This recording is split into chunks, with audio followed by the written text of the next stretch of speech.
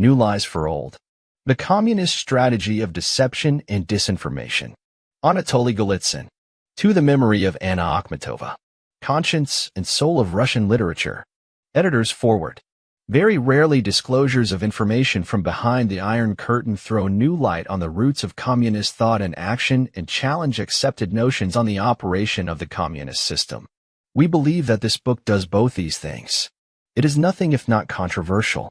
It rejects conventional views on subjects ranging from Khrushchev's overthrow to Tito's revisionism, from Dubček's liberalism to Ceausescu's independence, and from the dissident movement to the Sino-Soviet split. The author's analysis has many obvious implications for Western policy. It will not be readily accepted by those who have for long been committed to opposing points of view. But we believe that the debates it is likely to provoke will lead to a deeper understanding of the nature of the threat from international communism and, perhaps, to a firmer determination to resist it. The author's services to the party and the KGB in the unusually long periods he spent in study, mainly in the KGB but also with the University of Marxism-Leninism and the diplomatic schools, make the author uniquely well qualified as a citizen of the West to write about the subjects covered in this book. He was born near Poltava, in the Ukraine, in 1926. He was thus brought up as a member of the post-revolutionary generation. From 1933 onward he lived in Moscow. He joined the communist youth movement, Komsomol, at the age of 15 while he was a cadet in military school.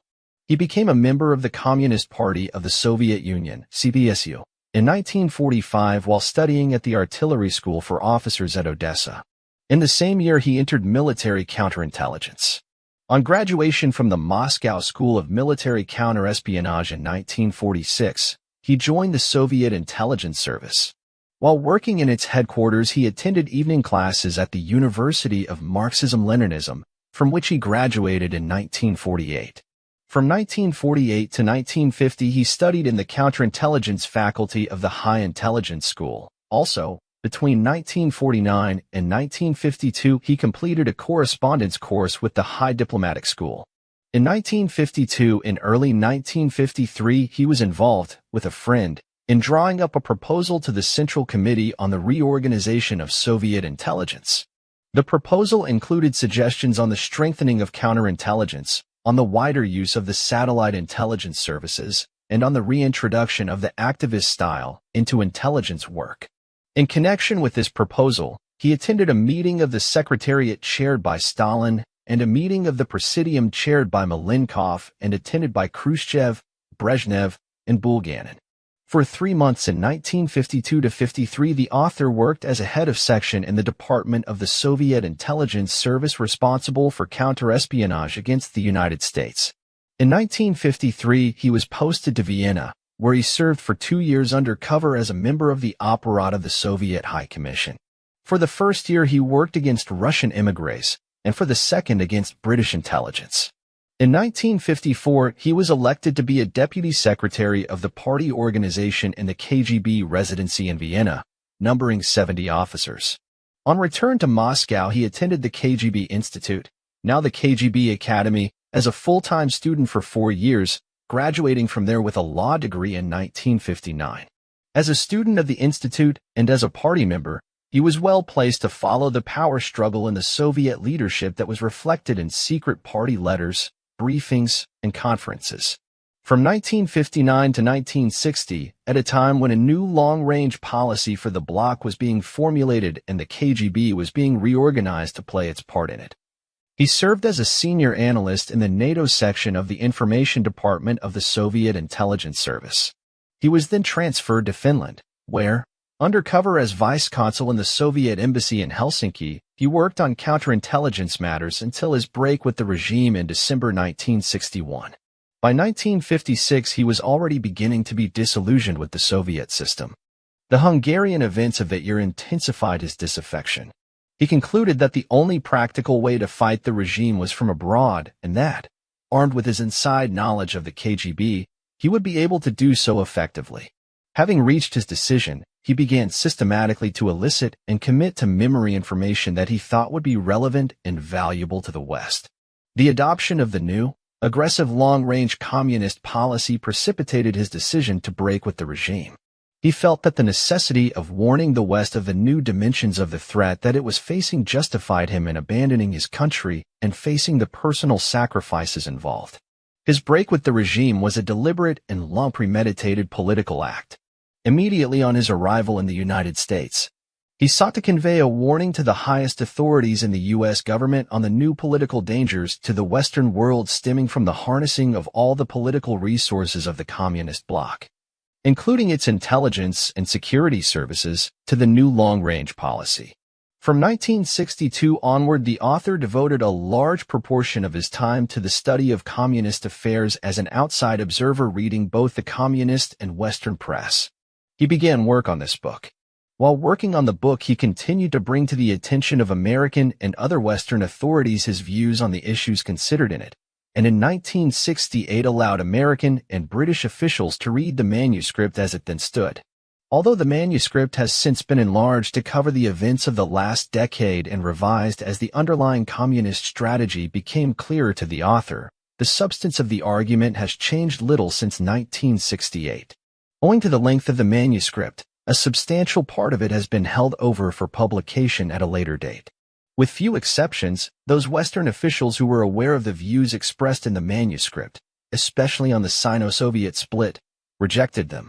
In fact, over the years it became increasingly clear to the author that there was no reasonable hope of his analysis of communist affairs being seriously considered in Western official circles.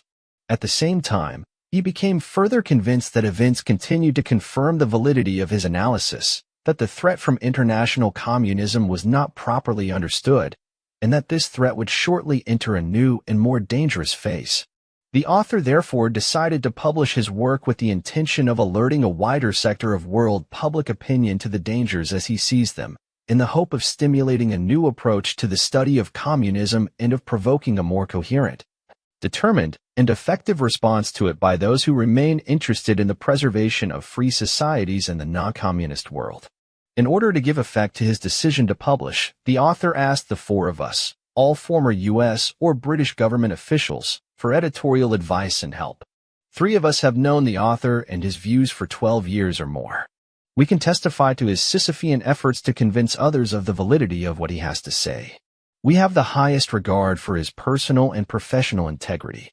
The value of his services to national security has been officially recognized by more than one government in the West. Despite the rejection of his views by many of our former colleagues, we continue to believe that the contents of this book are of the greatest importance and relevance to a proper understanding of contemporary events. We were, therefore, more than willing to respond to the author's request for help in editing his manuscript for publication, and we commend the book for the most serious study by all who are interested in relations between the communist and non-communist worlds. The preparation of the manuscript has been undertaken by the author with the help of each of us, acting in an individual and private capacity. The author is a citizen of the United States of America and an honorary commander of the Order of the British Empire, CBE. Stephen de Mowbray, Arthur Martin Veja C. Gmerkin Scott Myler. Author's note. This book is the product of nearly 20 years of my life. It presents my convictions that, throughout that period, the West has misunderstood the nature of changes in the communist world and has been misled and outmaneuvered by communist guile. My researches have not only strengthened my belief, but have led me to a new methodology by which to analyze communist actions. This methodology takes into account the dialectical character of communist strategic thinking. It is my hope that the methodology will come to be used by students of communist affairs throughout the Western world. I accept sole responsibility for the contents of the book. In writing it, I have received no assistance of any kind from any government or other organization. I submitted the text to the appropriate U.S. authorities, who raised no objection to its publication on grounds of national security. For the transliteration of Russian names, I have used the system adopted by U.S. government agencies. The transliteration of Chinese names follows the old system. I wish to thank my friends, Stephen de Mowbray and Arthur Martin, who did the lion's share of the editing and helped me throughout with their editorial advice. I thank, too, Veja C. Gmerkin and Scott Myler for their contributions to editing and for their editorial advice. I am grateful to PC, PW, RH, PH, and AK for their dedication in typing the manuscript, to the wives of my friends who suffered in silence during its preparation, and especially to my wife, Svetlana, for her encouragement and her forbearance. I wish to express my deep gratitude to two of my American friends, who will remain unnamed, for their help and their efforts in bringing my manuscript to the attention of the publishers, Dodd, Mead and Company. The publishers deserve my admiration for their grasp of the significance of the manuscript and for having the courage to publish such a controversial book. I am especially grateful to Alan Klotz of Dodd, Mead and Company, who revealed a great personal interest in the publication and also made the final editing of the manuscript. Finally, I thank the Soviet government and party for the excellent educational facilities that made this book possible. And I thank Russian history and literature for the inspiration they gave when guiding me toward my decision of conscience to serve the people rather than the party. Anatoliy Golitsyn. Men will not receive the truth from their enemies, and it is very seldom offered to them by their friends. On this very account I have frankly uttered it. Alexis de Tocqueville, Democracy in America, New Lies for Old.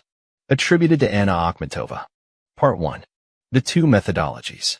1. The problems facing Western analysts. The non-communist world devotes considerable effort to the study of the communist world, and rightly so, since Western policy toward the communist world is based on Western assessments of the situation therein. Many institutions have sprung up in the United States, Great Britain, France, and elsewhere to study communist problems. Apart from traditional historical studies of pre-revolutionary Russia and China, new specialties have been invented, such as Sovietology or the more limited Kremlinology, which study the policy-making level in the Soviet Union. Analogous specialties have been established in the fields of China-watching and East European studies. The results of Western studies are valid only if two sorts of difficulty are successfully overcome. The general difficulties stemming from the concern for secrecy displayed by communist regimes and the special difficulties arising from their use of disinformation. The failure of current Western studies is due in large part to the failure to appreciate the second set of difficulties. The general difficulties and obstacles in the way of Western studies derive from the nature of communist regimes and are broadly recognized in the West. Principal among these difficulties are special measures taken to prevent leakage of secret information relating to problems of policy making and its execution, such as the payment of a 15% salary supplement to KGB officers for maintaining secrecy. The existence of immensely powerful security service resources devoted to protecting state secrets and suppressing true freedom of expression. The party and state monopoly over the publishing and communications media and the dissemination of information for both internal and external consumption. Effective control and observation of foreign embassies, journalists, and visitors to communist countries and of their contacts in those countries. In principle, these measures are not new. They are the concomitants of all totalitarian systems, which apply them with varying techniques and degrees of efficiency. Although these difficulties complicate the study in the West of communist regimes and policies, they do not make it impossible. Western scholars have accumulated experience in dealing with the difficulties. The eyewitness accounts of many former inhabitants of the communist world now resident in the West have proved extremely helpful to the serious study of communist regimes and their problems in the past. 1. If these general difficulties were the only ones, Western assessments of the situation in the communist world might be more or less accurate. However, there are other special difficulties. The special difficulties, disinformation. The special difficulties derive from the deliberate efforts of communist governments to mislead and misdirect Western studies and assessments. These deliberate efforts are known as disinformation, in Russian, dezinformatsiya. The Great Soviet Encyclopedia says that the word is taken from two French roots, de, implying removal or elimination, and information, meaning knowledge. 2. The GC defines disinformation as the dissemination through press and radio of false data with the purpose of misleading public opinion. It goes on to say that the capitalist press and radio broadly use disinformation to deceive the people of the world and to portray the new war that the Anglo-American imperialist bloc are preparing as defensive and the peaceful policy of the Soviet Union and the people's democracies as aggressive. This would have been a broadly accurate definition of disinformation if the alleged roles of the imperialist and Soviet blocs had been reversed. In fact, disinformation has been used to a varying extent throughout the history of the Soviet Union. This book is primarily concerned with the communist use of strategic disinformation. The term means a systematic effort to disseminate false information and to distort or withhold information so as to misrepresent the real situation in and policies of the communist world and thereby to confuse, deceive, and influence the non-communist world, to jeopardize its policies, and to induce Western adversaries to contribute unwittingly to the achievement of communist objectives. Since 1958, a program of strategic political disinformation operations has been brought into effect. Its purpose has been to create favorable conditions for the implementation of long-range communist bloc policy, to impede the adoption of effective countermeasures or policies by the non-communist world, and to secure strategic gains for world communism. An understanding of the disinformation program is crucial to a correct analysis of the situation in the communist world, but its existence has been either ignored or discounted in the West. An attempt will be made in this book to explain, on the basis of the author's inside information and new methodology, the role of the disinformation program and the techniques employed in it. Disinformation in communist regimes. It is not only by communist governments that disinformation is practiced. Nevertheless, disinformation plays a more significant role in communist regimes than in any other type. Its role is determined by the particular ways in which communist regimes respond to crises within their systems, by the unlimited extent of communist external objectives, and by the communist capacity for executing a worldwide, long-term, offensive political strategy. The role of disinformation in communist regimes can be clarified by comparing communist and democratic systems in the manner in which they respond to internal crises and in the nature of their external policies. In democratic societies, internal crises are usually open and limited in their extent. A democratic system allows for the absorption of the forces of popular resentment through democratic elections, judicial processes, and flexible responses in the form of negotiation and mediation. For this reason, political or social protest movements do not normally lead to revolts of the entire population against the regime. Crises usually result in some readjustments in the system and may seal the fate of individual politicians, groups, or parties, but the basic stability of the system remains unaffected. This kind of flexible, democratic response could be seen in the United States during the campaign against the Vietnam War and during the Watergate crisis, and in France after the events of May 1968. In communist regimes, crises are usually hidden from the outside world. Because of the absence of democratic processes and the suppression of internal opposition, popular political, social, and economic discontents accumulate and threaten to develop into serious upheavals or revolts of the entire population against the system as a whole. This happened in Hungary in 1956. The manner of solving such a crisis in a communist system is normally arbitrary and authoritarian. As far as external policies are concerned, those of non-communist countries are normally dictated by national interest and have limited, short-term objectives. Except in time of war, they are usually defensive. Democratic governments deal directly with the governments of other countries and are constrained in their dealings with the opposition except in the event of civil war. Democratic governments tend to be either disinclined or unprepared to take advantage of crises in other countries that they may or may not regard as adversaries. Communist external policy, on the other hand, is global, ideological, and long-range, and has the final objective of world domination. It is inherently inclined to take the initiative unless it is forced onto the defensive by an extraordinary combination of circumstances. Whatever the appearances, communist foreign policy also tends to place considerable emphasis on its dealings with the extreme left-wing opposition to the established government as well as on its dealings with the government itself. Communism is always inclined, and usually prepared, to take advantage of any crisis in a non-communist country. It is required to do so by its long-term, unlimited objectives. The differences between communist and non-communist systems in their reactions to internal crises and in their external policies determine the different roles of disinformation in their respective systems. Democratic systems, being more open and therefore inherently more stable politically, do not need disinformation to hide the internal crises that occur from time to time and the means by which they are resolved. Crises become common knowledge and cannot be concealed. The Watergate crisis is a case in point. The main condition for the successful solution of such a crisis is that it should become public knowledge. Therefore, there is no place for disinformation. Although democratic governments do manage news to some extent to project a better image of their performance, the use of special, clandestine methods for internal purposes is liable to be disclosed and exploited by the opposition in the next election campaign. In external policy, democratic governments may practice disinformation on a limited scale in pursuit of their limited, national, and normally defensive objectives. But such disinformation tends to be on a modest scale and restricted to the military and counterintelligence fields. In communist regimes, the role of disinformation is entirely different.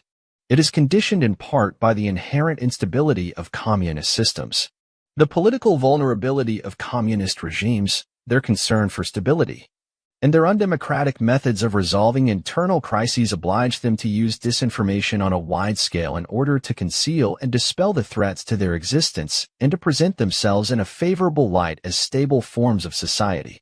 The internal role of disinformation is, on the one hand, to conceal the undemocratic, anti-national, unlawful, and even criminal methods of resolving internal crises and, on the other, to minimize or neutralize internal anti-regime activities while at the same time preventing or neutralizing any attempt from outside to foment and exploit those activities.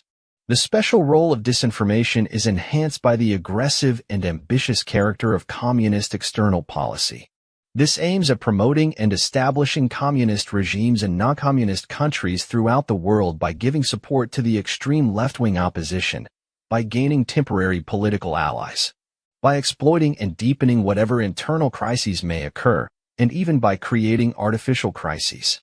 In order to be successful, such a policy needs a cloak or screen to mask or distort its specific objectives, tactics, and maneuvers while at the same time it creates favorable conditions in the countries concerned for the achievement of its goals.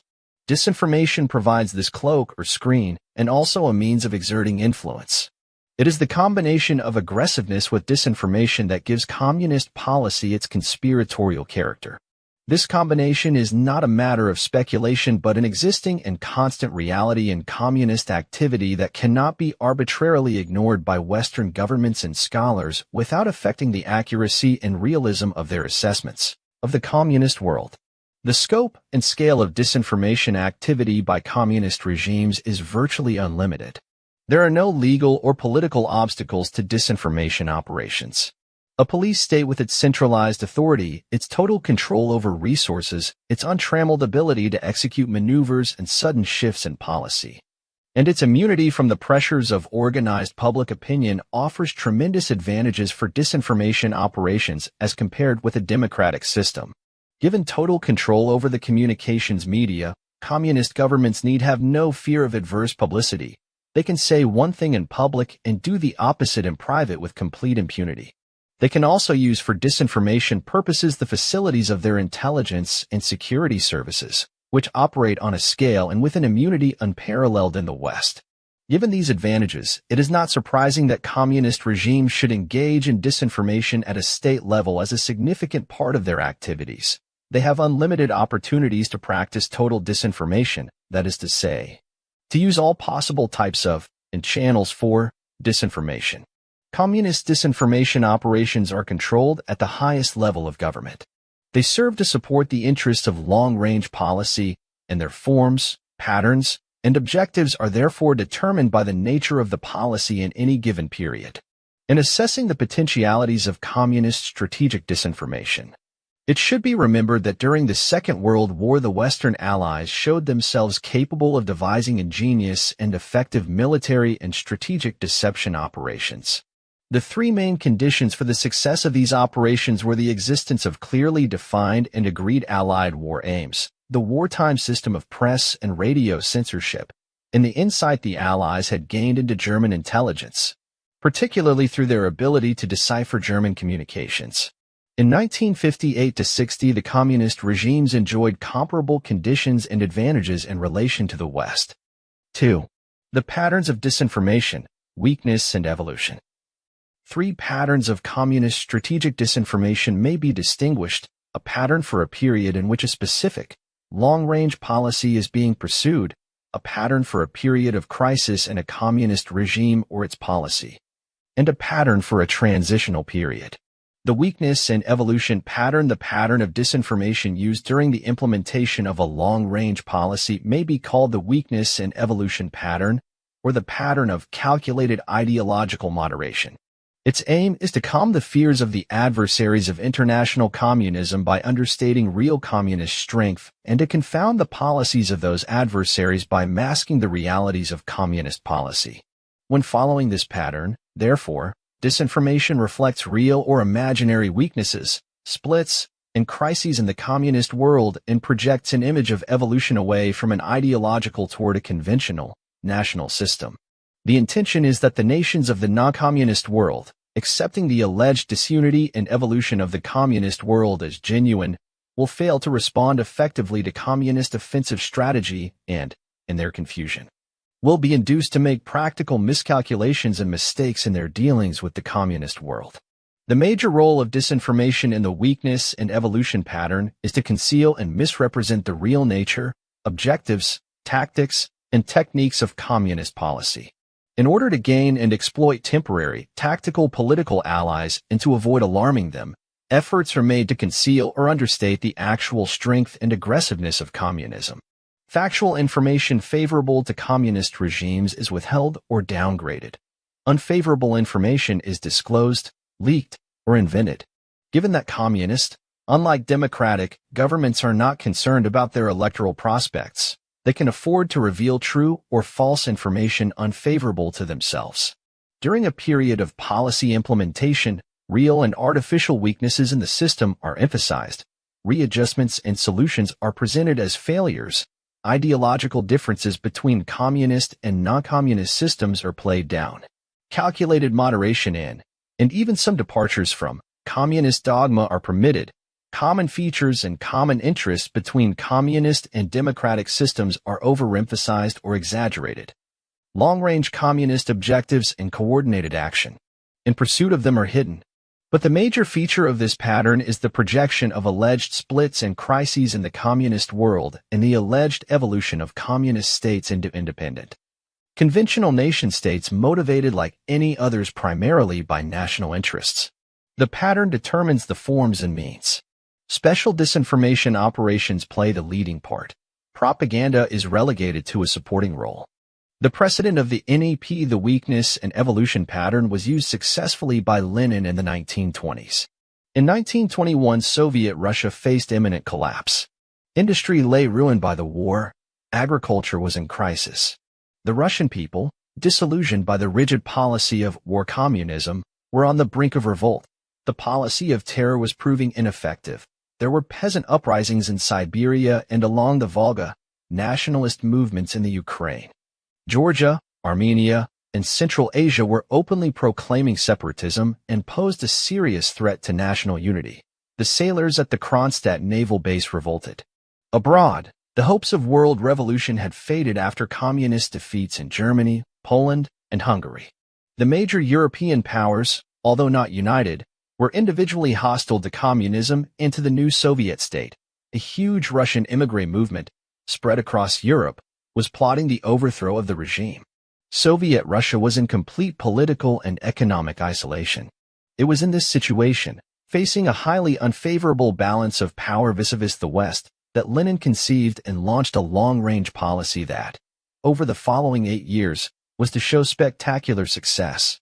It was given the deliberately misleading title of the New Economic Policy, or NEP. In fact, it ranged far beyond the economy, defining also the principal political and ideological objectives and tactics for the regime internally and externally, and the strategy for the international communist movement. Within the terms of the NEP, the Soviet leaders were to eliminate separatism by creating a federation of national republics, the USSR. They were to introduce national long-term economic planning. They were to plan and build an electric power system to cover and bind together the whole country. They were to start to change the world balance of power in communist favor. To the world at large, the NEP meant that foreign industrialists were offered concessions in Soviet industry and invited to open businesses in Soviet Russia.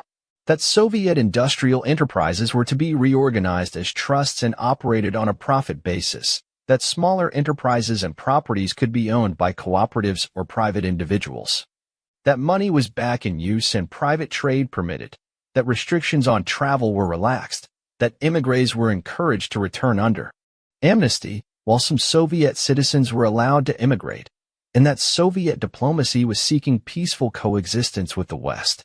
The Soviet leaders saw it differently. They intended that the NEP would not only bring about economic recovery, but would also serve to prevent internal revolt, expand foreign trade, attract foreign capital and expertise, gain diplomatic recognition from non-communist countries, prevent major conflict with the Western powers, help to exploit the contradictions in and between the capitalist countries, neutralize the émigré movement, and help to promote world revolution through the communist movement. Lenin believed that this fundamentally aggressive and ideological policy could prove effective if it was accompanied by the systematic use of misrepresentation and deception, or, to use the current word, disinformation. The characteristics of this disinformation were an apparent moderation in communist ideology, the avoidance of references to violence and communist methods, the exaggeration of the degree of the restoration of capitalism in Soviet Russia, the use of a sober and businesslike style in diplomatic and commercial negotiations with the West, an emphasis on disarmament and peaceful coexistence. All of this was intended to induce the belief in the outside world that the communist system was weak and losing its revolutionary ardor. Left to itself, it would either disintegrate or come to terms with the capitalist system. The Soviet Security Service was reorganized, renamed the OGPU, and given new political tasks. It was directed to mount disinformation and political operations. False opposition movements were set up and controlled secretly by the OGPU. They were designed to attract to their ranks genuine opponents of the regime inside and outside the country. These innocent persons could then be used by the regime in various ways. They could act as channels for disinformation. They could be blackmailed and recruited as agents. They could be arrested and given public trials. A characteristic, but not unique, example of this technique is provided by the so-called trust operation. In 1921, as the NEP was being launched, the OGPU created inside Soviet Russia a false anti-Soviet organization, the Monarchist Alliance of Central Russia. It had once been a genuine organization, founded by Tsarist generals in Moscow and Leningrad, but liquidated by the Soviet Security Service in 1919-20. Former members of this organization, among them Tsarist generals and members of the old aristocracy who had come over to the Soviet side, nominally led the movement. Their new loyalty to the Soviet regime was not in doubt, for they had betrayed their former friends in the anti-communist underground. They were the Tsarist generals Brusilov and Zainchkovsky, the Tsarist military attaché in Yugoslavia, General Potapov, and the Tsarist transport official Yakashev. The most active agent in the trust was a former intelligence officer of the General Staff in Tsarist Russia whose many names included Operput. Agents of the trust traveled abroad and established confidential contact with genuine anti-communist émigré leaders in order, ostensibly, to coordinate activity against the Soviet regime. Among the important émigrés they met were Boris Savinkov and Generals Wrangel and Kutupov. These agents confided in their contacts that the anti-Soviet monarchist movement that they represented was now well established in Soviet Russia, had penetrated into the higher levels of the army, the security service, and even the government, and would in time take power and restore the monarchy. They convinced the émigré leaders that the regime had undergone a radical change. Communism had completely failed. Ideology was dead. The present leaders had nothing in common with the fanatical revolutionaries of the past. They were nationalists at heart, and their regime was evolving into a moderate, national regime and might soon collapse. The NEP should be seen as the first important concession on the road to restoring capitalism in Russia. Soon political concessions would follow. Because of this, said the trust agents, any intervention or gesture of hostility from the European powers or the émigré movements would be ill-advised, if not tragic, since it would only unite the Russian people around their government and so extend its survival. The European governments and the émigré leaders should put a stop to anti-Soviet terrorist activities and change their attitude from hostility toward the Soviet regime to one of passive acceptance. They should grant diplomatic recognition and increase trade. In this way, they would have a better opportunity to contribute to the evolutionary process. The émigré leaders should return to Russia to make their contribution. Naturally, there were doubters among the émigrés, but the prestige of the leaders of the organization, particularly of General Brusilov, convinced the majority. They accepted at face value the trust's disinformation and passed it on to their influential friends in the European intelligence services. By the time it had been circulated to governments as secret intelligence, it sounded most impressive, and when as time went on the same story was confirmed by source after source, it became secret and reliable. The intelligence services of Europe were committed, and it was unthinkable that they could all be wrong. While the trust was thriving, the OGPU took control, wholly or partially, of two other movements calculated to influence the political climate in support of the NEP. They were the Change of Signposts movement and the Eurasian movement. The first was used by the Soviet Security Service to mislead émigrés and intellectuals in Europe into believing that the strength of communist ideology was on the wane and that the Soviet regime was evolving into a more moderate national state. The movement published, with unofficial government assistance, a weekly magazine in Prague and Paris, The Change of Signposts, and in Berlin a paper, On the Eve. In 1922, at some risk, the Soviet government allowed two magazines to be published in Leningrad and Moscow, New Russia and Russia. They were intended to exert a similar influence on intellectuals inside the country. By 1926, all publications of the Change of Signposts movement had been wound up, the movement disbanded, and some of its leaders in the Soviet Union arrested. An official Soviet publication partially confirms the exploitation of the movement and describes its end. Shortly afterward, Operation Trust was terminated with the arrest of those opponents of the regime who had been unwise enough to reveal themselves as such by associating with the trust. To impress the Soviet people, trials of members of the opposition, some genuine, some false, were held throughout the country. Abroad, various means were used to damage, disrupt, and discredit both the émigré movements and the European intelligence services. Agents of both, some genuine, some false, were publicly tried in absentia. Leaders of the émigré movements, European journalists, businessmen, diplomats, and government officials were blackmailed on the basis of their involvement into working for Soviet intelligence. Individual émigré leaders, including Boris Savinkov and General Kutupov, and the Estonian ambassador in Moscow, Birk, were kidnapped. Compromised spies were exchanged or recovered. Selected persons and governments were held up to ridicule as fools who had been deluded by the clever OGPU provocation, or were pressured or blackmailed by the threat of being discredited. For example, as late as 1944, during the Soviet occupation of Finland, Zhdanov threatened Finnish President Mannerheim that if he did not comply with Soviet demands, he would be put on public trial for his involvement in anti-Soviet activities during Operation Trust and thus be squeezed out of politics. The NEP was officially ended by Stalin in 1929 with what was called a socialist offensive on all fronts.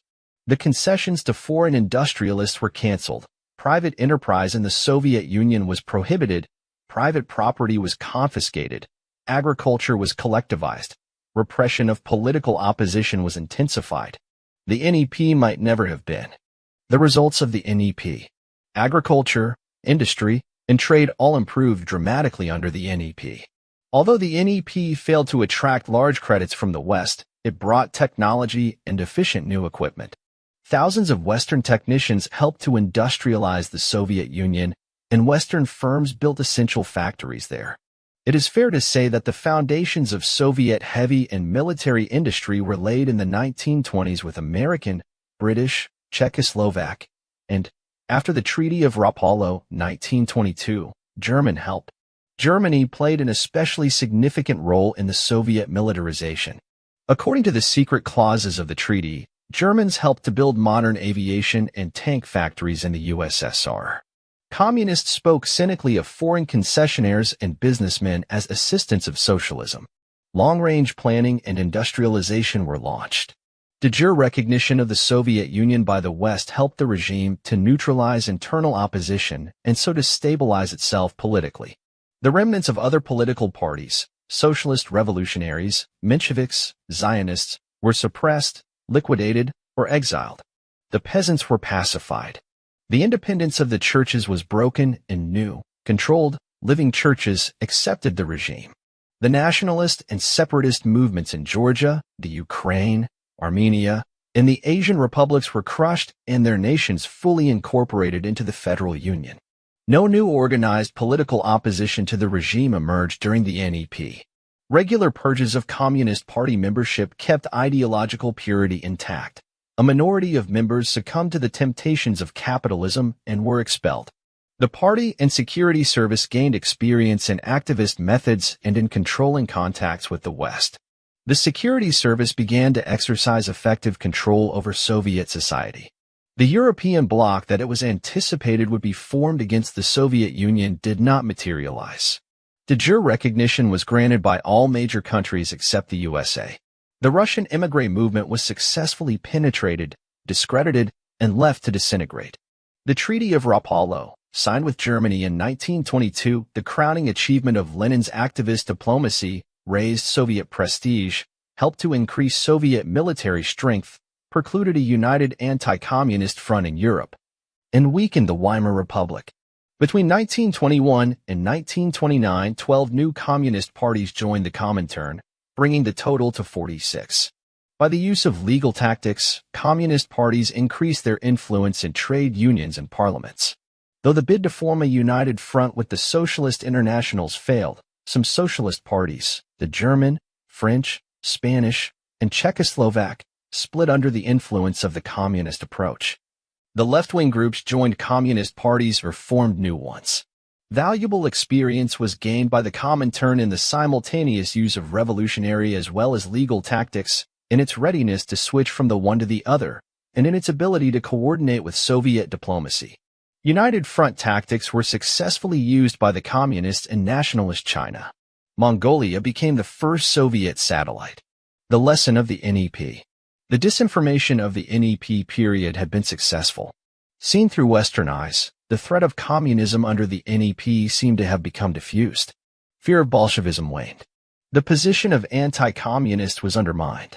Expectations of rapprochement were aroused. The Western public, reluctant to make sacrifices, urged their governments toward further accommodation with the Soviet regime. In reality, of course, the challenge of communism had been reinforced. Western expectations were later to be rudely shattered.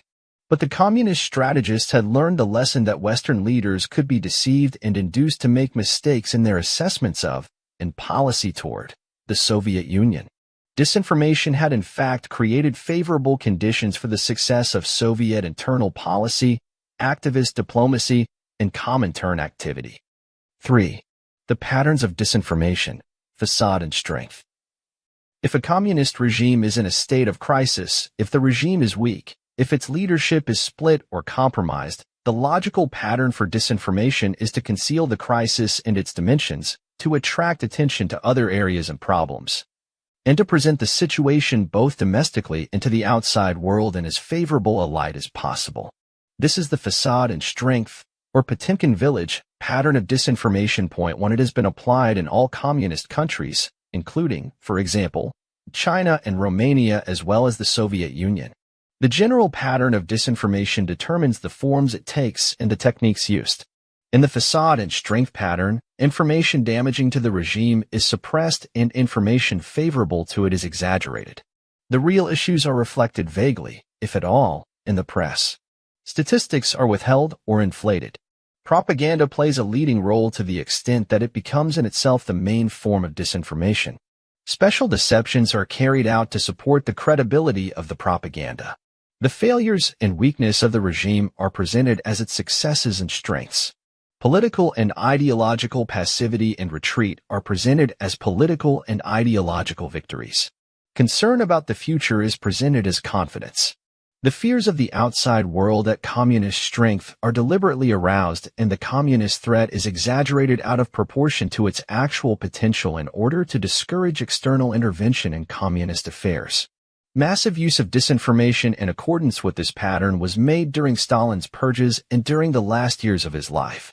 For instance, during the mass repressions of the 1930s, the regime projected itself to the outside world, not without success, as a model democratic system under a strong leader.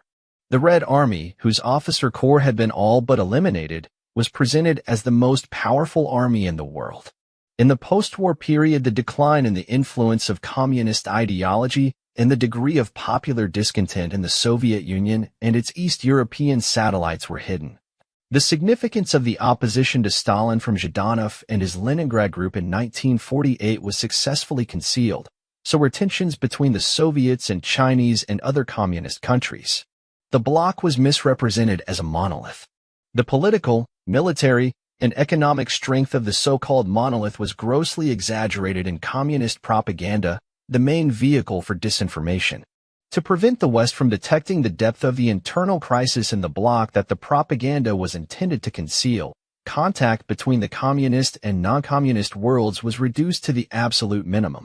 Soviet and satellite citizens were prohibited from foreign travel except as members of official delegations. Delegates were thoroughly checked before they left and kept under close watch while abroad. The only visitors to the bloc from non-communist countries were communists or fellow travelers, and even they were thoroughly screened before their visits were authorized. When they arrived, their itineraries were firmly supervised, with a large part of their program being devoted to visiting collective farms and factories that were organized as showplaces. Foreign diplomats and journalists were subjected to rigid restrictions. Their travel was limited to a 25-kilometer zone around the capital. Strict procedures for official contacts between foreign diplomats and communist officials were established. Special decrees were enacted in 1946-47 defining the responsibility of Soviet officials when handling state secrets. Western contact with a man in the street hardly existed, and when it did, it was controlled. By these measures, the communist countries were literally sealed off from the rest of the world. Communist newspapers were devoid of any genuine news. Their articles were concerned only with the strength of the regime, the achievements of the leaders, and the shortcomings of the non-communist world. Only those skilled at analyzing propaganda and disinformation could sometimes read between the lines and deduce an inkling of what was really going on. Official speeches and party documents. An example of the facade and strength pattern practiced at the time can be found in the report of the Central Committee of the CPSU to the 19th Party Congress in October 1952. It dealt with the political and economic situation in the USSR and the communist bloc after the war. These are some extracts. The grain problem in the Soviet Union has been solved definitely and finally. The achievements in all branches of the national economy have led to a further improvement in the material and cultural standards of Soviet society. Undeviatingly implementing the national policy of Lenin and Stalin, our party strengthened the Soviet multinational state, promoted friendship and cooperation between the peoples of the Soviet Union, did everything to support, ensure and encourage the efflorescence of the national cultures of the peoples of our country, and waged an uncompromising struggle against all and sundry nationalist elements. The Soviet political system, which has gone through the severe test of war and has become for the whole world an example and model of true equal rights and cooperation of nations, stands witness to the great triumph of the ideas of Lenin and Stalin on the nationality question. The USSR's relations with these countries, the communist satellites, are an example of entirely new relations among states, not met with before in history. They are based on the principles of equal rights, economic cooperation, and respect for national independence. Faithful to its treaties of mutual assistance, the USSR is rendering, and will continue to render, assistance and support in the further consolidation and development of these countries. This report was a travesty of the real state of affairs. What it said was the direct opposite of the truth.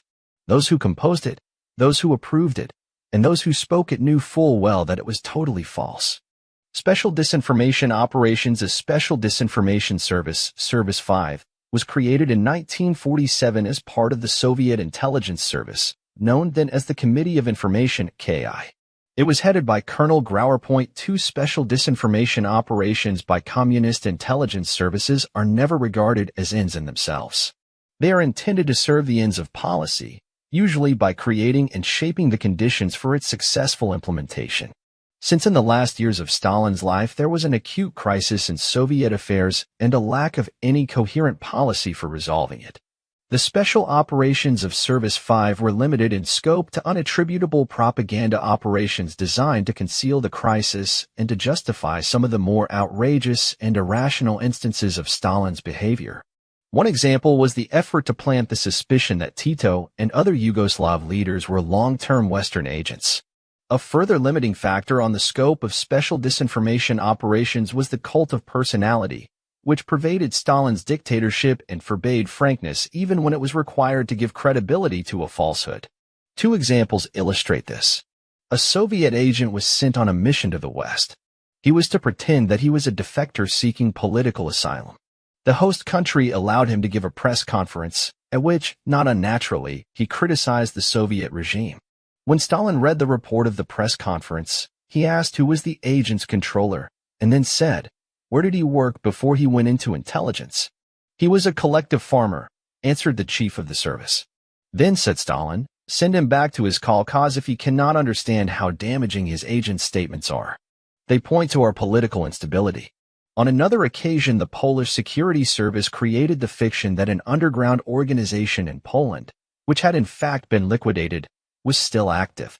They wanted to use the notional organization as a channel for political and military disinformation. When Stalin was asked to authorize the passing of this disinformation, he refused. "It gives the wrong impression of Poland's political stability," he explained.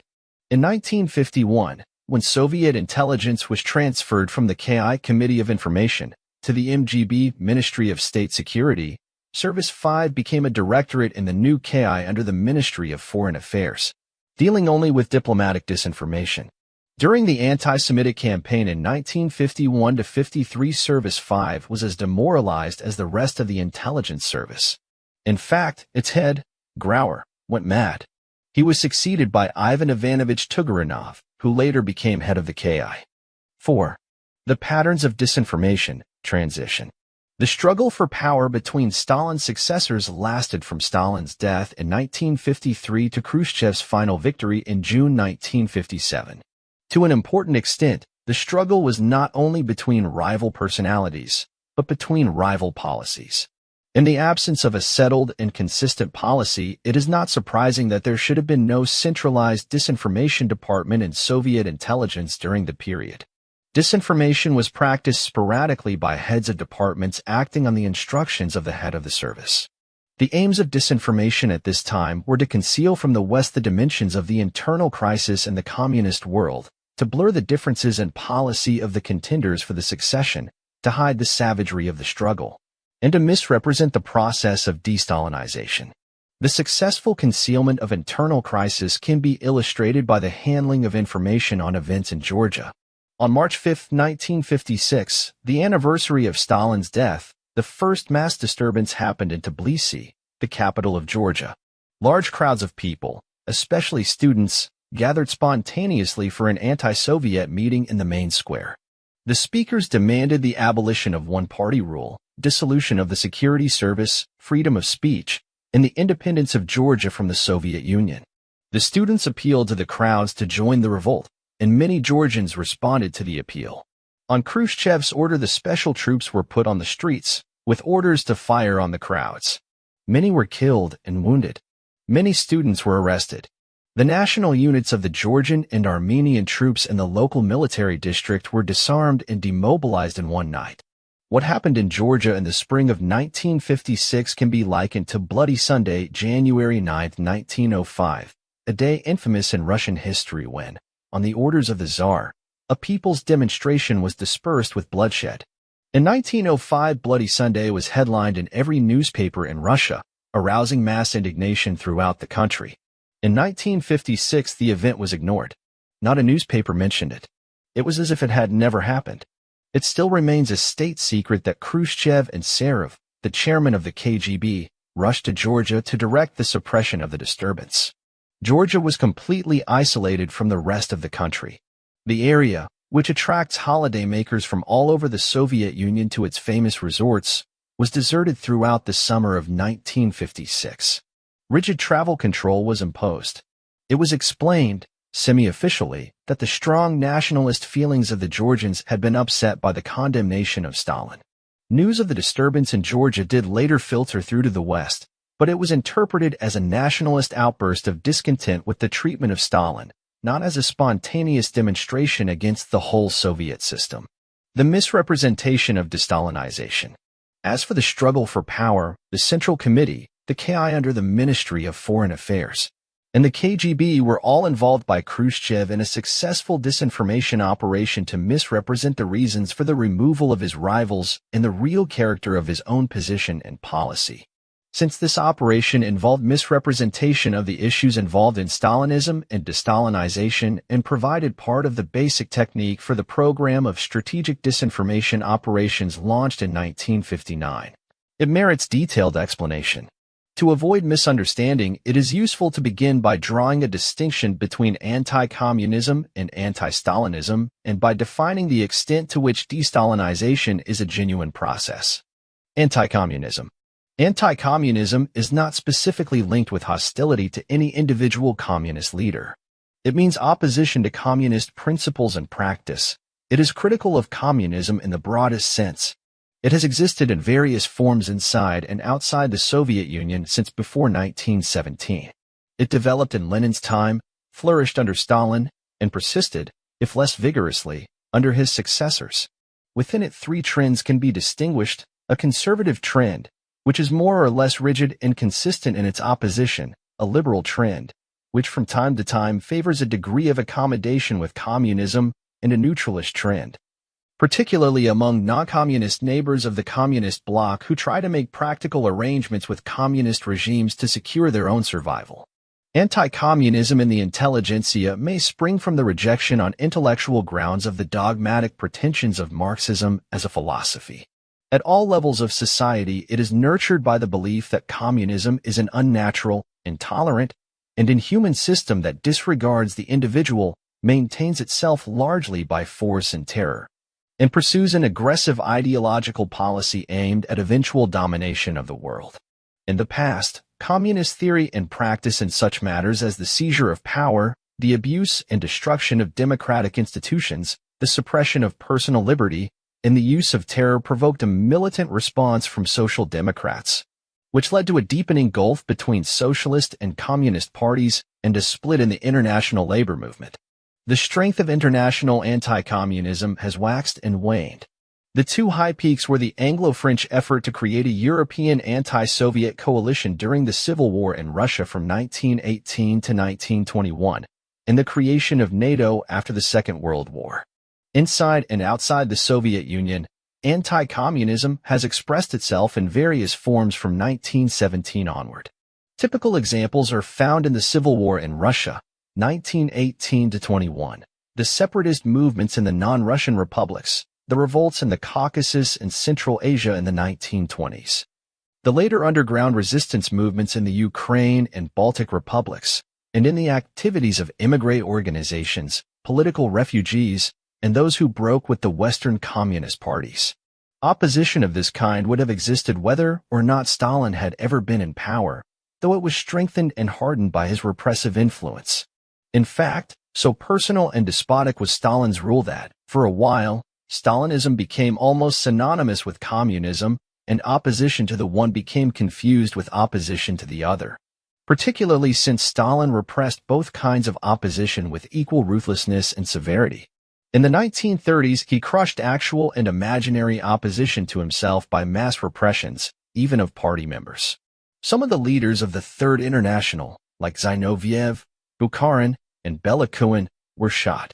Trotsky, who along with social democratic leaders was regarded by Stalin as being among the most dangerous enemies of the Soviet Union, was assassinated in 1940 by secret agents acting on Stalin's orders. Social democratic leaders in Eastern Europe after the Second World War were physically eliminated. Anti-Stalinism. All anti-communists are anti-Stalinists. But the important point to note is that anti-Stalinism has traditionally been embraced by many communists who have sought not to abolish the communist system, but to strengthen and purify it by eliminating certain elements in Stalin's policy and practice. Anti-Stalinism of this type is critical of communism only in a narrow sense. It has existed in the communist movement since 1922. After Stalin's death, it became an element in official party life and policy and gave rise to the genuine process of de-Stalinization. In many respects, Stalin's policy followed classical Leninist doctrine. For example, in the dictatorship of the proletariat and the Communist Party, industrialization, the collectivization of agriculture, the elimination of the capitalist classes, the construction of socialism in the Soviet Union, and in support for socialist revolutions abroad. But there were also departures from Leninist principles and practice in Stalin's establishment of his personal dictatorship, in his ruthless physical elimination of opposition and repression of loyal elements within the party. In the widening gulf he created between the ruling class and the underprivileged workers and collective farmers, and in the manipulation and discrediting of communist ideology. Communist opposition to Stalin was expressed over the years by Lenin, who in his testament criticized Stalin's rudeness and intolerance and suggested that he should be removed from the post of general secretary of the party. Publicly, in the 1920s and 1930s, by Trotsky and his followers, who distinguished between the Leninist and Stalinist elements in Stalin's policies. Publicly by Tito and the Yugoslav Communist Party, during and after the split with Stalin in 1948. Secretly by Zhdanov and his Leningrad Group in 1948. Secretly by the Chinese Communist leaders from 1950 to 1953 and openly in 1956. In deeds rather than words from 1953 to 1956, and openly from 1956 onward, by the leaders of the CPSU and other communist parties. The criticisms of these individuals and groups varied in intensity and outspokenness, but all of them remained communists in their different ways and, in particular, they all retained their loyalty to Leninism. Theirs was a true expression of de-Stalinization. That is to say, they believed in the restoration of Leninist communism without Stalinist deviations. The dangers of Stalinism to the communist movement were ignored or overlooked in the 1930s and 1940s because of the threat of fascism and the opportunities that it provided for the formation of popular fronts with socialist parties in the 1930s and for the forging of the wartime alliance with the Western powers. But by 1953 to 56, the damage Stalinism had done to the communist cause was apparent. It could be seen in the following: the distortion, degradation, and discrediting of communist ideology. The image of Marxism as a philosophy had been tarnished in the eyes of Western intellectuals, deepening discontent in the Soviet Union and its satellites, leading to explosive revolutionary situations in East Germany, Poland, and Hungary. The decline of communist influence and the isolation of communist parties and regimes. The revulsion against Stalinist communism of Western liberals who had earlier been sympathetic. The increased influence and prestige of anti-communism. Strong opposition from various religious movements, including Catholicism and Islam. The formation of Western military alliances, such as NATO, SEATO, and the Baghdad Pact, later CENTO. Hostility from moderate, genuinely non-aligned national leaders of the developing countries, such as Nehru. Cooperation between Western democratic governments and anti-communist immigrant organizations. Collaboration between social democratic and conservative governments and parties against the Soviet threat. Yugoslavia's break with the communist bloc and rapprochement with the West in the period 1948 to 55. The serious tensions between the Soviet Union and Communist China, which threatened to create a split between them in 1950 to 53. Zhdanov's opposition to Stalin. The major power struggle in the Soviet leadership that followed Stalin's death. In some areas, Stalinism brought together the two kinds of opposition, anti-communism and anti-Stalinism. In the case of Yugoslavia, which found itself closer to the West than to the communist bloc after 1948, they almost fused. In the present context, the most significant episode in the history of unsuccessful opposition to Stalin during his lifetime was the attempt to form a group around Zhdanov in 1948. Although it was a failure, it was known to Stalin's immediate heirs in the Soviet leadership. It was part of their accumulated store of knowledge of the various forms of opposition to communism and Stalinism and an important argument in compelling them to face the need to correct Stalinist distortions in the system if they were to avoid disaster. De-Stalinization was the obvious course, and an account must now be given of how it was put into effect after Stalin's death. De-Stalinization in practice. Three different phases of de-Stalinization can be distinguished. First, an initial, unrehearsed, and ill-considered but genuine de-Stalinization, carried out from 1953 to 1956 by a confused, divided, and competing leadership under pressure from the populace and in the absence of any long-range policy for the bloc. Second, a setback to de-Stalinization in 1956 to 57, when Khrushchev was resorting to Stalinist methods to suppress revolt in Hungary and opposition to himself in order to secure his own personal preeminence. Third, a cautious revival from 1958 onward of some genuine elements of de-Stalinization, for instance, the gradual release and rehabilitation of some of Stalin's victims, coupled with a calculated political exploitation of the process in which some of its elements were deliberately misrepresented. Improvised de-Stalinization from 1953 to 1956.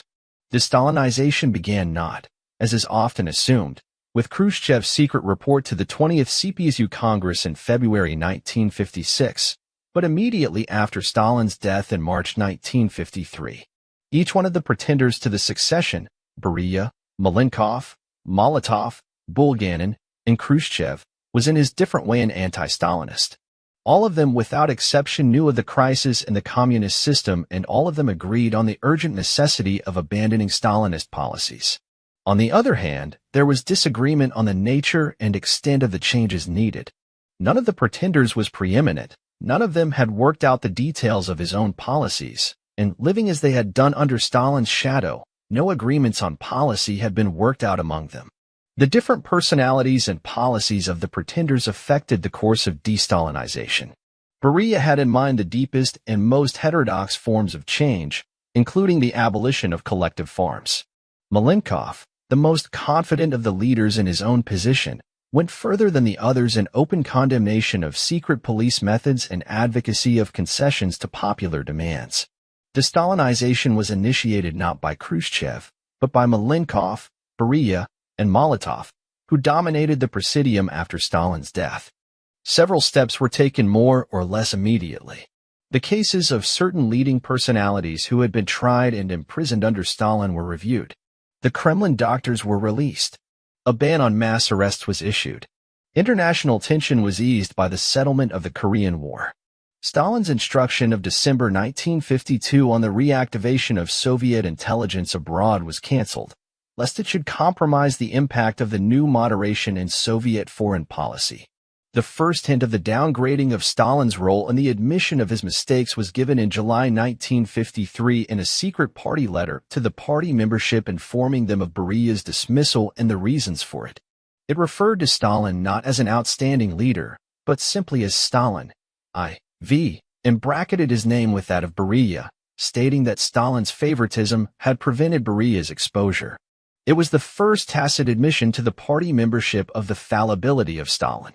Later it became known in party circles that a discussion took place in the Presidium on Malenkov's initiative in July 1953 after Beria's arrest. It was unanimously decided to make changes in Stalinist practices in the party and administration, although without public criticism of Stalin. In particular, the Presidium recommended a re-examination and reform of the practices of the security service with the idea that, at a future date when the situation in the party and in the country had settled down, a reasonable explanation should be found for Stalin's deviations from communist principles, such as his unjustified repressions of personnel, including party members. All members of the Presidium, including Khrushchev, agreed that only Stalin and Beria should be criticized and that there should be no admission of mistakes by other members of the Presidium. Thus the secret report on Stalin's crimes, delivered by Khrushchev in February 1956 at the 20th Party Congress, which later found its way to the West but which has never been published in the Soviet Union, was in fact the consequence of a Presidium decision. The report was prepared by Pospelov, the head of the Marx-Engels-Lenin-Stalin Party Research Institute. The facts were taken from secret security service archives, and many of the ideas from accounts of Stalin's repression of the Leninist Old Guard, found in the memoirs of former communist leaders published in the West in the 1930s, especially in those of Trotsky. The draft of Pospelov's report was discussed and approved by the Presidium on the eve of the Party Congress. 1. While delivering the report, Khrushchev added some personal touches of his own. The most important point about the report was that it prevented de-Stalinization from developing into an attack on communist principles as a whole. The changes that Beria and Malenkov had in mind in their revisionist version of de-Stalinization might have altered the regime in principle. Furthermore, given the depth of the crisis in the communist world and the intensity of the struggle for power in the Soviet leadership, if those changes had been pursued, they might have developed a momentum of their own and brought about a radical transformation of Soviet society regardless of the wishes of their initiators, and with incalculable consequences for the Soviet Union and the rest of the communist and non-communist world. It was not without reason that Beria was shot for being an agent of world imperialism, and that Malenkov was dismissed as prime minister in 1955 for departing from Lenin's and Stalin's theories. Their ideas had indeed threatened the regime and could have led to a situation that they would have been unable to control. By pinning the blame for all past mistakes on the misdeeds, not the theories, of one single individual, Stalin, the party leadership was able, while introducing some tactical changes, to preserve the essence of the communist regime. Re-Stalinization. The exposure of Stalin's mistakes gave a substantial boost to anti-communism in general and to anti-Stalinist feeling in both the bloc and non-bloc communist parties. Revolts occurred in Georgia, Poland, and Hungary. The crisis in many other communist parties deepened. Khrushchev's response was to revert to Stalinist methods. The security service was strengthened. Armed force was used to crush revolt in the Soviet Union and Eastern Europe. Khrushchev's progress toward his own form of personal dictatorship alarmed his colleagues in the leadership. Molotov and Malenkov emerged as the leaders of the opposition. At this time, Molotov was forming his own attitude and policy on de-Stalinization. He and his supporters made it clear that they wanted to remove Khrushchev in order to secure a continuation of the de-Stalinization process that Khrushchev had arrested. As communists, they wanted to stabilize the system, and they viewed with dismay Khrushchev's establishment of his own cult of personality. It threatened their own position. In their view, his resort to a policy of repression might lead to an even bigger explosion than the Hungarian revolt, and it completely contradicted the course adopted after Stalin's death. Khrushchev, in their eyes, was a new Stalin who had to be removed. The showdown came in June 1957. With the help of the army and the security service, Khrushchev defeated the anti-party group by the narrowest of margins. Had the opposition been successful, it would once more have opened up the possibility of a genuine and uncontrolled process of de-Stalinization and liberalization of the regime. Public exposure of the Stalinist methods used by Khrushchev to gain personal power, coupled with renewed denunciations of secret police repression and a public trial of the KGB chairman, Serov, would have led to popular demands for further changes. Being divided, the opposition group, had it come to power, would have been obliged to make concessions regardless of the wishes of the individual members. An intensified power struggle would have ensued and a new, agreed-upon, long-range policy could not have been adopted. Khrushchev's defeat of the opposition in June 1957 left him in an unchallengeable position, free to reconsider the situation in the Soviet Union and the bloc without interference from inside the leadership.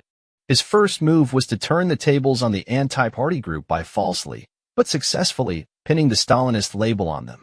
He managed to take for himself the credit for the exposure of Stalin's crimes, to conceal his own use of Stalinist methods in the pursuit of power, and to distract attention from the nature of the opposition's charges against him. Misrepresented as a victory over the forces of Stalinism, his defeat of the opposition was made to look like a blessing for the Soviet public and the world at large. Although there was some initial skepticism at home, even in a few party organizations, both domestic and international pressures on the government were eased. 5. The new policy and disinformation strategy. Khrushchev's victory in the power struggle in June 1957 marked the beginning of the end of the crisis in world communism. It opened up a period of stability in which relations between the members of the communist bloc were to be re-established on a new and sounder basis, and in which a new long-range policy and new strategies for putting it into effect were to be worked out. Within days of his victory, Khrushchev renewed the effort to restore party as well as state relations with the Yugoslavs, a course on which he had embarked at the time of his visit to Tito in May 1955. Already, by June 1957, the Soviet and Chinese leaders had reached an agreed assessment of Stalin and his distortions of communist doctrine. The Chinese contribution to this assessment is to be found in two articles by Mao, which were published in the Soviet press in April and December 1956.1 at the 8th Chinese Communist Party, CPC, Congress in September 1956. The Chinese leaders supported the condemnation of the cult of the individual by the 20th CPSU Congress of February 1956.2. By the end of 1957, reconciliation between the leaders of all the communist states had been achieved. At a conference in Moscow in November 1957, they all agreed that Stalin had been responsible for damaging distortions of communist theory and practice. In varying degrees, they had all resented Stalin's interference in their internal affairs and the rigid conformity he had demanded of them. But all, including the Yugoslavs, whose presence at the conference was deliberately concealed, were prepared to cooperate on a Leninist basis in a partnership of equals. The Soviets, in effect, agreed to abandon their domination of the communist movement. They even offered to forego references to their leading role in the declaration issued after the conference was over. It was at Chinese insistence that such references were included. The conference took an unpublicized decision to formulate a new Leninist program for world communism that was intended to imbue the movement with the sense of purpose and direction it so badly needed. 3. The next 3 years were a period of intense research and consultation between the communist parties inside and outside the bloc while the new policy and strategies were worked out. 4. The process culminated in the 81 Party Congress held in Moscow in November 1960. The leaders of all 81 parties committed themselves to the program set out in the conference's statement, or, as it is sometimes described, manifesto. From that day to this, the main binding force in the communist movement, inside and outside the bloc, has not been the diktat of the Soviet Union, but loyalty to a common program to which the leaders of many communist parties had made their contribution. Despite subsequent appearances, an atmosphere of confidence was created between the party leaders in which Soviet coercion became superfluous, but Soviet advice and help were willingly accepted. The new policy. In 1957, as in 1921, the communist strategists, in working out their new program, had to take into account the political, economic, and military weakness of the communist bloc and the unfavorable balance of power vis-a-vis the West. Vociferous tendencies in Hungary and elsewhere in Eastern Europe threatened the cohesion of the bloc in 1957, as nationalist movements had threatened the unity of Soviet Russia in 1921. The communist world faced hostility from Western conservatives and socialists alike. Western propaganda was keeping the communist regimes under constant pressure.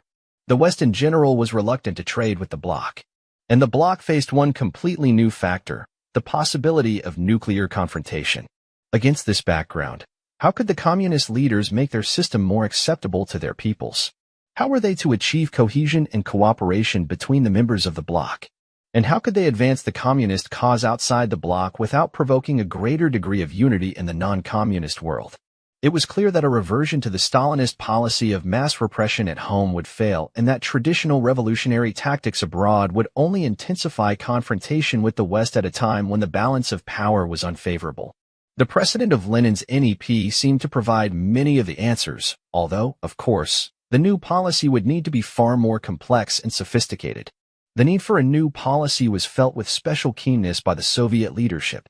The older members, like Khrushchev, Brezhnev, Mikoyan, and Suslov, wanted to purge themselves of the taint of Stalinism and rehabilitate themselves in the eyes of history.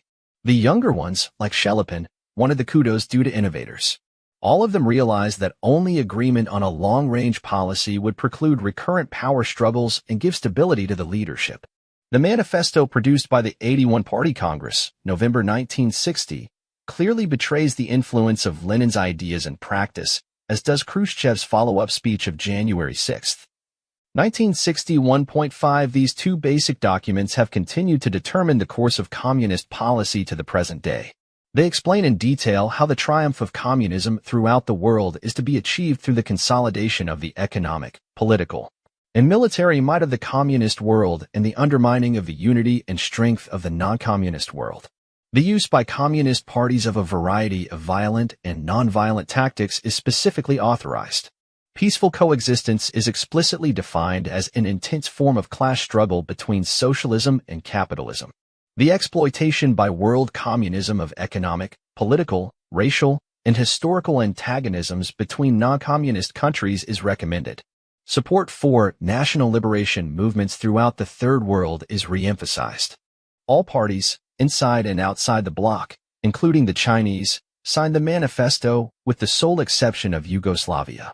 For tactical reasons, Yugoslavia was not present at the Congress, but, as both Gromyko and Tito indicated publicly thereafter, Yugoslav and Soviet foreign policy coincided on many issues. Agreement between the communist leaders on a new Leninist program for world revolution was only half the battle. A strategy was needed for putting such a program into effect at a time when the subject populations in the communist bloc were seriously alienated from their communist regimes and when the militarily superior Western powers were determined to resist the further spread of communism.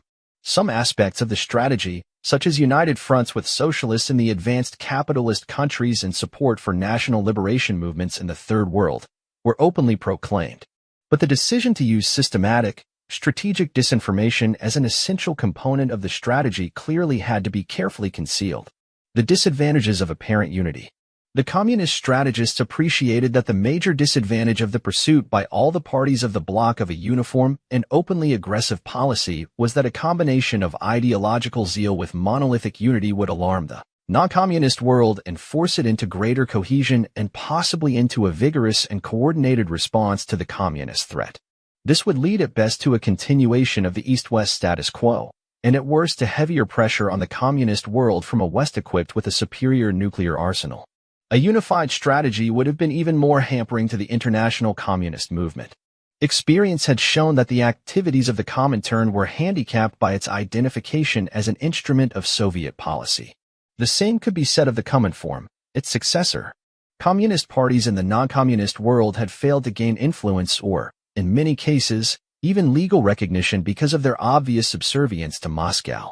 In 1958, more than 40 parties were illegal.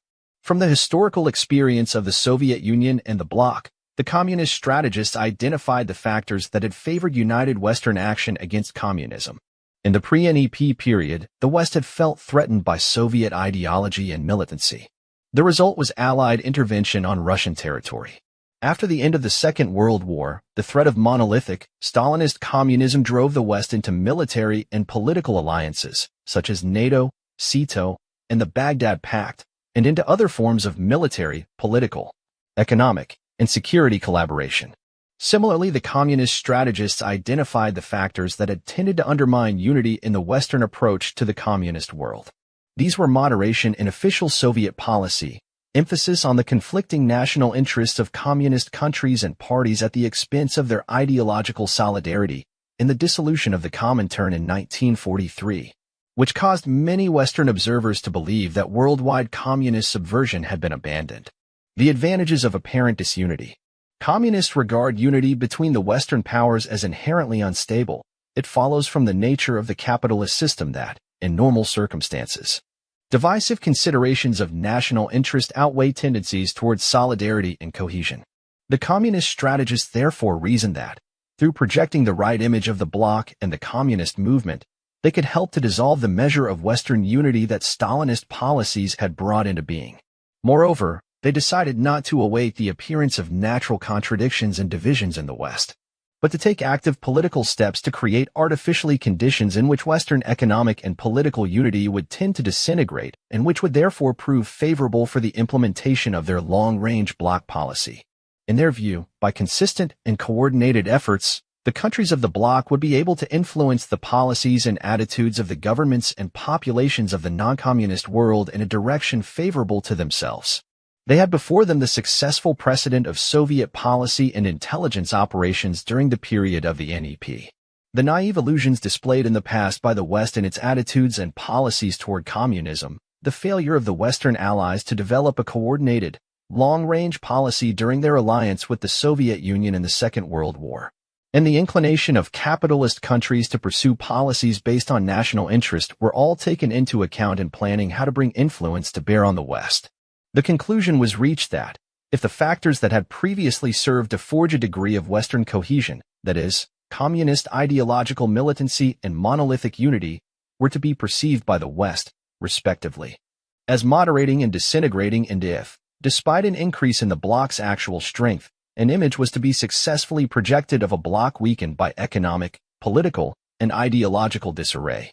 Then the Western response to communist policy would be feebler and less coordinated. Actual Western tendencies toward disintegration might be provoked and encouraged, thereby creating conditions for a change in the balance of power in favor of the communist bloc.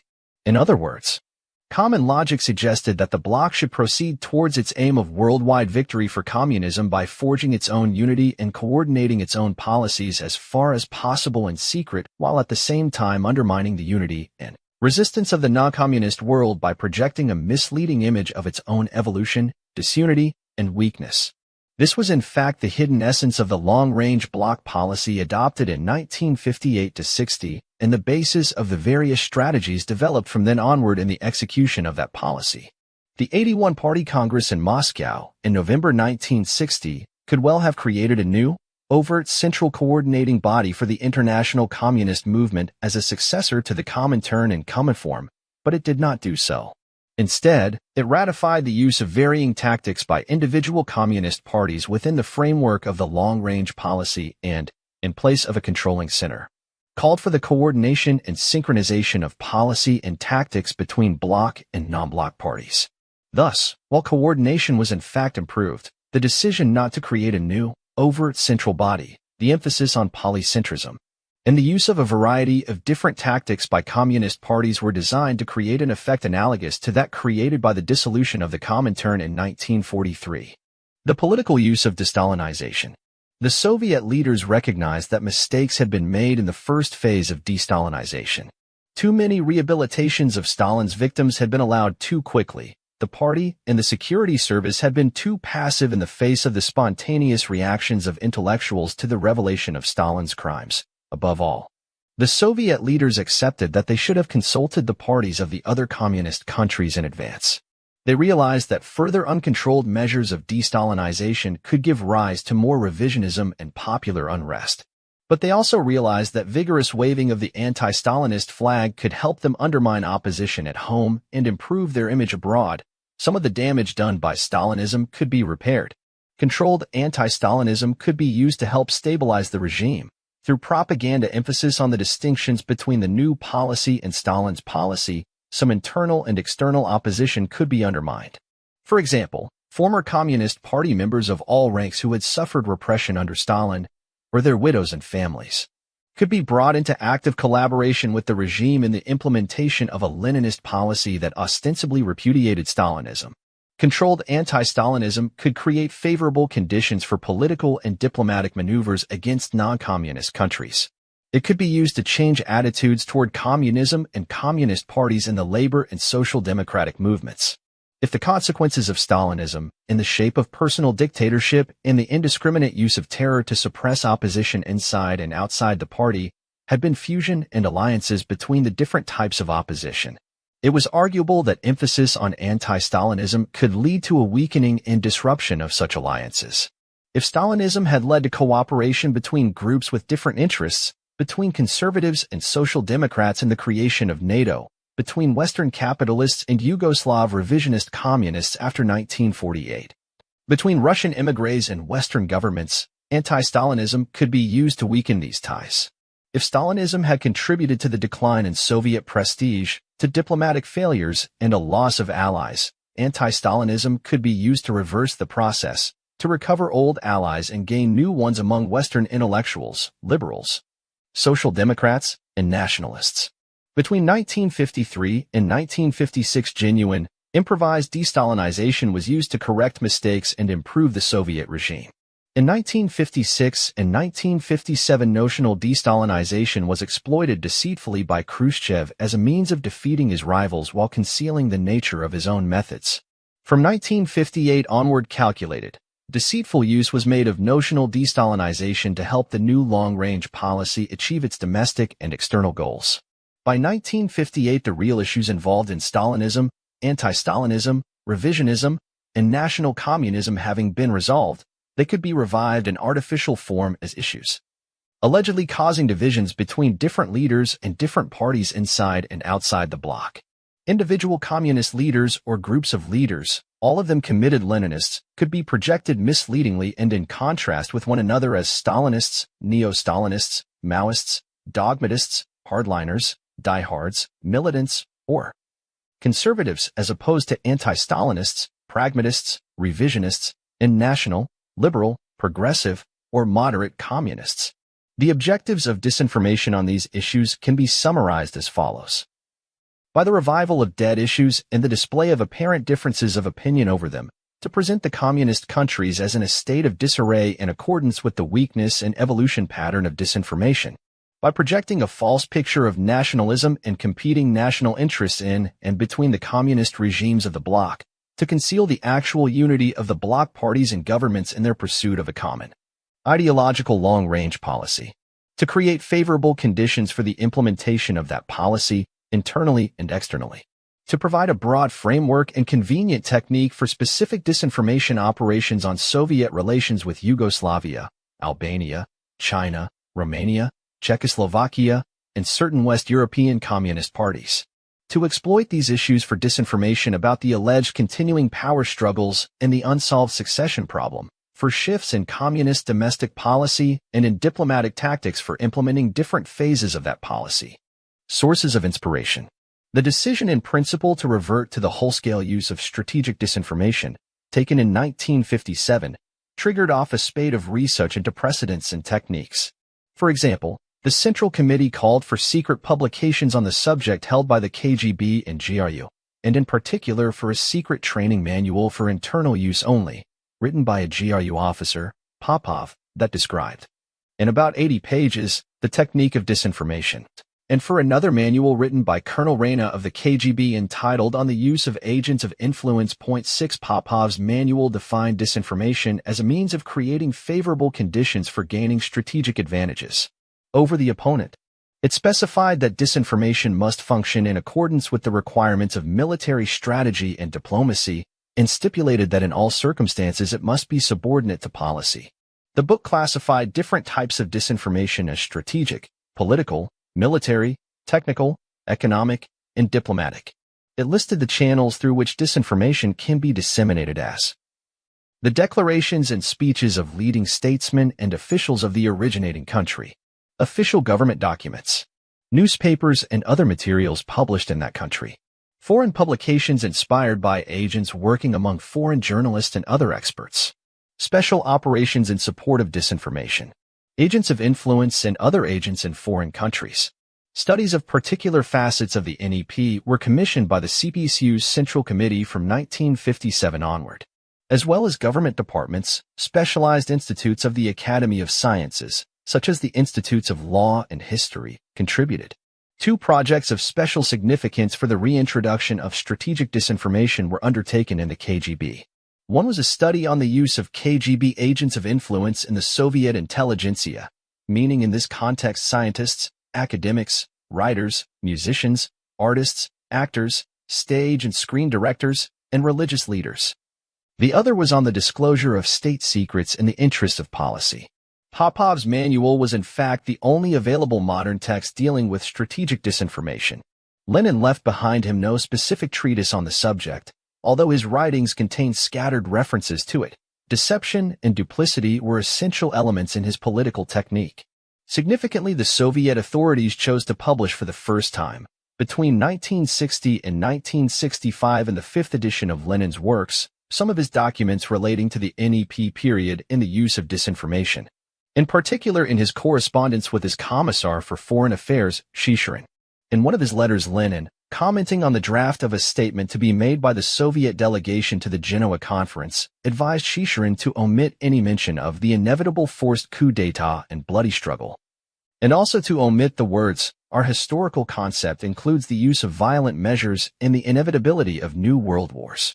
These frightening words," he wrote, "should not be used because they would serve the interests of our adversaries." 7 Shishirin responded enthusiastically to Lenin's ideas on disinformation. He wrote to him on January 20, 1922, "In case the Americans would insist on representative institutions, don't you think that, for solid compensation, we can deceive them by making a small ideological concession which would not have any practical meaning? For example, we can allow the presence of 3 representatives of the non-working class in the body of 2,000 members. Such a step can be presented to the Americans as a representative institution. 8. Lenin and Chicherin were not the only sources of inspiration for the revival of strategic disinformation. The ancient Chinese treatise on strategy and deception, Sun Tzu's The Art of War, translated into Russian by N.I. Conrad in 1950, shortly after the communist victory in China, was retranslated into German in 1957 by the Soviet specialist Y.I. Sidorenko, with a foreword by the Soviet military strategist and historian General Razin. 9. It was published in East Germany by the East German Ministry of Defense and was prescribed for study in East German military academies. A new translation and other studies of Sun Tzu were published in Peking in 1957 and 1958 and in Shanghai in 1959. Mao is known to have been influenced by Sun Tzu in his conduct of the Civil War.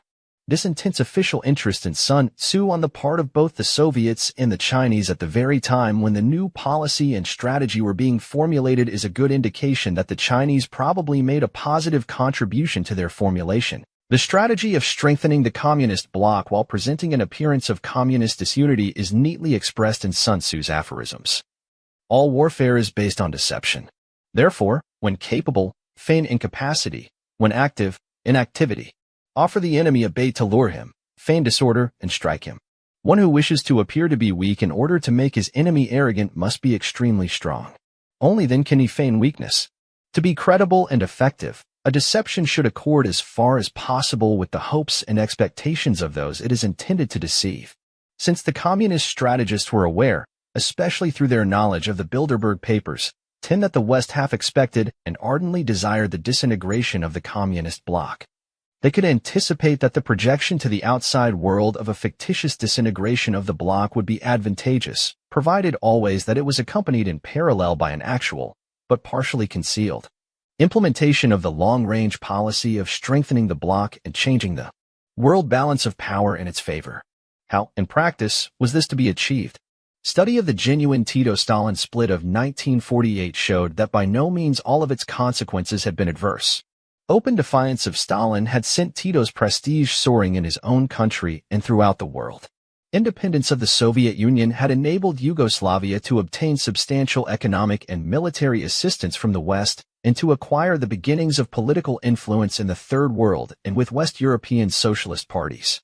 Moreover, Tito had demonstrated in 1957-58 that, despite the Western support he had received, he remained a faithful Leninist willing to work wholeheartedly with the other leaders of the bloc. 11. A more remote, but equally instructive, precedent was provided by Lenin's Far Eastern policy in the 1920s.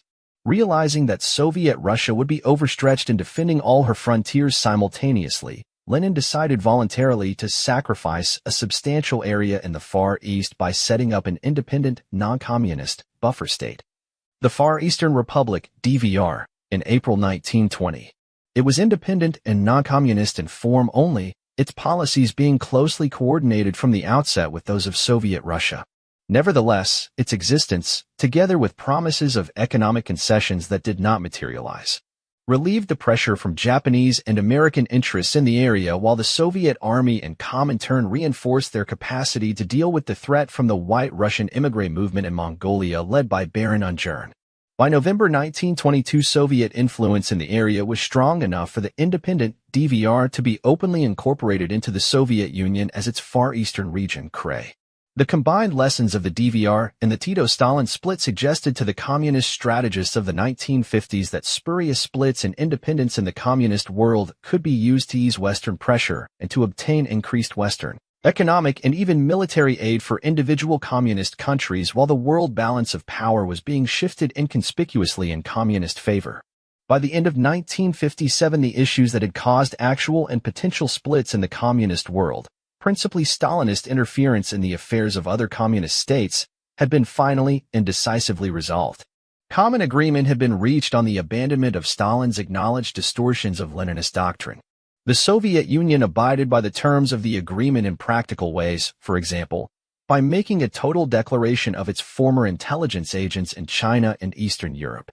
The reasons for genuine splits having been removed, the way was open for the creation of spurious splits in accordance with Dzerzhinsky's principle of political prophylaxis, that is, the forestalling of undesirable developments, such as splits or the growth of opposition movements, by deliberately provoking and controlling such developments through the use of secret agents, and by guiding them in directions that are either harmless or positively useful to the regime. Khrushchev had demonstrated in 1957 how misrepresentation of the Stalinist issue could be used to his own advantage in the struggle for power. The artificial revival of the dead issues related to Stalinism was the obvious and logical means of displaying convincing but spurious differences between different communist leaders or parties. 6. The Shelepin Report and changes in organization. The adoption of the new bloc policy and disinformation strategy entailed organizational changes in the Soviet Union and throughout the bloc. In the Soviet Union, as elsewhere, it was the Central Committee of the party that reorganized the intelligence and security services, the foreign ministry, and other sections of the party and government apparatus in the mass organizations so as to be able to implement the new policy. Several highly significant alterations were made to the Central Committee's own apparatus in and after 1958. A new Department of Foreign Policy was set up to supervise all government departments concerned with foreign affairs and to coordinate Soviet foreign policy with that of the other communist states. It was under Khrushchev's direct control. A new practice was adopted in relation to the appointment of ambassadors to other communist countries. Prominent party officials, normally members of the Central Committee, were chosen to ensure that there was proper coordination of policy between parties as well as governments. Another new department of the Central Committee, the Department of Active Operations, was introduced. Its function was to coordinate the bloc disinformation program and conduct special political and disinformation operations in support of policy. It began by holding secret briefings of senior officials of the Ministry of Foreign Affairs, the Committee of Information, and the Security and Intelligence Services. The news agency Novosti was set up to serve the interests of this new department. An important change was the transfer to the Central Committee apparatus of the Committee of Information, which had hitherto been subordinated to the Ministry of Foreign Affairs. One of its new functions was to prepare long-range studies and analyses for the Central Committee. Another was to establish contacts with foreign statesmen and other leading figures, either in their home countries or during their visits to the Soviet Union, and use them to influence Western governments. Its head was Georgy Zhukov, a former agent of the Soviet intelligence service, who had many contacts among Western politicians, journalists, and cultural figures. He was himself an able journalist. Perhaps the most significant changes of all were the appointments of Mironov and Shelepin. Mironov had been head of the Leningrad branch of the KGB. While in that post, he had studied Operation Trust, in which the Leningrad OGPU had played an active part. He was a friend of Brezhnev and had easy access to him. Shelepin was a friend of Mironov. It was Mironov who first drew Shelepin's attention to the role of the OGPU in the NEP period. In 1958, Mironov and Shelepin discussed with Khrushchev and Brezhnev the idea of transforming the KGB from the typical secret political police force that it was into a flexible, sophisticated political weapon capable of playing an effective role in support of policy, as the OGPU had done during the NEP. They were rewarded for this suggestion with posts in the Central Committee apparatus. Shelepin was made head of the Department of Party Organs and, later, chairman of the KGB. Mironov was made head of the Administrative Organs Department.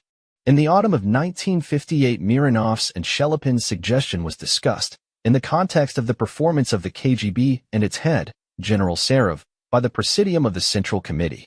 Serov had delivered a report to the Presidium on the work of the KGB at home and abroad, and it became the focus for sharp criticism. The leading critic was Shelepin. The KGB under Serov, he said, had become a very effective police organization that, with its widespread net of informers and agents throughout the country, had successfully detected and controlled opposition elements among the population as well as agents of Western intelligence services. It had failed, however, to influence the views of the population in favor of the regime or to prevent the growth of undesirable political trends either at home or among anti-communists abroad. He praised the recent successes of the KGB in penetrating the secrets of Western governments, but said that its role was too passive and limited and that it had done nothing to help the strategic, political, economic, and ideological struggle with the capitalist powers. Shelepin continued that the main reason for the unsatisfactory situation in the KGB was that it had departed from the traditions and style of the OGPU, its predecessor under Lenin. The OGPU, although inexperienced, had made a greater contribution to implementing policy than any of its successors. As examples of what he meant, he referred to the Eurasian and change of signpost movements and the Trust. Unlike the OGPU, the KGB had degenerated into a passive, repressive organization. Its methods were self-defeating because they served only to harden opposition and damage the prestige of the regime. The KGB had failed to collaborate with the security services of the other bloc countries on political matters. Shelepin commended Miranov's ideas and said that the KGB should be concerned with positive, creative political activity under the direction of the party leadership. A new, more important role should be given to disinformation. The Soviet Union, in common with the other communist countries, had vital internal and external intelligence assets that had been lying dormant, especially in the persons of the KGB agents among the Soviet intelligentsia. The Presidium decided to examine the new role of the KGB at the 21st Party Congress, which was due to be held in January-February 1959. The Soviet press confirmed in general terms that this examination had taken place. Under Mironov, the Administrative Organs Department became very important. Its function was to supervise and coordinate the work of departments concerned with internal order, like the KGB, the Ministry of the Interior, the Prosecutor's Office, the Ministry of Justice, and the law courts. Mironov was chosen in order that he should imbue these institutions with the style and methods of Dzerzhinsky, the OGPU's chairman in the 1920s. Shelepin was appointed chairman of the KGB in December 1958. In May 1959, a conference of senior KGB officers was held in Moscow. It was attended by Kurichenko, representing the Presidium, the Ministers of Internal Affairs and Defense, members of the Central Committee, and some 2,000 KGB officers. Shelepin reported to the conference on the new political tasks of the KGB. 1. Some of the more specific points in his report were as follows. The main enemies of the Soviet Union were the United States, Britain, France, West Germany, Japan, and all countries of NATO and other Western-supported military alliances. It was the first time that West Germany, Japan, and the smaller countries had been so named in KGB documents. The security and intelligence services of the whole bloc were to be mobilized to influence international relations in directions required by the new long-range policy and, in effect, to destabilize the main enemies and weaken the alliances between them. The efforts of the KGB agents in the Soviet intelligentsia were to be redirected outward against foreigners with a view to enlisting their help in the achievement of policy objectives. The newly established Disinformation Department was to work closely with all other relevant departments in the party and government apparatus throughout the country. To this end, all ministries of the Soviet Union and all first secretaries of Republican and provincial party organizations were to be acquainted with the new political tasks of the KGB to enable them to give support and help when needed. Joint political operations were to be undertaken with the security and intelligence services of all communist countries. The report ended with the assurance that the Presidium had approved the new tasks of the KGB, attached great importance to their fulfillment, and was confident that the KGB staff would do its best to put the directive into practice. After the conference, a number of organizational changes were made in the KGB. The Counterintelligence Directorate was enlarged. Its three main tasks were to influence, pass disinformation to, and recruit as agents members of the embassies of the capitalist and third world countries in Moscow, as well as visiting journalists, businessmen, scientists, and academics. To carry out prophylactic political operations to neutralize and then use internal political opposition, especially from nationalistic, intellectual, and religious groups. And to carry out joint political operations with the security services of the other communist countries. Department D. When Shelepin created the new Disinformation Department, Department D, in January 1959, he ensured that its work would be coordinated with the other disinformation services of the party and government machine. That is, the Central Committee, the Committee of Information, the Disinformation Department and the Soviet Military Intelligence Service, and the two new activist methods departments in the KGB. One serving Shelepin himself and the other serving the Counterintelligence Directorate. From the beginning, Department D was subordinate to the Central Committee apparatus, which defined its requirements and objectives. It differed from the other disinformation services in that it used its own means and special channels available only to the KGB to disseminate disinformation.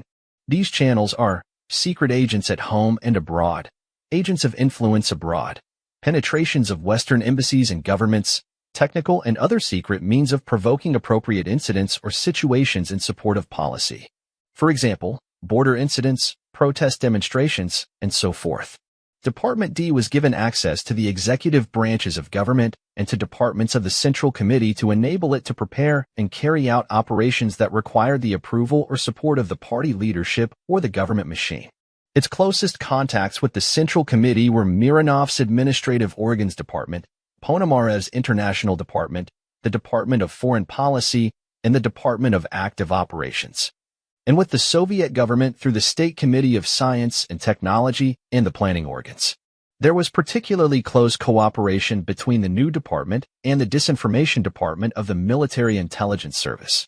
There were two experienced candidates for the post of head of the new department: Colonel Fedoseev, head of the Foreign Intelligence Faculty of the KGB Institute, who was a specialist both on internal KGB operations and on the use of émigré channels to penetrate American intelligence, and Colonel Agayans, head of the Political Intelligence Faculty in the High Intelligence School and a specialist on the Middle East, Iran in particular, and Western Europe, France in particular. Shelepin chose Agayans. The new department consisted at the outset of 50 to 60 experienced intelligence and counterintelligence officers. Under Colonel Agayans was Colonel Grigorenko, a specialist in counterintelligence work at home and immigration operations abroad. He had been advisor to the Hungarian Security Service from 1953 to 1955, and then had worked in the Counterintelligence Directorate and headquarters as head of the department responsible for the surveillance of immigrants and repatriates.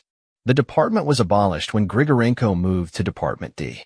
In the department were experts on NATO, the United States, Germany, France, Japan, and other countries, on the U.S. intelligence services, on U.S., European, Asian, African, and Latin American labor, and on rocketry, aviation, and other specialized subjects.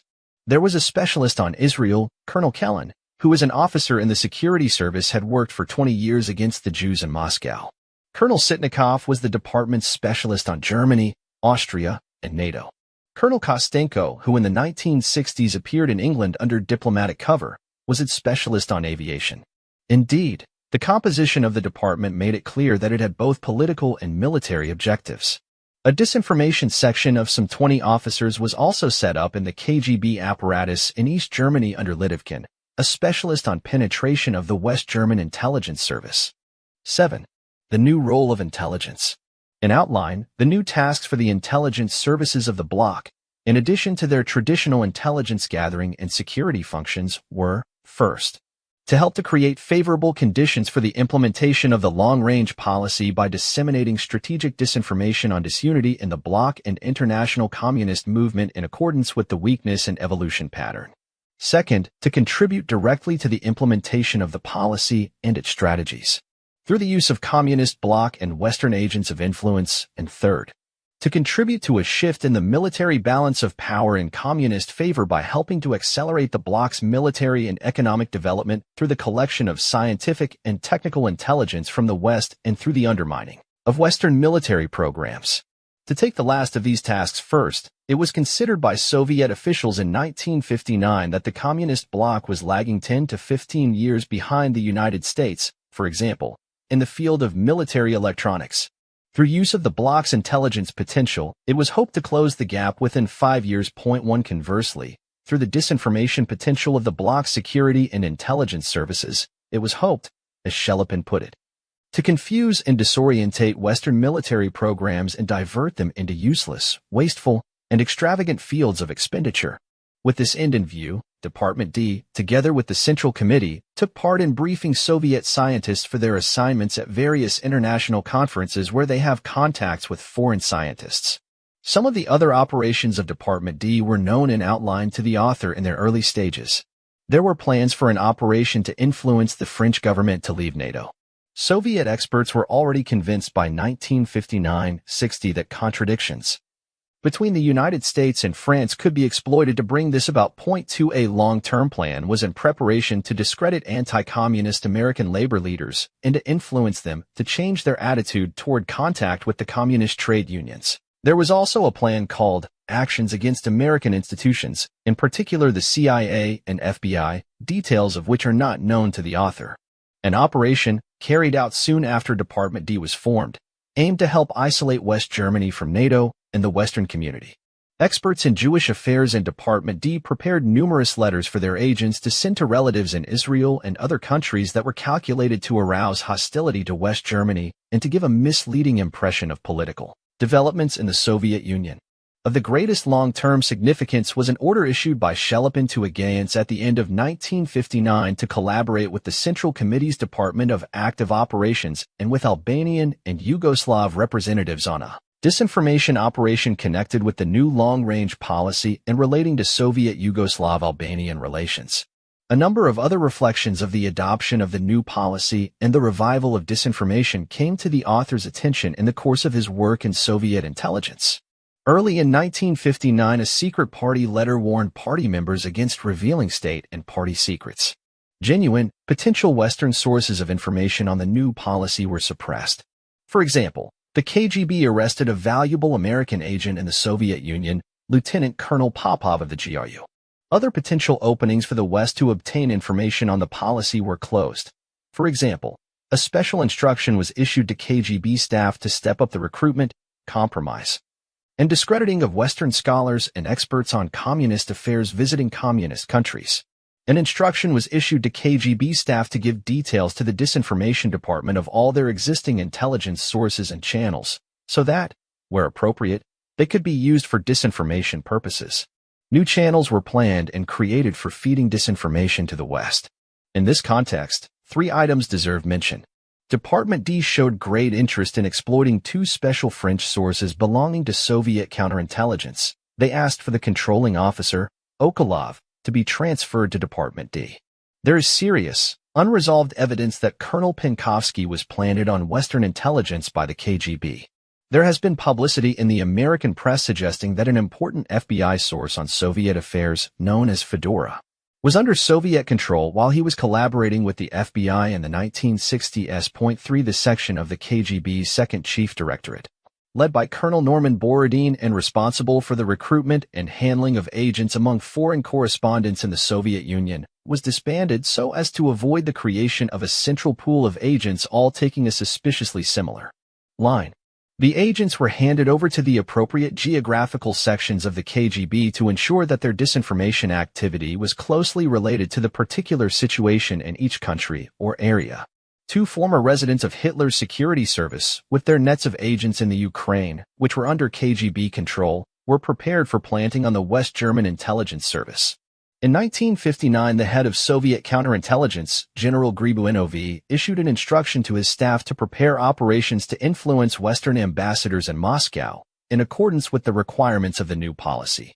Western intelligence and security services, in particular, that of the French, had occasion to investigate Gribuinov's activity against their ambassadors. Gribuinov also instructed members of his staff, posing as senior officials of various Soviet government departments, to establish personal contact with and exercise political influence over the ambassadors in Moscow of all the developing countries. In 1960, a secret directive was issued by the KGB in Moscow to the intelligence services representatives abroad and the security service at home on the influencing of foreign visitors to the Soviet Union, especially politicians and scholars.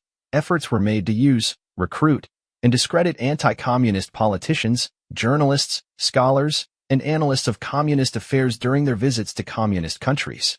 For instance, an attempt was made to discredit a prominent American scholar, Professor Barkhorn, by harassing him in Moscow in 1963. Almost every Western security service has accumulated evidence on this subject. A special form of control over the Soviet press was established by the apparatus of the Central Committee so that the press could be used by the Central Committee and KGB for disinformation purposes. For instance, the KGB supplied Adzubi, the chief editor of Izvestia, with controversial material on internal conditions in the Soviet Union.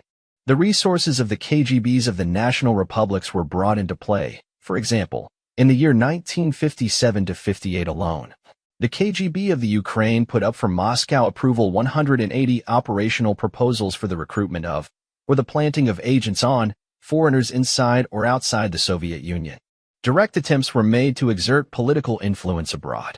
Instructions were issued to the KGB residents in Finland, Italy, and France to step up and exploit their penetration of the leadership of socialist and other political parties in order to bring about changes in the leadership and policies of those parties in accordance with the requirements of Bloc Policy Point 4 in Finland. In 1961, the KGB resident, Zennikov, was working on a plan to remove from the political scene leading anti-communist leaders of the Finnish Social Democratic Party like Tanner and Leskinen and to replace them with Soviet agents.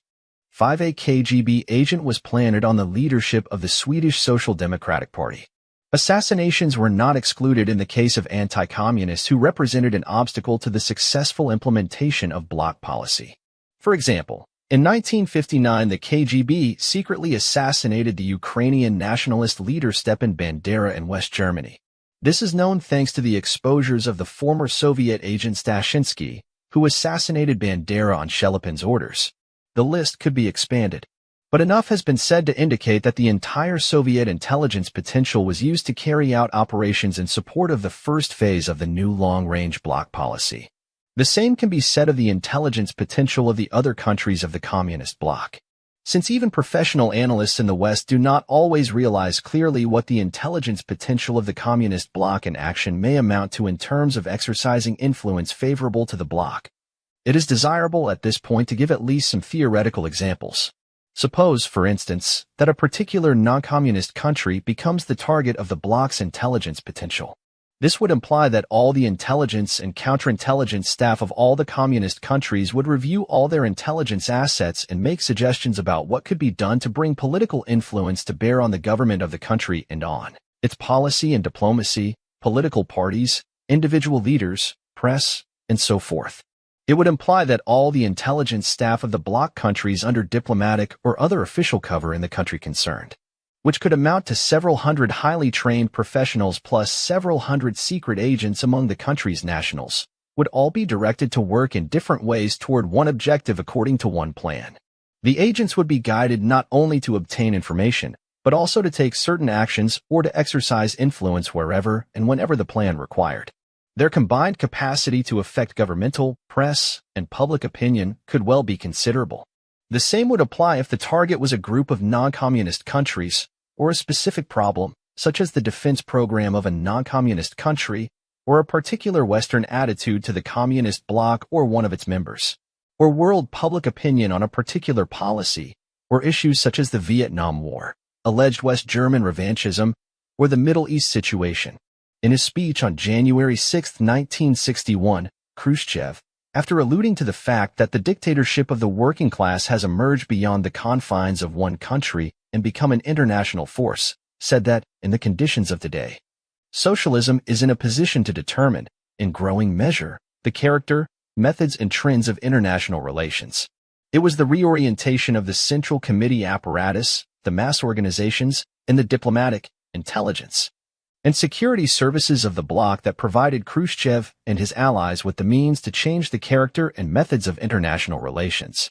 Some elements of the new bloc policy, like the introduction of economic reforms in the industry and agriculture of the Soviet Union and other communist states, or the emphasis on peaceful coexistence, disarmament, and the improvement of diplomatic, trade, and other relations with non-communist countries, all of them reminiscent of the NEP period, were themselves means of misrepresenting the bloc's intentions and influencing the non-communist world in the first phase of the policy.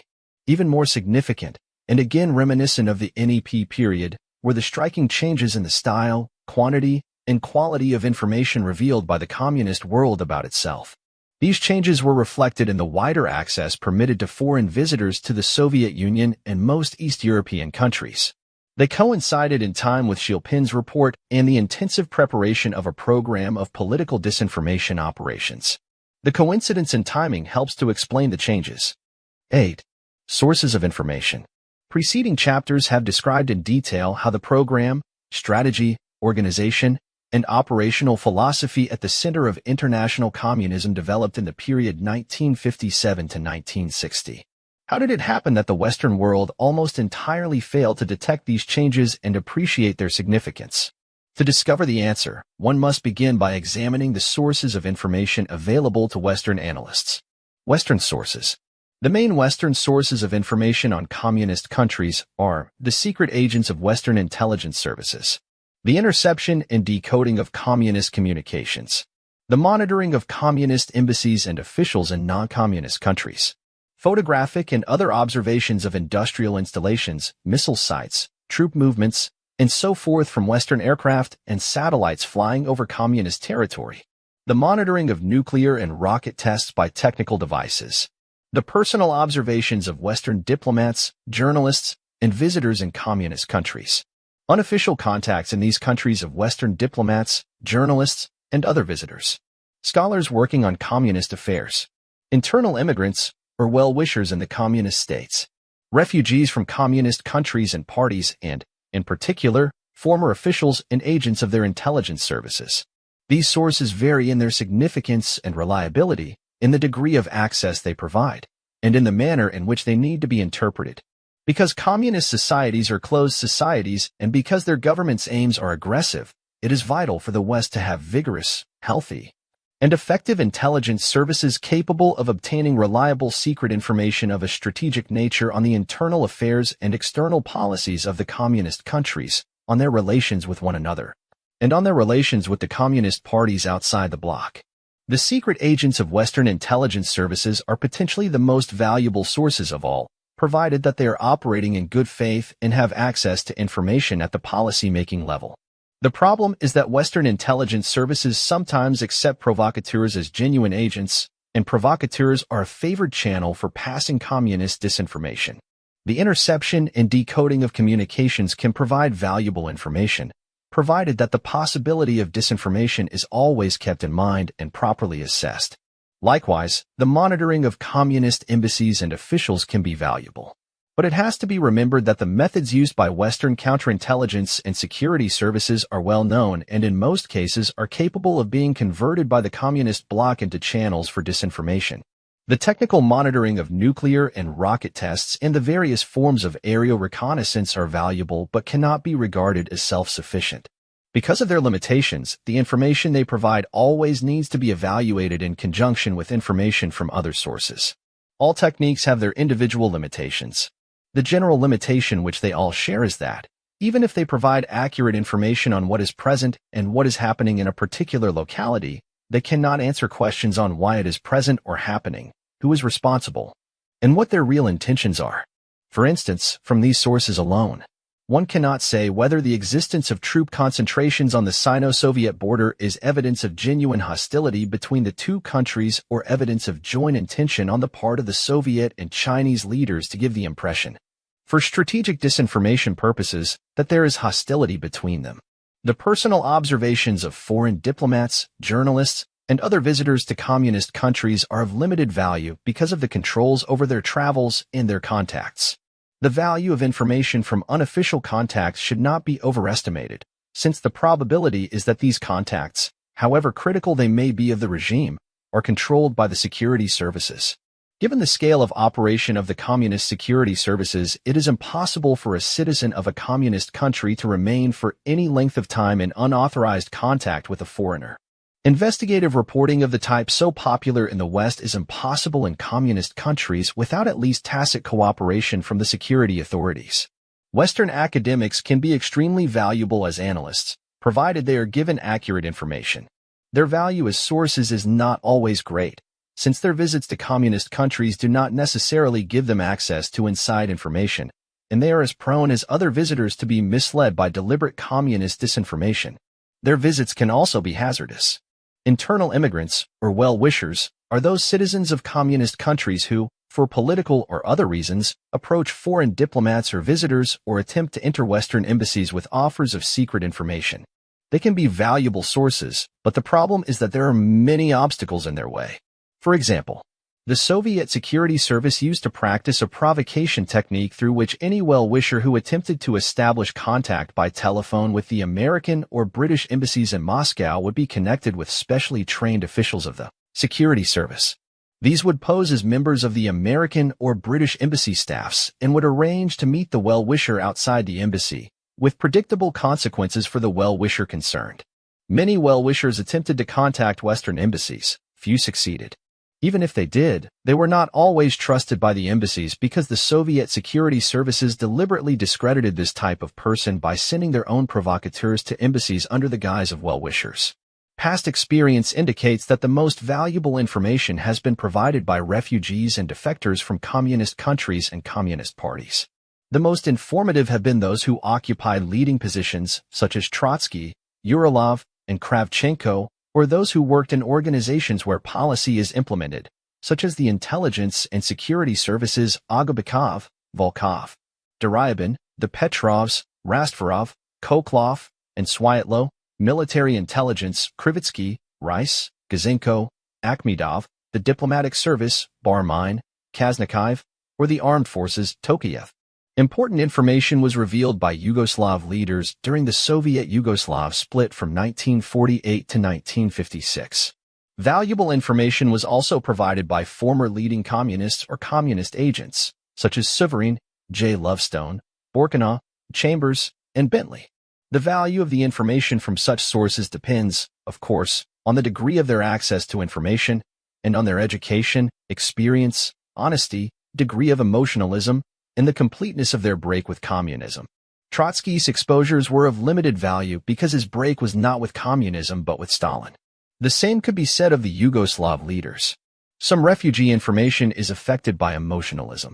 During the Cold War period, some of the literature on communism published in the West was distorted for propaganda reasons and can be used only with caution. Above all, the value of information from defectors and refugees depends on their good faith. Since it is common practice for the communist security and intelligence services to send provocateurs abroad under this guise to act as channels for disinformation. Communist sources. The communist sources need to be treated as a separate category. They may be divided into official, unofficial, and secret communist sources. The official ones are the published records of international conferences of communist governments and communist parties inside and outside the bloc. The public activities and decisions of the parties, governments, and ministries of individual communist countries. The public activities and speeches of communist leaders and other officials. The communist press, books, periodicals, and other publications. The official communist contacts of foreign diplomats, journalists, and other visitors. The public activities and decisions of communist parties and non-communist countries. The unofficial communist sources are unofficial speeches and off-the-record comments by communist leaders and officials. Unofficial contacts in communist countries of foreign diplomats, journalists, and other visitors. Wall posters in China and underground publications in other communist countries, such as Samizdat in the Soviet Union. The books of communist scholars. The secret communist sources are the occasional, often retrospective, leakages or disclosures by the communist side, sometimes in documentary form, of information that has earlier been treated as secret. These often relate to polemics between members of the communist bloc and may cover secret activities, discussions, and decisions of the leading bodies of the bloc. Secret activities, discussions, and decisions of the parties, governments, and ministries of individual communist countries. The secret activities and speeches of communist leaders and officials. Secret party and government documents, particularly party circulars to rank-and-file members. The analysis of information from communist sources. The possibilities of obtaining reliable information on the communist world through communist sources should be neither ignored nor overestimated. Obviously, not all the items that appear in the communist press are false or distorted for propaganda or disinformation purposes. Though both are present to a significant degree, the communist press also reflects, to a large extent accurately, the complex life and activity of communist society. The party and the population are kept informed through the press of major party and government decisions and events. They are also mobilized and guided through the press into carrying out those decisions. For these reasons, study of the communist press is important for the West. But the problem for Western analysts is to distinguish between the factual information and the propaganda and disinformation to be found in the press. Here certain Western tendencies tend to get in the way.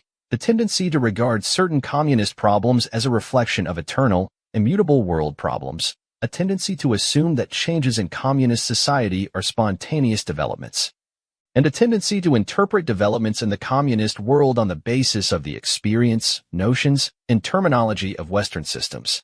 Undoubtedly, there are eternal and universal elements at work in communist politics. Stalin did have something in common with other tyrants who were not communists. Some developments in the communist world are spontaneous. The Hungarian revolt is a case in point, and there are some similarities between the unfolding of events in the communist and non-communist worlds. It is more important to point out that there is also a definite ideological, political, and operational continuity in the communist movement and its regimes, the specific elements of which should not be overlooked or ignored. There is a more or less permanent set of factors that reflect the essence of communism and make it different from any other social or political system. And there are certain permanent problems with which communists deal with varying degrees of failure and success. These factors and problems are, for example, class ideology, nationalism, intrabloc and interparty relations, internationalism, revisionism, power struggles, succession in the leadership, purges, policy toward the West, party tactics, the nature of crises and failures in the communist world, and the solutions or readjustments that are applied to them. To overlook what is specifically communist in the content and handling of all these problems is to fall into error. For example, attempting to explain the purges of the 1930s in terms of Stalin's psychological makeup would be skating on the surface. No less erroneous would be the analysis in Western terms of the nationalism that undoubtedly exists in the communist world.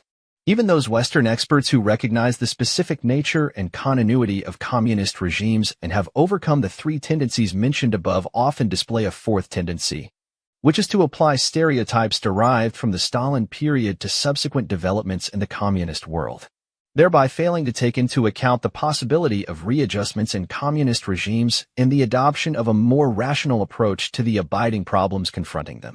Historically speaking, communist ideology and practice have both shown themselves capable of flexibility and successful adaptation to circumstances. Lenin's NEP is a good example. Continuity and change are both present in the communist system. Both are reflected in the communist press. Analysis of the communist press is therefore important to an understanding of the communist world, but only if it is done correctly. A knowledge of communist history and an understanding of the permanent factors and problems in the manner in which they have been tackled in different historical periods is essential.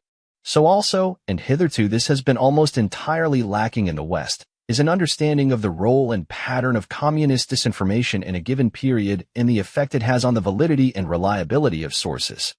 9. The vulnerability of Western assessments. Given that communist regimes practice disinformation in time of peace on a scale unparalleled in the West, it is essential to determine the pattern of disinformation that is being followed if Western studies and assessments are to avoid serious error. Once the pattern has been established, it provides criteria for distinguishing reliable from unreliable sources and genuine information from disinformation. Determining the pattern is difficult, if not impossible, unless reliable inside information is available. Here a distinction should be noted between the communist sources and the Western sources. All the communist sources are permanently available as natural channels for communist disinformation. Western sources are in general less available as channels, but can become so to a varying extent depending upon whether their existence is or is not known to the communist side. With communist sources, the problem is to detect how they are being used for disinformation. With Western sources, the problem is twofold: to determine whether they have been compromised to the communist side, and if so, whether they are being used for disinformation purposes. Since Western sources are in general less vulnerable than communists to exploitation for purposes of disinformation, they tend to be regarded as more reliable than the communist sources, which are completely open to exploitation. However, if Western sources are compromised, and particularly if the West does not know, or does not wish to acknowledge, that they have been compromised, they can become unreliable and even dangerous. Conversely, if the pattern of disinformation is known and if an adequate method of analysis is used, even communist sources can reveal reliable and significant information. The ideal situation for the West is when its intelligence services have reliable sources of information at the policy-making level, when adequate methods of analysis are applied by the West to communist sources, and when the pattern of communist disinformation is known. These three factors react on one another to their mutual advantage. The inside sources provide information bearing on the adequacy of Western analysis. They also help to determine the pattern of disinformation and provide timely warning of any changes in it. The pattern of disinformation, once established, and a proper analysis of communist sources together lead to an accurate assessment of Western secret sources and to the exposure of the tainted ones among them. The trouble is, however, that the effectiveness of Western intelligence services cannot be taken for granted. Apart from the general obstacles to the acquisition of reliable, high-level inside information on the communist world, there are special risks of reliable sources becoming compromised through their own mistakes or through communist penetration of Western intelligence services. Some Western sources, for example, listening devices, can be detected and exploited by the communist side for disinformation purposes without the Western services concerned being penetrated.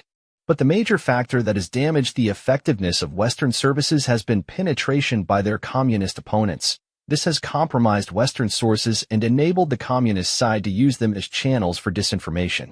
If Western intelligence services lose their effectiveness and themselves become channels for communist disinformation, this in turn damages Western analysis of communist sources and results in failure to detect the pattern of communist disinformation and any changes there may be in it. When all three factors, Western ability to obtain secret information, Western ability to interpret communist sources, and Western ability to understand disinformation, are themselves adversely affected by the consequences of penetration and disinformation, then the whole process of Western assessment of communist affairs is vitiated. And the real problems and real changes in the communist world cannot be distinguished from fictitious and deceptive ones. Doubtful information from official, unofficial, or secret communist sources confirms or is confirmed by disinformation fed through compromised Western secret sources. Information deliberately leaked by the communist side is accepted as reliable by the West. Genuine information, fortuitously received by the West, may be questioned or rejected. In this way, the errors in Western assessments become not only serious, but also irreversible unless and until the pattern of disinformation is correctly established. The critical condition of the assessment process in the West is the more serious because it is unrecognized and undiagnosed. If Western assessments of the communist world are wrong, then Western miscalculations and mistakes in policy will follow. These miscalculations and mistakes will be exploited by the communist side to their own advantage. When this happens and the Western mistakes are recognized by the public, the politicians, diplomats, and scholars associated with those mistakes are discredited and a basis is laid for the emergence of extremist bodies of opinion. The rise of McCarthyism in the United States after the failure of American post-war policy in Eastern Europe and China is an obvious example. The consequences of different patterns of disinformation. The character of Western miscalculations depends to a large degree on the pattern of communist disinformation. During a crisis in the communist system when the facade and strength pattern of disinformation is used, the West is confused about the real situation in communist countries and fails to perceive the weakness of their regimes. A convincing, but spurious, facade of monolithic unity is built around the actual explosive realities of the communist world. Spurious though it is, the facade is liable to be taken at its face value by Western observers and even governments. Their overestimate of the strength and cohesion of the apparent monolith inhibits them from taking proper steps to exploit an actual crisis in the communist world. The crisis in the bloc, 1949-56. Undoubtedly, there was some realization in the West of the difficulties in the communist world in the years immediately preceding and following Stalin's death. But facade and strength disinformation successfully concealed the existence of genuine Sino-Soviet differences between 1950 and 1953. It also veiled the acuteness of the revolutionary situation in Eastern Europe. If the depth of the crisis there had been more fully appreciated in the West, a more active and helpful Western response to the events in Poland and Hungary might have been forthcoming. Part or all of Eastern Europe might have been liberated altogether. During the implementation of a long-range policy, a weakness and evolution pattern of disinformation is used. Again, the West is confused about the real strength of communist regimes and, this time, about their policies as well. A convincing picture is built up of the decline of ideology and the emergence of competing national entities in the communist world. Although this image is false and is deliberately projected by the communist regimes, it is liable to be accepted at face value by the West as an accurate reflection of spontaneously occurring political developments. On this basis, the West tends to underestimate the strength and cohesion of the communist world and is encouraged to overlook the necessity for proper defensive measures. Furthermore, it can be misled into taking offensive steps that unintentionally serve the ends of communist policy and provide opportunities for future exploitation by the communist side, to Western disadvantage. Of the two patterns of disinformation, the second has potentially the more serious consequences for the West in that, if applied successfully, it can adversely affect Western offensive and defensive measures. The first inhibits Western offensive measures only and serves to harden its defense. The Second World War. Soviet expansionism was helped by disinformation during the Second World War. Without in any way questioning the necessity of the wartime anti-fascist alliance between the Soviet Union and the Western Allies, it is legitimate to point out that the alliance was successfully exploited by the Soviet Union to further its own political objectives. There is scope for a detailed historical study of the methods and channels used by the Soviet regime to influence and disinform the American and British governments before the Tehran and Yalta conferences about the real nature of the Soviet regime and its intentions. American and British archives should yield additional information on the influence exerted by Soviet agents in the U.S. State Department and British Foreign Office, such as Donald Maclean and Guy Burgess. 1. Meanwhile, a few points may be made to illustrate the use of the themes of the decline of ideology, the rise in nationalist influence, and the disunity and lack of cooperation between communist parties. During the wartime alliance, ideological criticism of the United States and Great Britain virtually disappeared from the Soviet press. Revolutionary ideology, though never wholly abandoned, was soft-pedaled. Old Russian traditions were glorified. Former Tsarist ranks and decorations were restored in the Red Army. A new respect was shown for religion. Stalin held a public audience for Russian church leaders in 1943. The common dangers confronting the Soviet Union and the West and their common interest in survival were emphasized and described as providing a basis for future cooperation.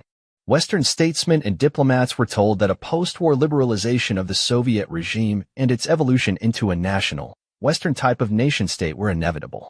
They were even flattered with the idea that these changes would take place under Western influence. Soviet acceptance of the Atlantic Charter in 1941 and signature of the United Nations Pact on January 1, 1942, should be seen as part of the effort to raise Western expectations of favorable developments in the Soviet Union. But the most striking and significant deception designed to mask continuing active cooperation between communist parties and convince the Western allies that revolutionary objectives had been abandoned was the dissolution of the Comintern in May 1943. 6 months before the Tehran Conference. Allied with this deception were the themes that the Soviet Union and the Red Army were fighting only for the liberation of Eastern Europe from fascism and had no thought of establishing communist regimes in that area. 10. Communist intelligence successes, Western failures, and the crisis in Western studies. At present, Western efforts to obtain secret political information on the communist world, Western attempts to analyze information from communist sources, and Western ability to distinguish between reliable and unreliable sources, between genuine information and disinformation, all appear to be suffering from at least a temporary loss of effectiveness. This state of affairs is symptomatic of the penetration of Western intelligence services by their communist opponents. Western intelligence has not always been unsuccessful. During the post-Stalin crisis, the communist intelligence and security services were weak. More people were disposed to help the West. 5 officials of Soviet intelligence defected in 1954. Although the West has never fully uncovered the extent of communist intelligence penetration of its governments and societies, Western intelligence did nevertheless have some reliable sources with access to policy-making bodies in the communist countries. But as the communist world recovered from its crisis, so its intelligence and security services regained their strength and effectiveness. The effort to penetrate Western governments in general and Western intelligence and security services in particular, which had been continuous from 1917 onward, was revitalized with success. This is not the place for a detailed study of the problem. Nevertheless, some examples to illustrate the argument must be given. From his service in the NATO section of the Information Department of the KGB's First Chief Directorate in 1959-60. The author knows that at that time the Soviet and Bloc intelligence services had agents in the foreign ministries of most NATO countries, not to mention those of many of the non-NATO countries. This meant that the Soviet leaders and their partners were nearly as well informed about the foreign policies of Western governments as were those governments themselves. Symptomatic of the depth and scale of penetration were the cases of the former British Admiralty official, Vassal, the former Swedish military attaché in the Soviet Union and later in the USA, Colonel Winterstrom. The former senior official in NATO headquarters in Paris, Colonel Pax, and the 40 concealed microphones belatedly discovered in the American embassy in Moscow in 1964. There is also striking public evidence of communist penetration of Western intelligence services. The British Security and Intelligence Services, the oldest and most experienced in the West, were gravely damaged by Blunt, Philby, Blake, and others who worked for Soviet intelligence inside them for many years before being discovered. The exposure of the Felf ring inside the German intelligence service in 1961 showed that this service had been penetrated by the Soviets since its rebirth in 1951. The authors detailed information on extensive Soviet penetration of French intelligence over a long period of time was passed to the appropriate French authorities, who were able to neutralize the penetration. American intelligence suffered from Soviet penetration of Allied services with which it was collaborating. In 1957-58, American intelligence lost an important secret agent in the Soviet Union, Lieutenant Colonel Popov, as a result of KGB penetration. Point 1, particularly because the problem of disinformation has not been understood. It is doubtful if adequate account has been taken of the compromise of sources resulting from known instances of communist penetration of Western intelligence. Factors in communist intelligence successes. 3 main factors contribute to the successes of the communist intelligence services against the West. In the first place, they operate on a vastly greater scale. The intelligence potential of totalitarian regimes is always greater than that of democracies because they rely on secret police for their own internal stability. The determination of communist regimes to promote their system in other countries entails an expanded role for their intelligence services abroad. Accordingly, communist regimes take intelligence and security work more seriously and commit more human and financial resources to it than do democracies. In the Soviet Union, staff can be trained in these subjects up to the equivalent of university degree level. They are encouraged to enlarge their networks of informers on a massive scale both inside and outside their own particular territories. Second, communist leaders appreciate the importance of good security work to their survival and the constructive contribution that good intelligence can make to the success of their international strategy. Communist intelligence and security services are therefore free from the difficult if not impossible constraints imposed on the activities of their counterparts in democratic countries. They have an officially recognized and honored place in communist institutions. They have no problems to contend with from the press or public opinion in their own countries. They can afford to be more aggressive, especially in the recruitment of new agents. The third, and possibly the most important, factor is that from 1958, 60 onward, the combined intelligence and security resources of the whole communist bloc have been committed by the communist governments to play an influential part in the implementation of the new long-range bloc policy by assuming an activist political role, which has entailed providing Western intelligence services with carefully selected, secret information from inside the communist world. It is an additional indication of the loss of effectiveness of Western intelligence that this change in the role of the communist intelligence services has virtually escaped attention in the West. Just as did the significance of the 2 conferences of leading KGB officials in the Soviet Union in 1954 and 1959. There has been no sign, up to the present, of any increased awareness of the new dimension of the problem posed by the involvement of the communist intelligence services in strategic disinformation. This seems to indicate that whatever secret Western sources there may be have not reported on it. Obsolete Western methods of analyzing communist sources. Up to now, Western analysts have normally used the content method of analysis of communist sources, principally the communist press and periodicals. Since the rules were formulated by the former German communist, Borkenau, it is often known as Borkenau's method. Without questioning the intelligence or integrity of Western analysts, one must question their continuing and almost exclusive reliance on his method after the new long-range bloc policy and the systematic use of disinformation had been adopted. The basic rules of Borkenau's method can be summed up as follows.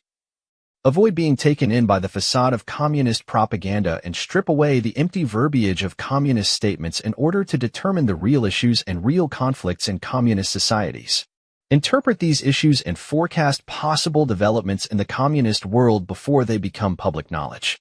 Seek clues for the interpretation of developments in the communist world in the national and local communist press and announcements of appointments or dismissals of officials and in obituary notices. Make detailed comparisons of the speeches of leading communists in the same country and in different countries in a search for significant differences, especially an emphasis on and approach to doctrinal problems. Make similar detailed comparisons between communist newspapers, other publications, and broadcasts in the same country and in different countries, with the same purpose in mind.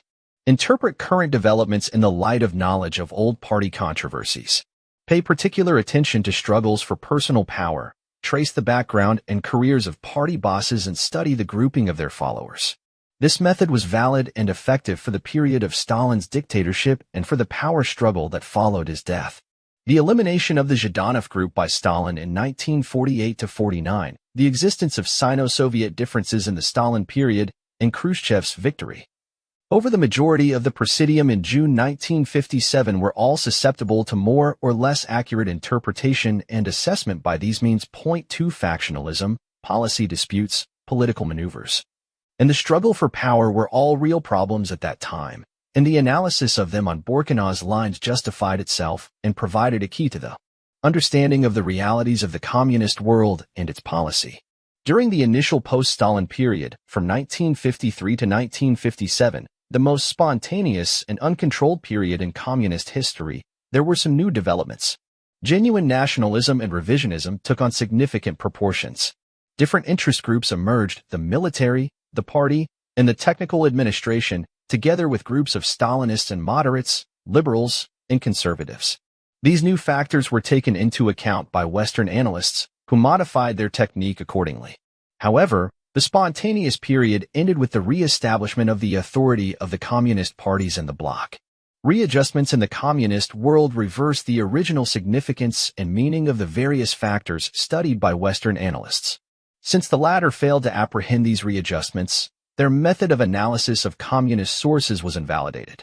The adoption of the long-range policy firmly established the principle of collective leadership, put an end to real power struggles, provided a solution for the problem of succession in the leadership, and established a new basis for relations between the different members of the communist bloc. Whereas the methods of assessing nationalism and revisionism were relevant to the crisis period of 1953 to 1956, in which there was a loss of Soviet control over the satellites and spontaneous revolts occurred. Notably in Poland and Hungary, they ceased to be relevant once the leaders of the communist parties and governments had been given tactical independence, and all of them, including the Yugoslavs, had committed themselves to the new long-range bloc policy and international communist strategy. The forces of nationalism and revisionism ceased to determine communist policy anywhere. Communist policy determined the use that could be made of them. It was because this fundamental change was successfully concealed from Western observers that subsequent Western analysis of Soviet Albanian, Soviet Yugoslav, Soviet Romanian, Soviet Czechoslovak, Soviet Chinese, and Soviet Polish relations, based on the old, obsolete methodology, became dangerously misleading. The re-establishment of the authority of the parties put an end to the influence of the interest groups. This can be illustrated with the case of the military group. Under Stalin, the military were a potentially important group because they were persecuted by him. They knew all about Stalin's methods from personal experience. For that reason, an anti-party move by the military was always a possibility. During the power struggle from 1953 to 1957, party control over the Soviet military was weak, and the military played a significant role first in unseating undesirable leaders like Beria and later, through Zhukov, in Khrushchev's victory over the opposition. After Zhukov's removal, the military came under sounder party control and were freed from the threat of persecution. Similarly, party control over the military in China was reaffirmed from 1958 onward. The military cannot and do not make policy in either country. The discovery by Western analysts of a military pressure group in the Soviet Union in 1960 and the emphasis on the role of the former Chinese Minister of Defense, Lin Piao, were both mistaken. The military leaders, like the so-called technocrats, are all party members under the control of the party leadership. In their separate fields, they are all active participants in the implementation of the long-range policy. Once collective leadership had been established in the Soviet Union and reaffirmed in the Chinese Party in 1959-60, factionalism lost its meaning. There could no longer be actual groups of Stalinists, Neo-Stalinists, Khrushchevites, or Maoists, but such groups could be invented if required by policy considerations. The personality factor in the leadership of communist parties took on a new significance. A leader's personal style and idiosyncrasies no longer determined communist policy, on the contrary. The long-range bloc policy began to determine the actions of the leaders and to exploit their differences in personality and style for its own purposes. Stalin used the cult of personality to establish his own personal dictatorship. Mao used it, in part, to conceal the reality of collective leadership. Since the adoption of the common long-range policy also solved the problem of succession, power struggles lost their former significance and became part of the calculated and controlled display of difference and disunity within the bloc. The existence of genuine groups of Stalinists and liberals, hardliners, and moderates in the Soviet Union is as illusory as the existence of pro-Soviet and anti-Soviet groups, or groups of conservatives and pragmatists in the Chinese leadership. It is true that there have been representatives of the older and younger generations in both leaderships, but attempts to find differences in the ideology or policy of the different generations cannot be substantiated by hard evidence. Both generations in both parties were, and are, equally committed to the long-range policy of 1958 to 60. When there was a real power struggle in the Soviet Union, it made sense to scan the communist press for clues, hints, and significant omissions. To read veiled criticism between the lines, or to seek divergences of emphasis on a given subject in different papers or by different leaders in one party or in different parties. It made sense particularly in the years before and after Stalin's death. After 1960, however, continued analysis on these lines was not only useless but positively dangerous. Since the bloc strategists knew all about the Borkina technique and its clichés and used their knowledge in planning their strategic disinformation. They knew all the pointers on which exponents of the Borkina method had come to rely for their insight into the workings of the communist system. They knew the fascination exercised by actual and potential splits in the communist world. They knew when and how to drop hints in the media or in private conversation suggesting apparent shifts in the balance between apparent rival groups in the leadership. They knew where and how to disclose the text of secret speeches and discussions reflecting apparent discord between parties, and, finally, they learned how to conduct controlled public polemics between party leaders realistically enough to convince the outside world of the reality of Soviet-Albanian and Sino-Soviet hostility while at the same time preserving and strengthening unity of action within the bloc in accordance with the mutually agreed long-range policy and strategy. The Western failure to detect disinformation and its current pattern. Conventional methodology tends to regard a secret source as reliable if the information it provides is broadly compatible with other information openly available. Conversely, a source reporting information that conflicts with the generally accepted view of the situation in the communist world may be discounted or rejected. In the absence of disinformation, this methodology would be valid. But the Shelepin Report of May 1959 marked the reintroduction of a systematic program of disinformation. It is true that in the late 1960s an increase in communist disinformation activity, mainly of a tactical nature involving the fabrication and leakage by the communist side of alleged Western documents, attracted Western attention and was reported by the CIA to the Congress of the United States. But the fact is that when Shelepin delivered his report to the KGB conference in 1959, the West apparently had no sources capable of reporting on it. Its contents and implications remained unknown to and unexplored by any Western intelligence service until the author gave his account of them. Bearing in mind the public references to the long-range political role of the KGB at the 21st CPSU Congress, the good faith of any KGB source or defector who has described the KGB conference of 1959 and Shelepin's report to it as routine is open to serious doubt. Not only did the West lack specific information on the Shelepin report, communist use of disinformation in general has been consistently underrated in the West.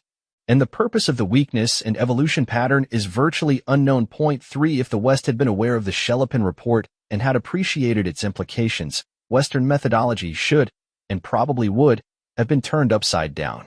It would have been realized that a reliable source would give information conflicting with a generally accepted picture. The communist concept of total disinformation entails the use of all available channels to convey disinformation, that is to say, all the communist sources and all the Western sources except, obviously, any that are unknown to the communist side and those that, for some practical reason, are unsuitable. If the communist and Western sources reflect the same image of the communist world, it is a good indication that the Western as well as the communist sources are being used successfully for disinformation purposes.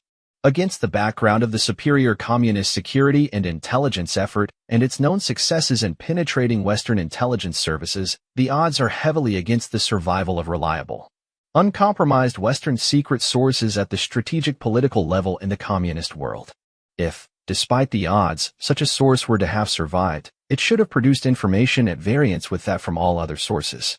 At a time when the facade and strength pattern of disinformation was in use, a reliable source at the right level should have drawn attention to the existence of a critical situation in the communist world that the communist side was anxious to conceal. Conversely, after the weakness and evolution pattern had been reintroduced in 1958-60, a reliable secret source should have drawn attention, in contrast with other sources, to the underlying strength and coordination of the communist world. Because the West failed to find out about or understand communist disinformation after 1958, it failed to change its methodology. Because it failed to change its methodology, it has continued to accept as genuine information from all sources, both communist and Western, reflecting disunity and disarray in the communist world. The fact that all the sources, Western and communist alike, continue to tell much the same story on this subject is a good indication that the disinformation effort has been both comprehensive and effective. The most dangerous consequence of Western failure to detect and understand communist disinformation and its patterns is that, in the absence of any correcting influence from reliable Western secret sources, the version of events transmitted through communist sources has increasingly come to be accepted as the truth. Conventional Western views on the Sino-Soviet split, the independence of Romania and Yugoslavia, the Prague Spring, Euro-communist dissidents, and other subjects discussed in Part 2 were devised for the West and communicated to it by the communist strategists. 11. Western errors. The failure of Western intelligence services to adapt their methodology to take into account the changes in communist policy and strategy in the period 1957-60 and the reintroduction of disinformation on the weakness and evolution pattern meant that those services lost their ability to produce or contribute to accurate and balanced assessments of the situation in the communist world. They unwittingly became vehicles for the further dissemination of disinformation deliberately fed to them by their communist opposite numbers. Since they failed to convey adequate warnings either about the mobilization of the bloc's intelligence potential for political action or about the techniques and patterns of disinformation, it is not surprising that Western diplomats, academics, and journalists should also have overlooked the calculated feeding of disinformation through the communications media and should increasingly have accepted at face value the disclosures made to them by communist leaders and officials in unofficial, off-the-record conversations. Acceptance of the new brand of disinformation from 1958 onward was by no means total and immediate. Until 1961 at least, there were, broadly speaking, two schools of thought among serious Western students of communist affairs. There were those who, on the basis of their long experience and acquaintanceship with communist duplicity and deceit and their intuitive mistrust of evidence and leakages emanating from communist sources, adopted a skeptical attitude toward the early manifestations of divergences and splits in the communist world and warned against the uncritical acceptance of these manifestations at their face value. Skepticism about the authenticity of Sino-Soviet differences was expressed in different ways and on different grounds by, among others, W. A. Douglas Jackson, J. Burnham, J. Lovestone, Natalie Grant, Suzanne Laban, and Tibor Mind. For example, Jackson wrote, in the latter part of 1959 and throughout 1960, as a result of different views expressed in statements issued in Peking and Moscow, the notion of a possible falling out between the two powers gained considerable momentum in some Western capitals. The desire to see a conflict develop between the CPR and the USSR is a legitimate one, but it may tend to blind the West to fundamental realities if undue weight is given to seemingly apparent signs of rift, when in fact nothing of a fundamental nature may exist.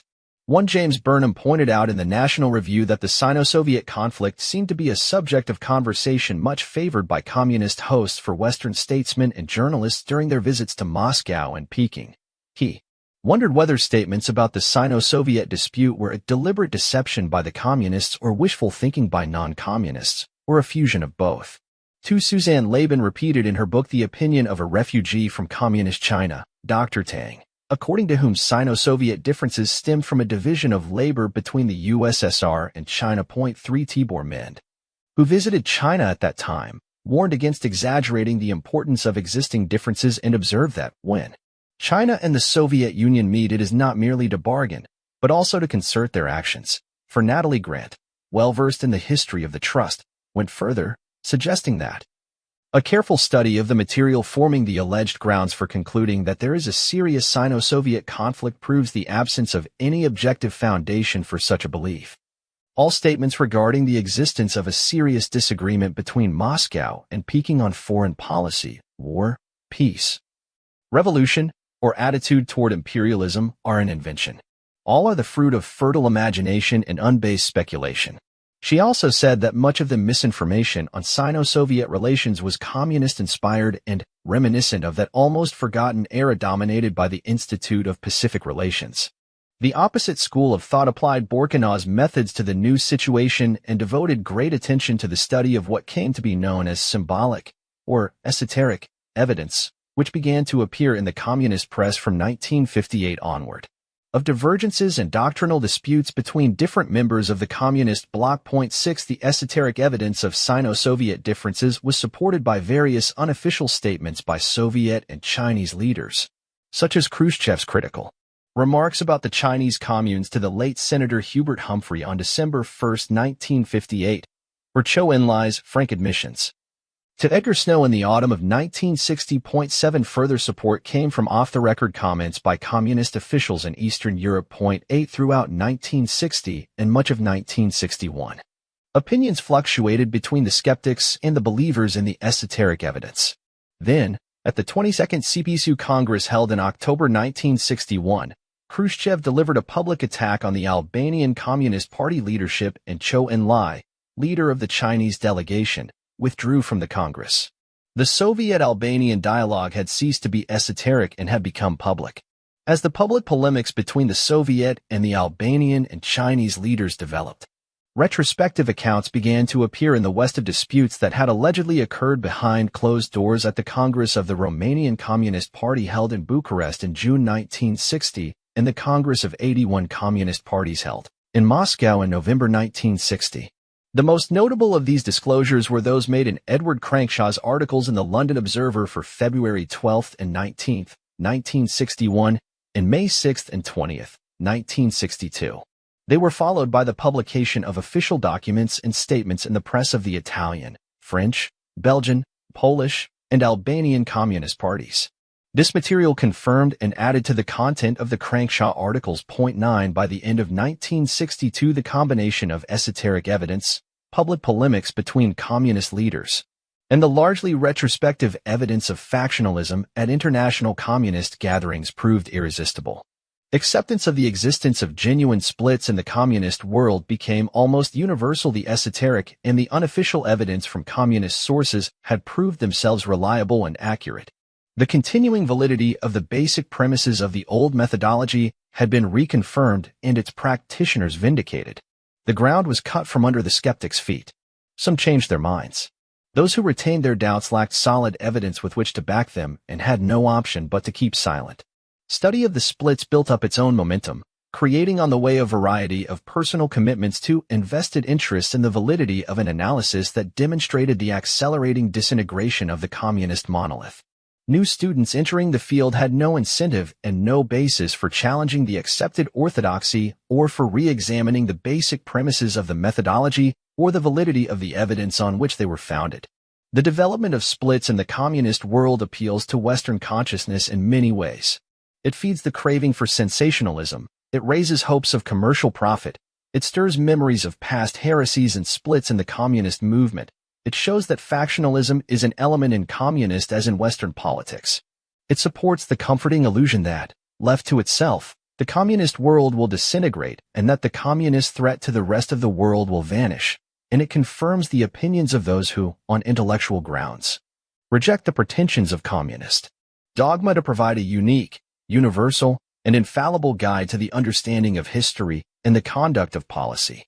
Not surprisingly, therefore, evidence in official communist sources that conflicts with the image of disunity and disarray in the communist world and that points, or can be interpreted as pointing to continuing cooperation between the Soviet Union, China, Romania, and Yugoslavia, and continuing coordination in the implementation of the long-range bloc policy has been discounted or ignored. The focus of attention is almost invariably on the evidence of discord.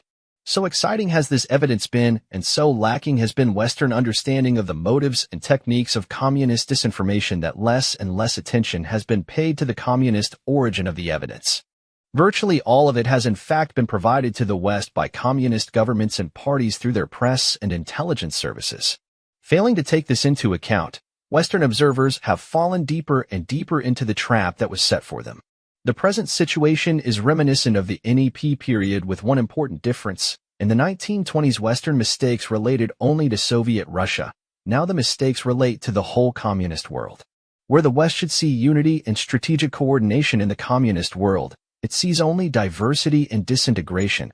Where it should see the revival of ideology, the stabilization of communist regimes, and the reinforcement of party control, it sees the death of ideology and evolution toward or convergence with the democratic system. Where it should see new communist maneuvers, it sees moderation in communist policy. Communist willingness to sign agreements with the West for tactical reasons on a deceptive basis is misinterpreted as the reassertion of great power national interests over the pursuit of long-range ideological goals. Two further tendencies have helped to compound the series of Western errors. The tendency to apply clichés and stereotypes derived from the study of conventional national regimes to the study of communist countries, overlooking or underestimating the ideological factor in their internal systems and their relations with one another, and the tendency toward wishful thinking. Both tendencies favor the uncritical acceptance by the West of what communist sources, official and unofficial, say in particular about the Sino-Soviet dispute. Much of the Western literature on the subject lumps together historical evidence on rivalry between the two countries when they were governed by czars and emperors with the controversies between them in the 1920s through the 1960s. All this in an effort to substantiate the authenticity of the current dispute without any serious attempt to study the different factors in operation in different periods. The focus of Western attention is always on the split, and not on the evidence from the same communist sources, scanty though it is, of continuing Sino-Soviet collaboration. Western analysts, inside and outside government, seem to be more concerned with speculation on future relations between the communist and non-communist worlds than with critical examination of the evidence on which their interpretation of events is based. Nationalism was an important force in communist parties during Stalin's last years and the crisis after his death. Various parties were affected by it, particularly those in Yugoslavia, Poland, Hungary, and Georgia. It is important to realize, however, that nationalist dissent in the parties at that time was a reaction to Stalin's departures from Leninist principles of internationalism. Once Stalin's practices had been condemned and the necessary readjustments had been made from 1956 to 57 onward in the conduct of communist affairs, particularly with regard to relations between the CPSU and other communist parties, the basis for nationalist dissent in those other parties progressively disappeared.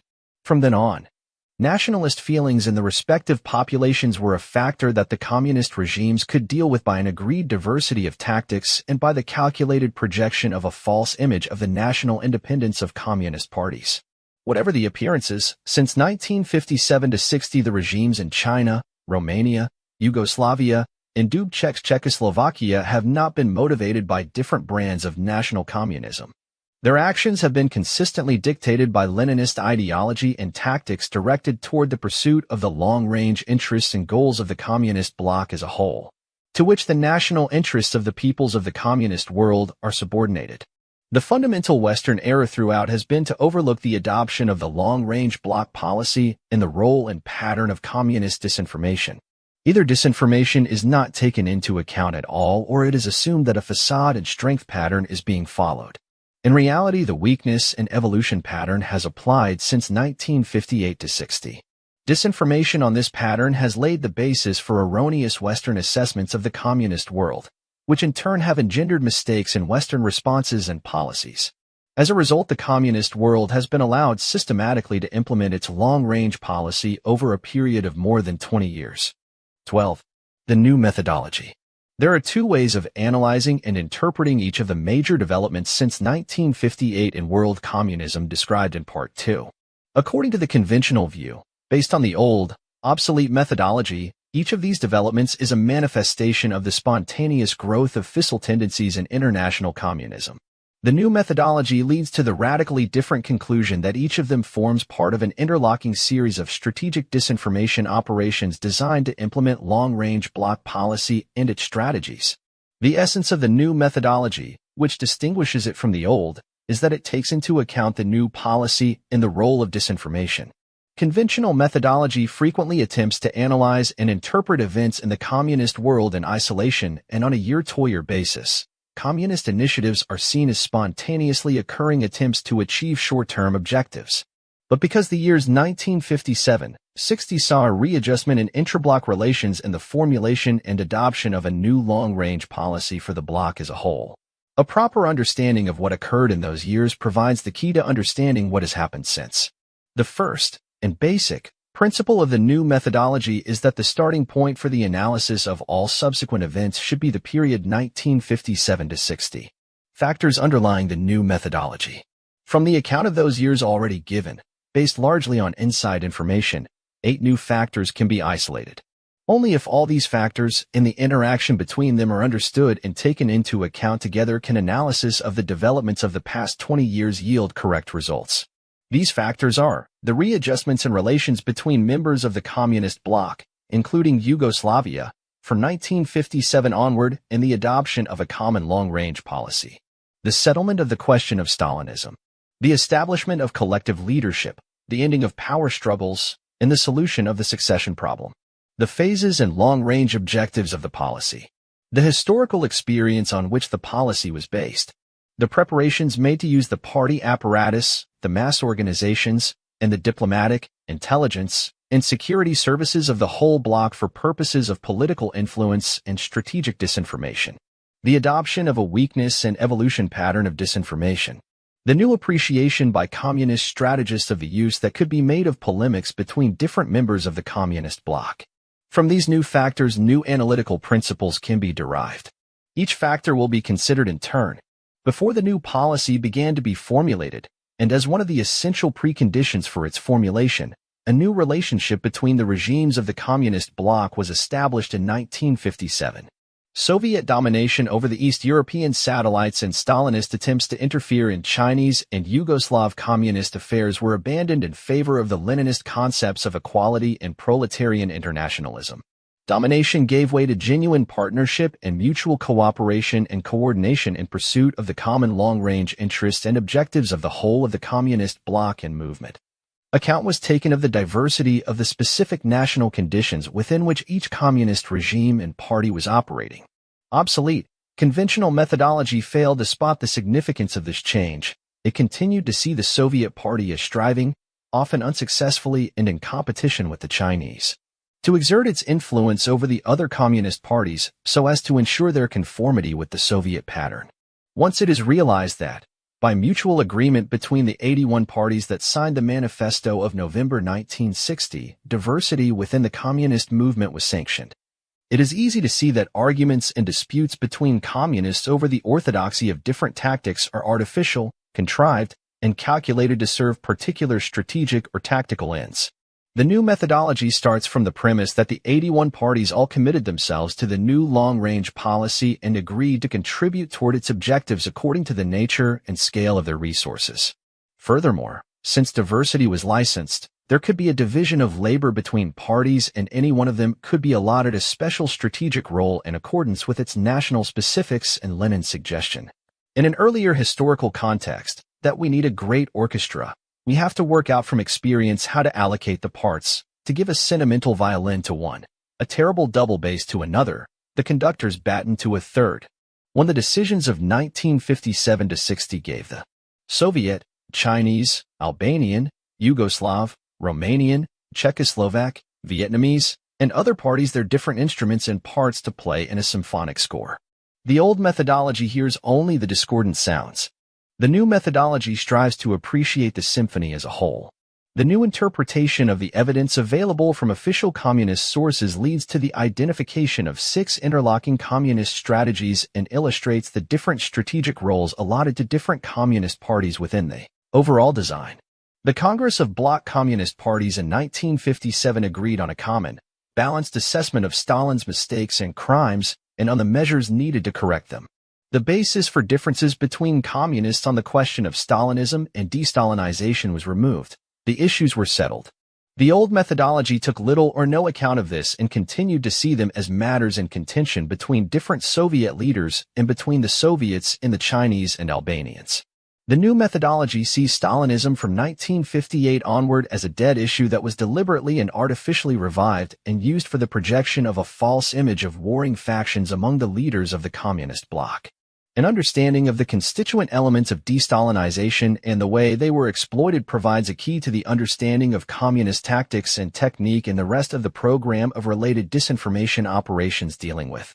For example, the alleged conflicts between Yugoslav and Soviet revisionism and Chinese and Albanian Stalinism, or the independence of Romania.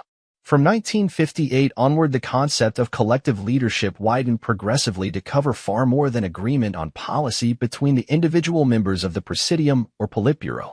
It began to embrace all those who were in a position to contribute toward the formulation of the policy and the development and application of ways and means of achieving its ends, including not only the leaders of all the bloc and some of the more important non-bloc parties, but also senior officials in the Central Committee apparatuses, the diplomatic and intelligence services, and the academies of sciences.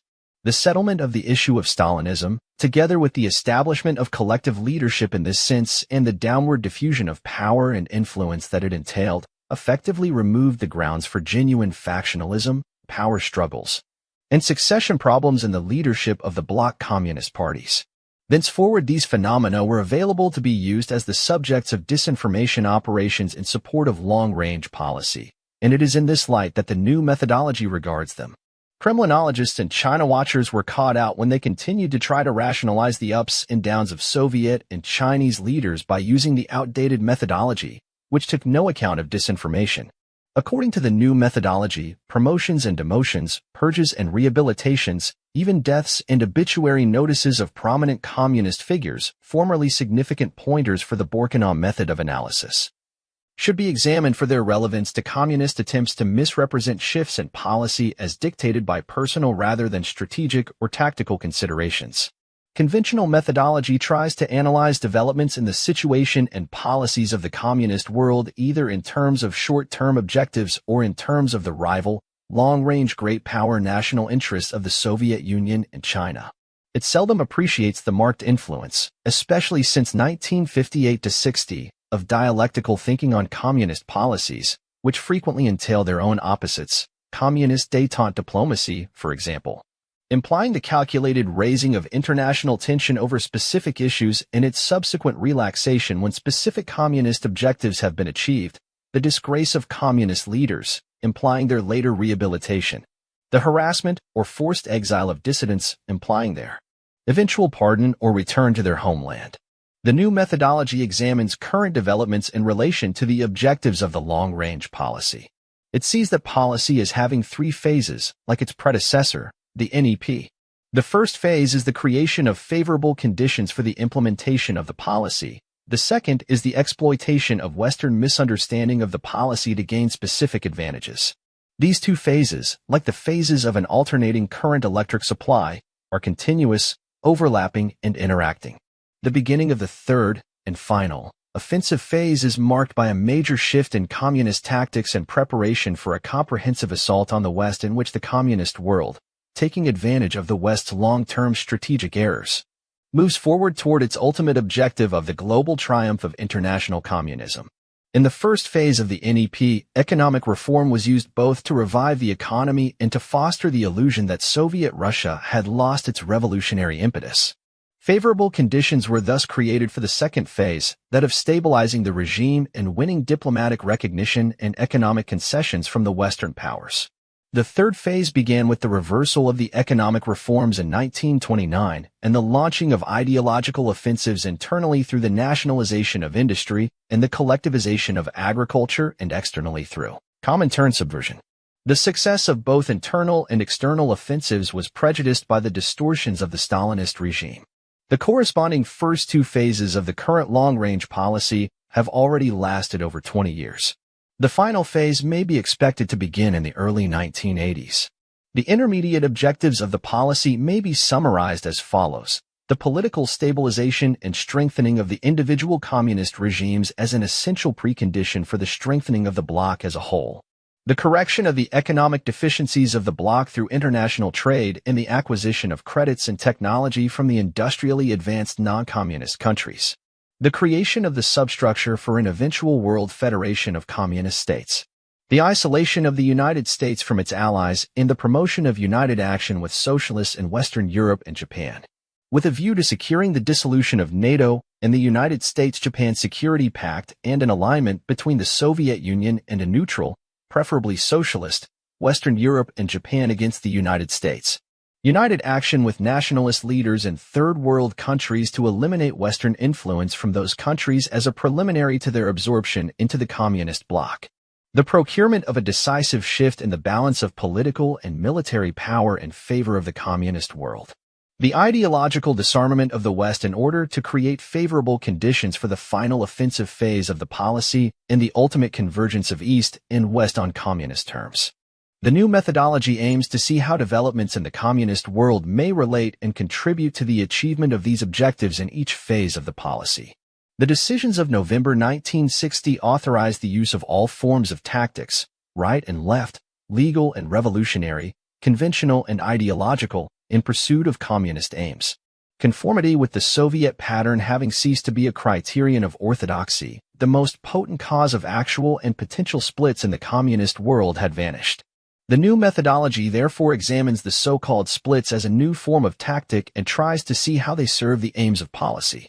Once it is realized that licensed anti-Sovietism can in fact yield dividends for overall communist strategy, it is easy to see that the anti-Sovietism of leading dissidents inside the Soviet Union and Euro-communists outside it, like the anti-Sovietism of the Chinese, Albanian, Yugoslav, and Romanian leaders, is artificially contrived to serve the ends of long-range policy. The old methodology takes little or no account of the history of the NEP and other periods in which disinformation was important. It cannot therefore appreciate or illuminate the implementation of the long-range policy that was based largely on a re-examination of that history. The new methodology applies the lessons of the NEP.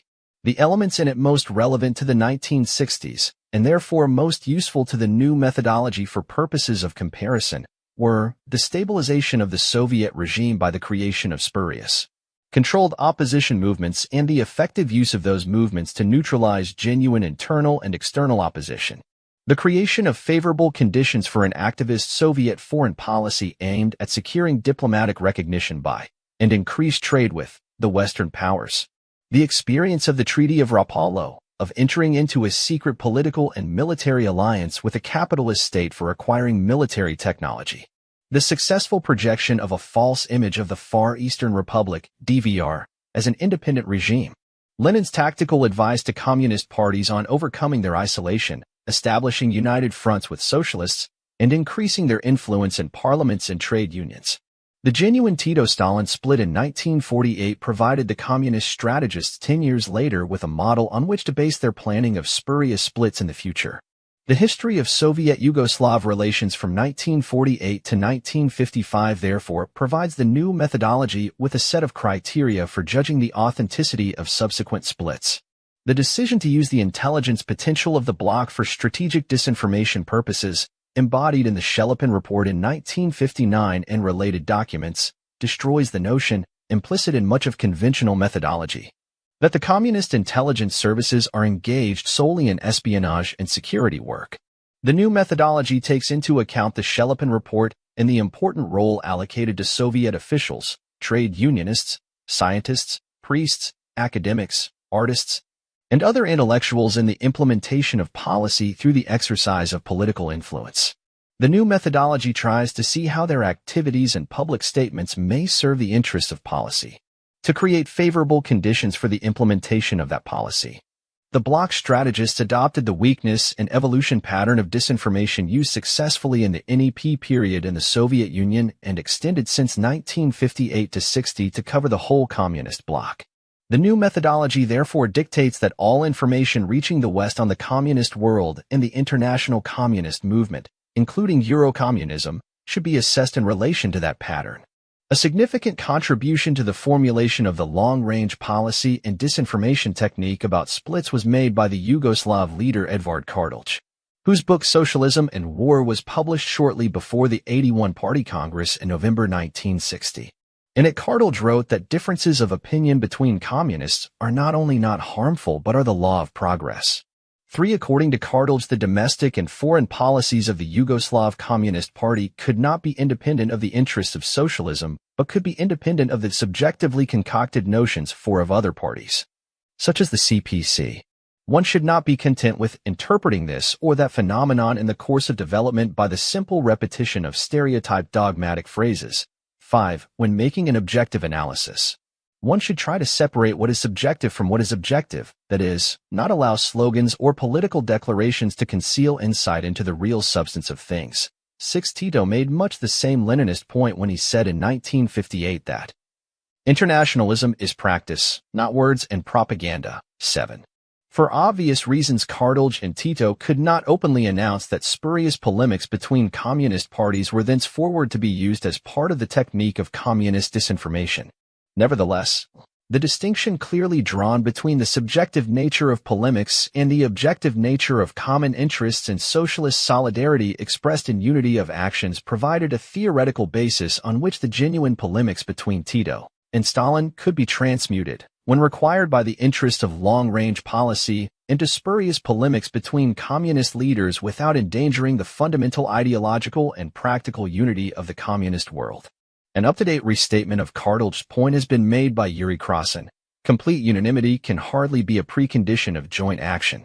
What is needed is not static, monolithic unity, but a dynamic system of views and positions marked by differences on particular issues but developing on the basis of the fundamental principles of Marxism-Leninism common to all. From such statements and their implications, 5 related principles can be derived. The first is not to assume that where there are polemics between communists there are necessarily divisions. The second is to assess whether or not there are any solid and consistent grounds for the existence of disputes. The third is to seek evidence of unity of actions behind the disunity of words, to look for secretly coordinated joint actions by apparent enemies or rivals. The fourth is to seek correlations in timing between outbursts of polemics and major communist initiatives or negotiations with Western powers, SALT, for instance, or meetings with Western leaders.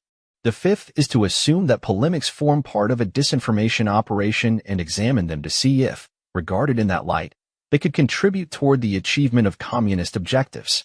To take some obvious examples, Khrushchev's charges of Chinese warmongering and Chinese countercharges of Soviet revisionism and pacificism in the 1960s should be examined to see if they helped to build up Khrushchev's image in the West as a moderate with whom it was possible to negotiate concrete deals. Yugoslavia's continued exclusion from the communist bloc, despite Tito's secret participation in the formulation and execution of the new long-range policy, should be considered in relation to the buildup of Yugoslavia's credibility as a leader of the non-aligned movement in the Third World. Soviet attacks on conservative Western leaders in the last few years should be viewed in conjunction with Chinese efforts to cultivate closer relations with those same leaders. The escalation of Sino-Soviet hostilities in 1969-70 should be considered as intended to facilitate both the SALT talks between the Soviet Union and the United States and Chinese rapprochement with the advanced industrial nations. In short, the study of polemics, if they are read as disinformation, may throw light not on the existence of splits, but on the long-range policy and strategic interests that apparent splits are intended to promote. The new methodology in Western sources. The existence of a program of disinformation operations has implications for every type of source of information on the communist world. Continued failure to take disinformation into account will lead to the continuing proliferation of errors in Western assessments of, and policy toward, the communist world. Given the communist concept of total disinformation, any Western reassessment of the situation, if it is to have meaning, should cover information from all sources, open and secret, human and technical. The assumption that if secret and open sources in general support one another, the reliability of both is confirmed should be dropped. It should be realized that the two streams of information, open and secret, may well have a common point of origin in the central committees and disinformation departments of the bloc parties and intelligence services.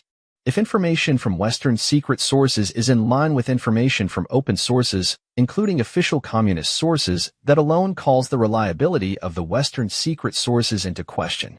Those Western secret sources whose information since 1958 to 60 conforms with the weakness and evolution pattern need particularly careful scrutiny to see whether they have become known to the communist side through compromise or other means. If conformity with the normal pattern of information coming from the communist world is an indication of the unreliability of sources, the converse principle is that greater weight should be given to evidence that conflicts with that pattern even if it comes only from a single source. For example, the personal observations of a Western visitor to a Chinese commune in 1961, who reported that commune dwellers were no worse off in material terms than they were before, and that the Chinese people were inevitably becoming more closely identified with the communist regime, should not have been discounted on the grounds that the observations conflicted with the generally accepted opinion of the time that the situation in the communes was disastrous. 9 Total disinformation, to be effective, necessitates the release by the communist side of a volume of accurate information about itself, including genuine secrets, in order to give credibility and weight to the disinformation it is seeking to convey. In the Stalin period, the release of secret information by the communist side was impossible. With the adoption of the long-range policy and disinformation program, the position changed. The Leninist concept of primary and secondary types of sacrifice was reintroduced.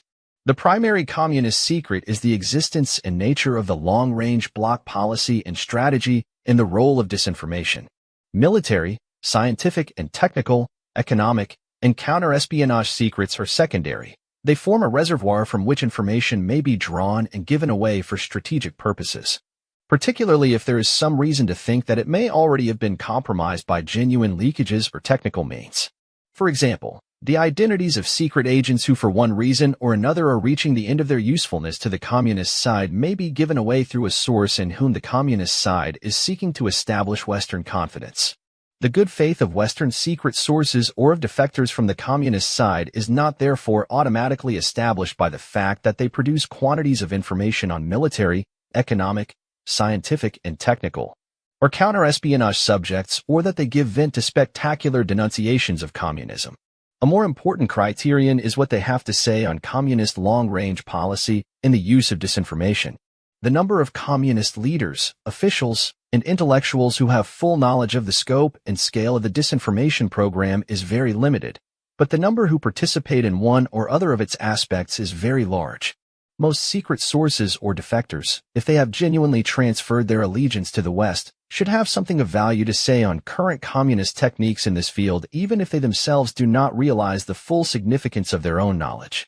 In evaluating scientific and technical information reaching the West, due regard should be paid to the fact that Shelepin, in his May 1959 report and articles for KGB staff and Chekist, called for the preparation of disinformation operations designed to confuse and disorientate Western scientific, technological, and military programs, to bring about changes in Western priorities, and to involve the West in costly, wasteful, and ineffective lines of research and development.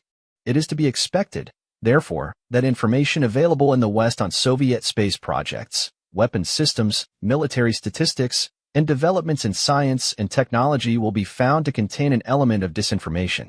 Given that a program of total disinformation is in operation, and given that the communist side is well aware of Western interest in intercepting its communications, evidence derived from communist communications in plain language or weak codes and ciphers is particularly suspect. In fact, it should be treated in the same way as evidence from official communist sources. According to the Western press, some at least of the evidence on casualties in the Sino-Vietnamese War in 1979 fell into this category. The new methodology in communist sources. All communist sources are permanently available for use as channels for disinformation. All must conform to the current pattern if the credibility of the pattern is to be maintained. Nevertheless, it is possible to distinguish between sources that are more or less likely to be used for conveying disinformation to the West and those that are more or less likely to contain revealing information on the implementation of the long-range policy. Official communist sources. Beginning with the official statements and decisions of international communist gatherings, those in the period 1957 to 1960 are of fundamental importance. Not only because that was the period of the formulation and adoption of the long-range policy, but also because of the nature of the policy itself. An essential element in it was that its existence and modus operandi should not be appreciated in the West. It was to be expected, therefore, that once it had been adopted, subsequent official policy statements should have been less revealing about long-range objectives and the methods of achieving them than the fundamental documents of the period of policy formation. The latter should be considered as including the documents of the Congress of Bloc Communist Parties in 1957, the 21st CPSU Congress in January-February 1959, the Congress of 81 Communist Parties in November 1960, and Khrushchev's Strategic Report of January 6, 1961, basing themselves largely on retrospective evidence about disagreements at the 81 Party Congress.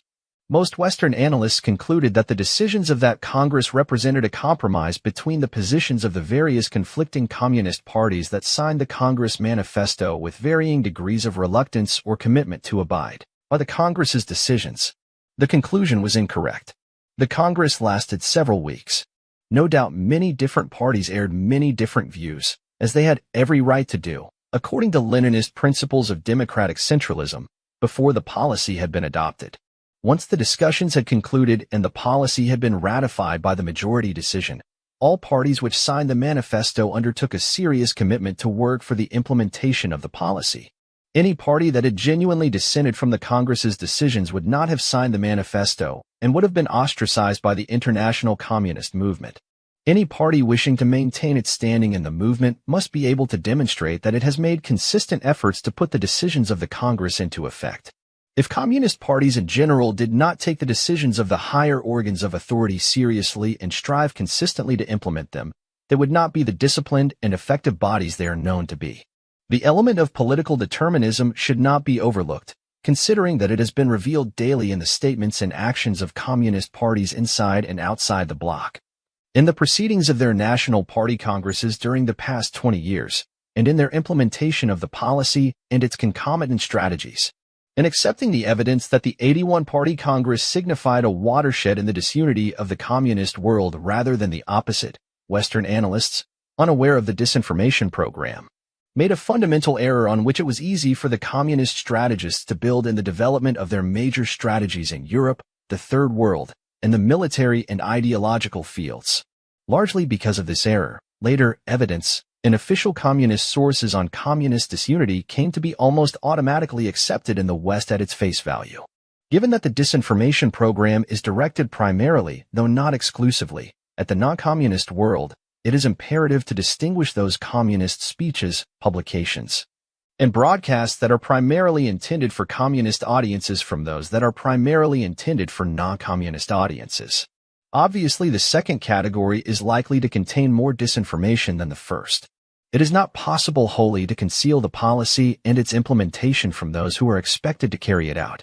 For that reason, the basic decisions of the period 1958 to 1960 were published, as were the findings of the Congress of Communist Parties in 1969, which reviewed progress in the first decade of the policy.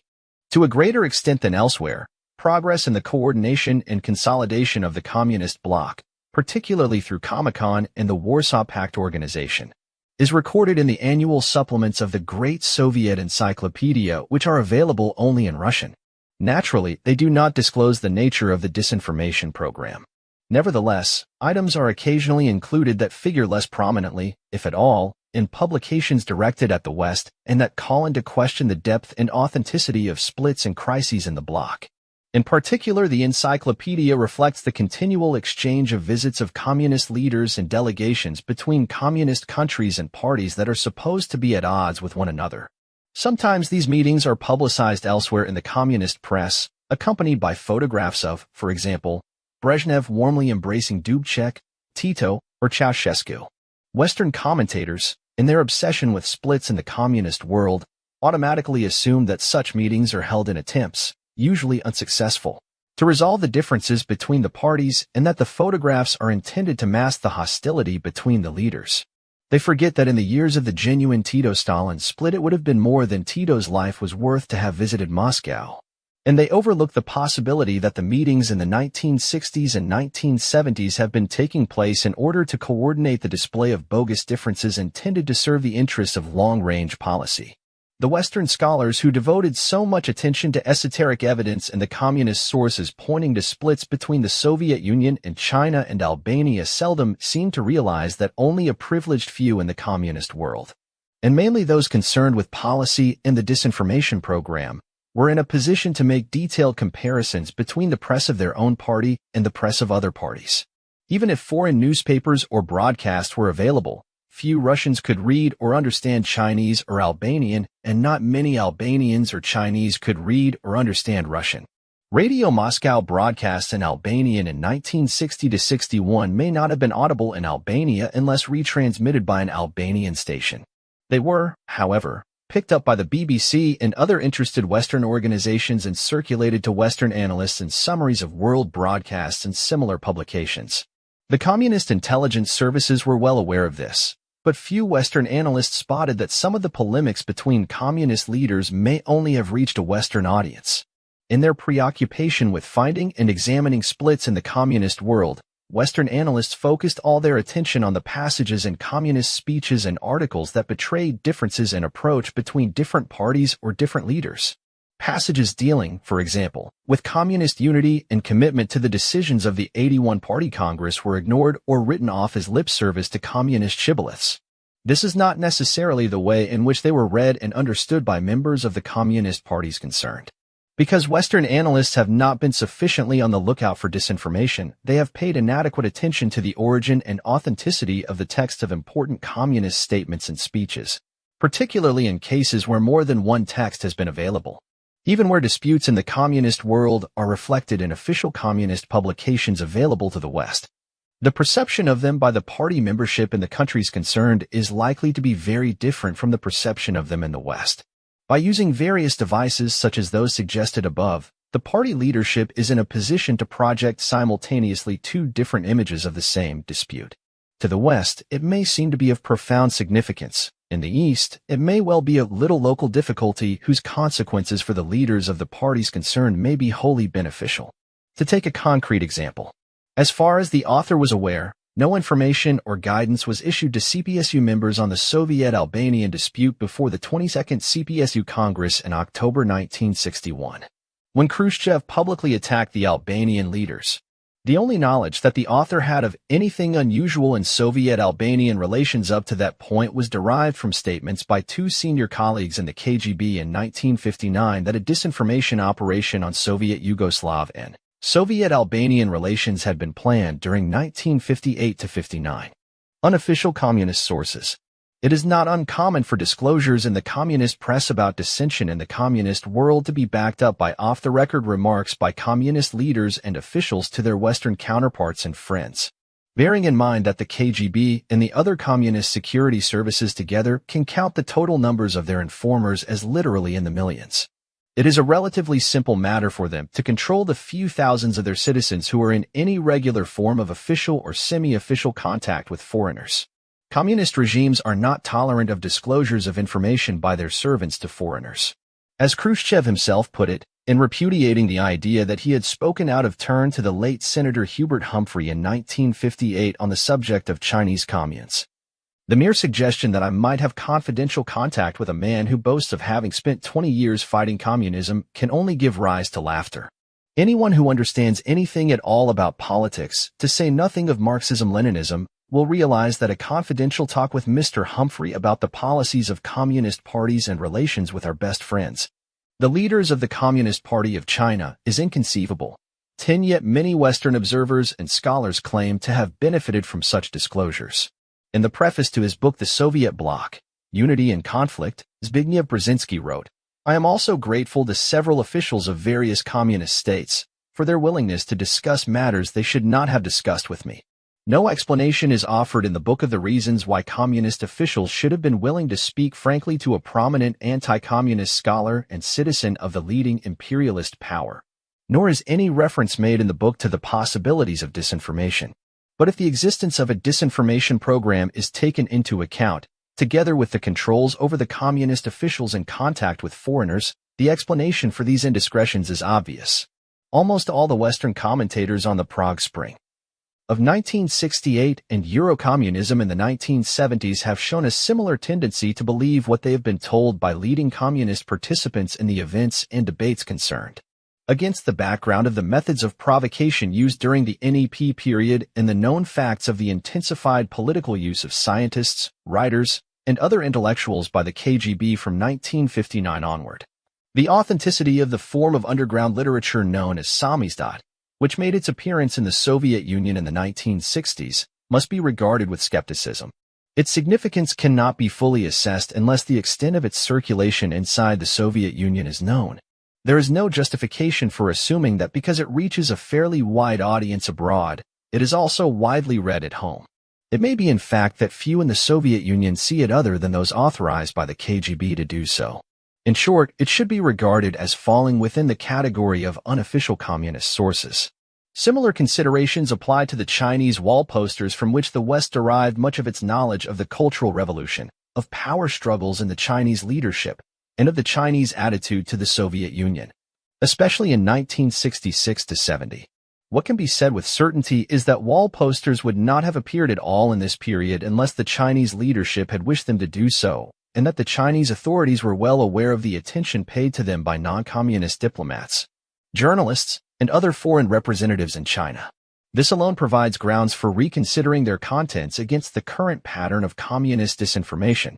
Their full significance cannot be judged without knowing precisely by whom they were put up and what guidance was given to party members about them through the normal channels of party communication. Secret communist sources.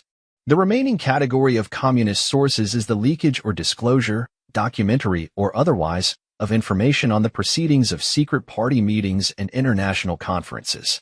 A conspicuous feature of the evidence on disagreements between parties at the Romanian Communist Party Congress in June 1960 and at the Communist 81 Party Congress later in the same year is that most of it was retrospective and much of it reached the West with some delay. This is a significant factor, given the existence of a disinformation program. It is a difficult matter to stage a whole conference for disinformation purposes, but it is a simple operation to fabricate or distort the record at leisure after the conference is over and to choose appropriate channels to transmit it to the West. To sum up, the new methodology provides explanations for many contradictions and anomalies in the communist world on which the old methodology throws no light. It explains the confidence of the communist world in the loyalty and dedication of the vast majority of its officials. It explains the reasons for disclosures of information by the communist world about itself and relates them to the requirements of long-range policy. It explains the seeming tolerance of a totalitarian system toward dissension openly expressed by its citizens in their contacts with foreigners.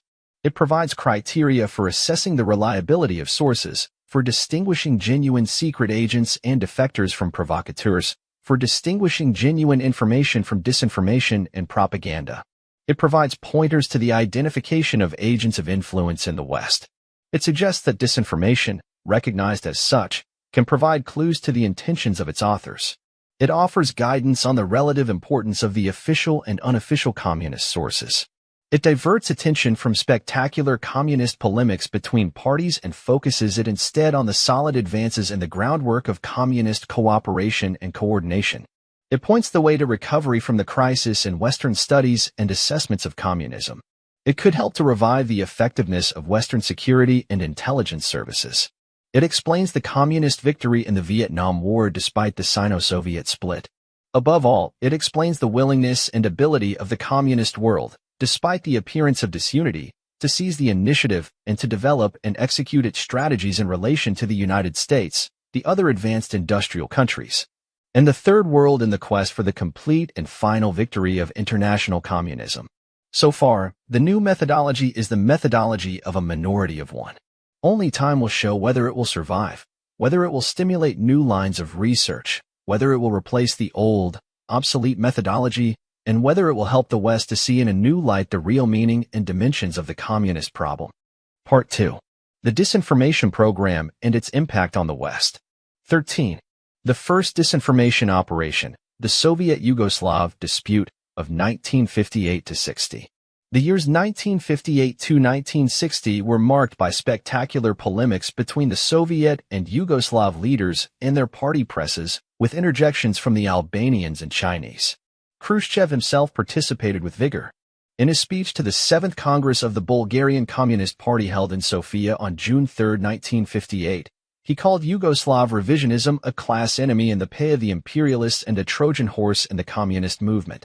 Some theoreticians, he said, exist only because of the alms they receive from imperialist countries in the form of leftover goods.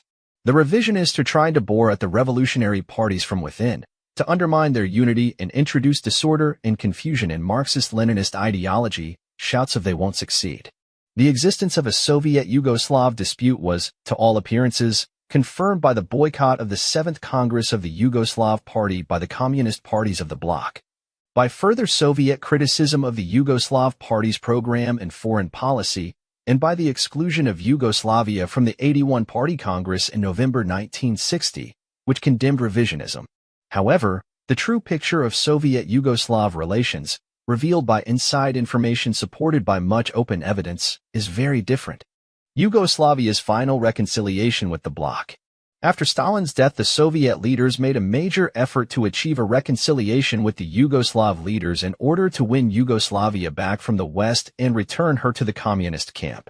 Official secret negotiations between Tito and Khrushchev in 1955 and 1956 led to a full reconciliation in state relations and a partial reconciliation in party relations.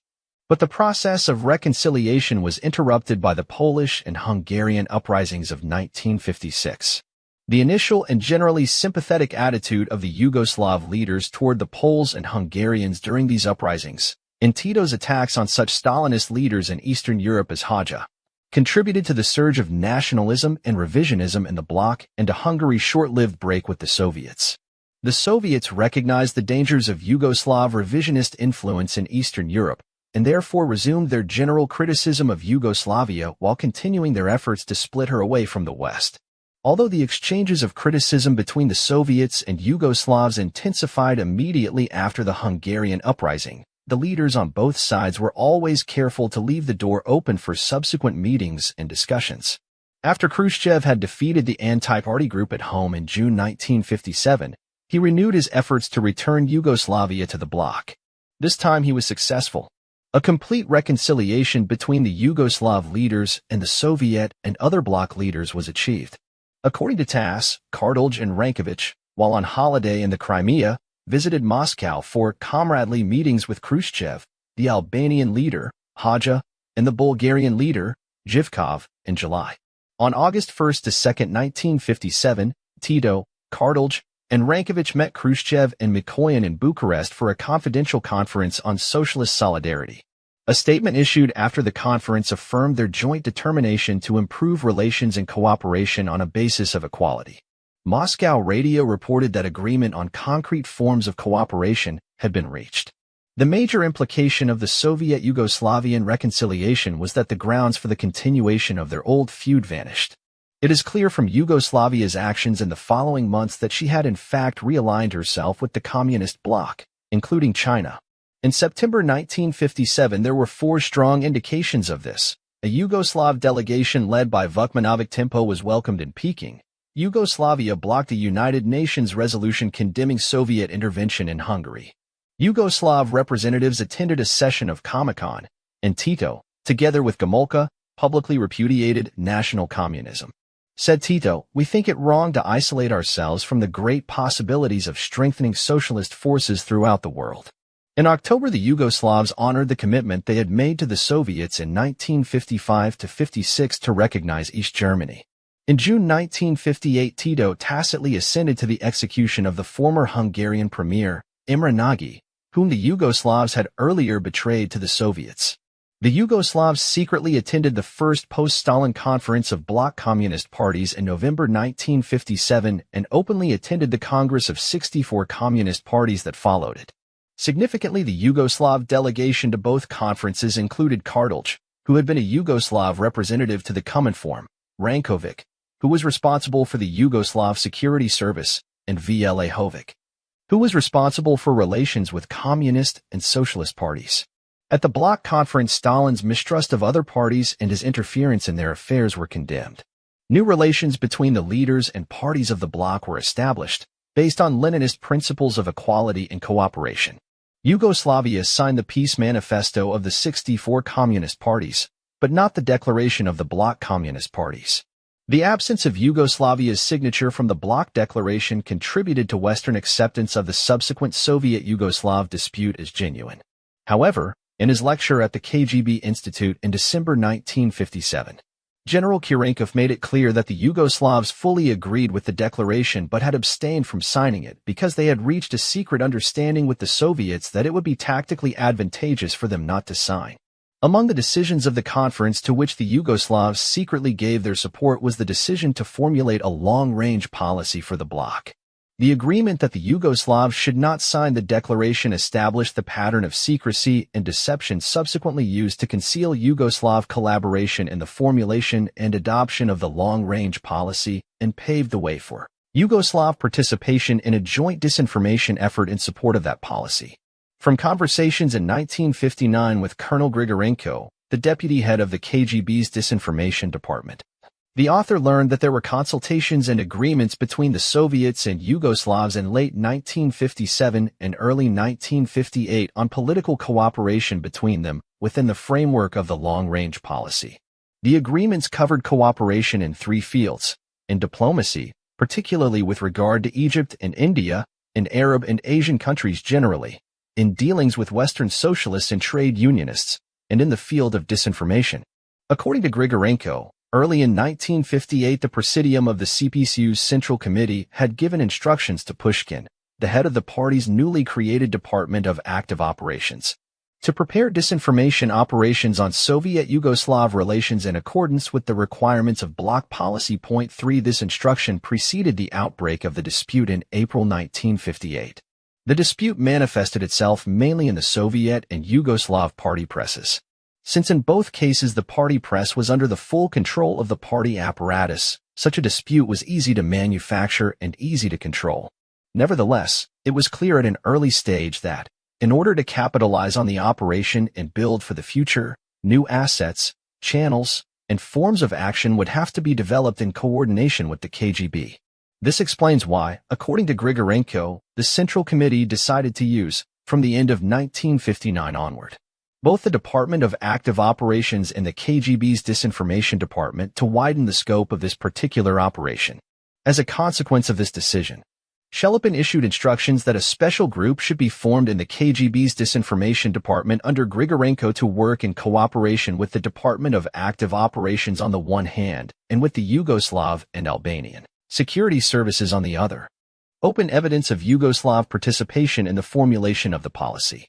Evidence that Yugoslavia accepted the application of Lenin's concepts and the lessons of the NEP period as the basis for the new bloc policy is to be found in the speeches and writings of Tito and Kardelj during the period of the formulation of the policy from 1958 to 1960.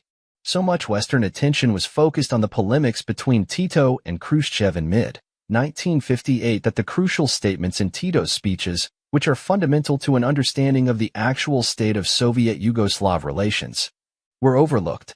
Tito frequently referred to the relevance of the NEP. For example, in his speech at Laban, Yugoslavia, on June 15, 1958, in reply to Khrushchev's criticisms of Yugoslavia for accepting American aid, Tito said, "The Americans began to furnish aid to us after 1949, as they did to the Soviet Union in 1921 and 1922. Not that socialism might win in our country, but because on the one hand, we were threatened with famine and, on the other hand, Yugoslavia could thus more easily fight off Stalin's pressures and preserve her independence. And if perhaps some American circles cherished other hopes, this was not our concern." For Tito committed himself to a new and broader concept of socialist internationalism that served to protect and support not just the Soviet Union as in the past, but all the communist countries and parties and socialist and other progressive movements. On relations between the socialist countries, Tito said that there was a new confidence and sincere exchange of opinions and experiences on the basis of which broad cooperation is developing. Yugoslavia could play a more useful role outside the bloc than in it. As Tito put it in his Laban speech, refusal to sign the Moscow Declaration and to join the socialist camp does not mean that we are not for the greatest cooperation with all socialist countries.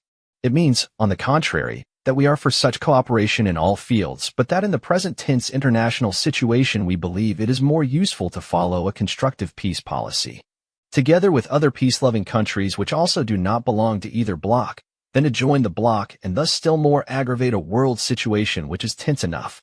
In other words, by remaining formally outside the bloc, Yugoslavia could contribute more effectively to the furtherance of the objectives of the common long-range Leninist policy. Equally illuminating on the true nature of Yugoslavia's relationship with the bloc policy is Edvard Kardelj's book Socialism and War, published in Belgrade in 1960 shortly before the 81 Party Congress. The book attracted the attention of Western analysts at the time because of its polemics against China. In it, Kardelj gives an able exposition of the policy of active coexistence, a concept very close to Khrushchev's peaceful coexistence, and takes the Chinese to task for their negative attitude toward this concept and their opposition to the thesis, again propounded by Khrushchev, that war is not inevitable despite the continuing existence of imperialism. The West focused on this aspect of Kardelj's book and failed to understand the significance of his recommendation that differences between communists should be analyzed in terms of their substance, not in terms of the verbal polemics between them. The West also failed to appreciate Kardelj's numerous references to Lenin's doctrines, including clear, if not explicit, references to left-wing communism and infantile disorder, and to the experience gained during Lenin's NEP in the use of concessions, diplomatic agreements with adversaries, and various other tactics, in other words, to the same historical sources that were used during 1958-60 in the formulation of the new bloc policy and international communist strategies. The implications of the references to Lenin by the Yugoslav leaders in defining their position cannot be ignored. They clearly established that Tito and Kardelj regarded a return to Leninism and the use of activist diplomacy and tactics in conditions of peaceful coexistence as the most effective way of undermining the nations of the West and changing the world balance of power in favor of the communist countries. Their statements are not only compatible with the long-range policy, they are a clear expression of many of the most important elements in it. They are important evidence that Yugoslav policy and bloc policy as they developed between 1958 and 1960 were identical and had a common source of inspiration in the historical experience of Lenin and his NEP. They also suggest that the Yugoslav leaders made significant contributions to the long-range policy and communist strategy. The possibility should not be excluded that communist strategists from other bloc countries contributed to Kardelj's book. His and Tito's ideas were solidly based on Leninist ideological doctrine, not on the form of revisionism the Yugoslavs had practiced during the Tito-Stalin split. Their concept of active coexistence was but one of the variety of tactics, including Khrushchev's variant of peaceful coexistence and Mao's tactic of protracted revolutionary war, approved by the 81 Party Congress of November 1960. The fact that Tito and Kardelj were developing these ideas during 1958-60 in itself exposes the unreality of their alleged dispute with the Soviets during that same period. It confirms the validity of the inside information on secret Soviet-Yugoslav cooperation. The tactic of publishing Kardelj's book on the eve of the 81 Party Congress, which approved the long-range bloc policy and strategy for the communist movement, recalled Lenin's tactic of publishing left-wing communism, an infantile disorder on the eve of the Soviet adoption of the NEP and just prior to the adoption of new tactics by the Second Congress of the Comintern. A vague admission of the Soviet-Yugoslav cooperation against imperialism over questions on which their positions coincided was made by Khrushchev in his report to the 21st CPSU Congress in January 1959.5. Although the official history of the CPSU, published in Russian in 1959, criticized the Yugoslav leaders for their refusal to attend the bloc conference in November 1957 and castigated the Yugoslav party program of 1958 as revisionist.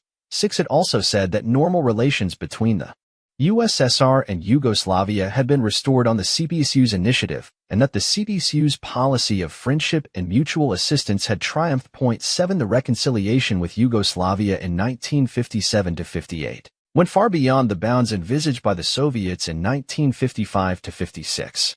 It covered the Yugoslav leaders' relations not only with their Soviet opposite numbers, but also with the Albanians, Bulgarians, Chinese, and all the other bloc leaders. The Yugoslav leaders, in fact, voluntarily surrendered their ideological and political independence to the bloc at the Conference of Bloc Parties in November 1957. This became possible for them because the conference adopted a resolution, which Kardelj and Rankovic no doubt helped to draft, permitting the bloc parties to pursue their own national roads to socialism, provided that they followed the basic principles of Marxist revolution and construction of socialism. Confirmation that all the bloc parties agreed that, for tactical reasons, Yugoslavia should not sign the main declaration of the conference is provided by the fact that, after the conference was over, there was no condemnation of Yugoslavia's refusal to sign by the bloc parties either individually or collectively. Indeed, since November 1957 the real state of relations among all the leaders of the bloc has been excellent, and there has been no basis for any serious disputes between them.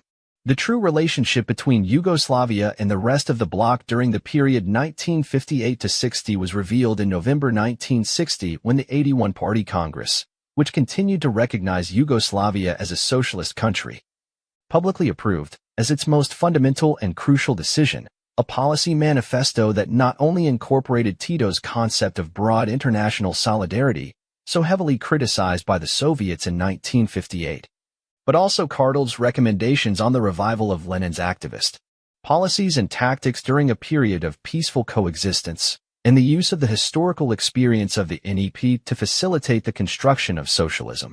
There was, of course, no public recognition of the Yugoslav contribution, and the authors of the manifesto were not named. In fact, the Congress officially announced that the Yugoslavs did not participate in the proceedings. Yugoslav revisionism was condemned in general terms in the manifesto.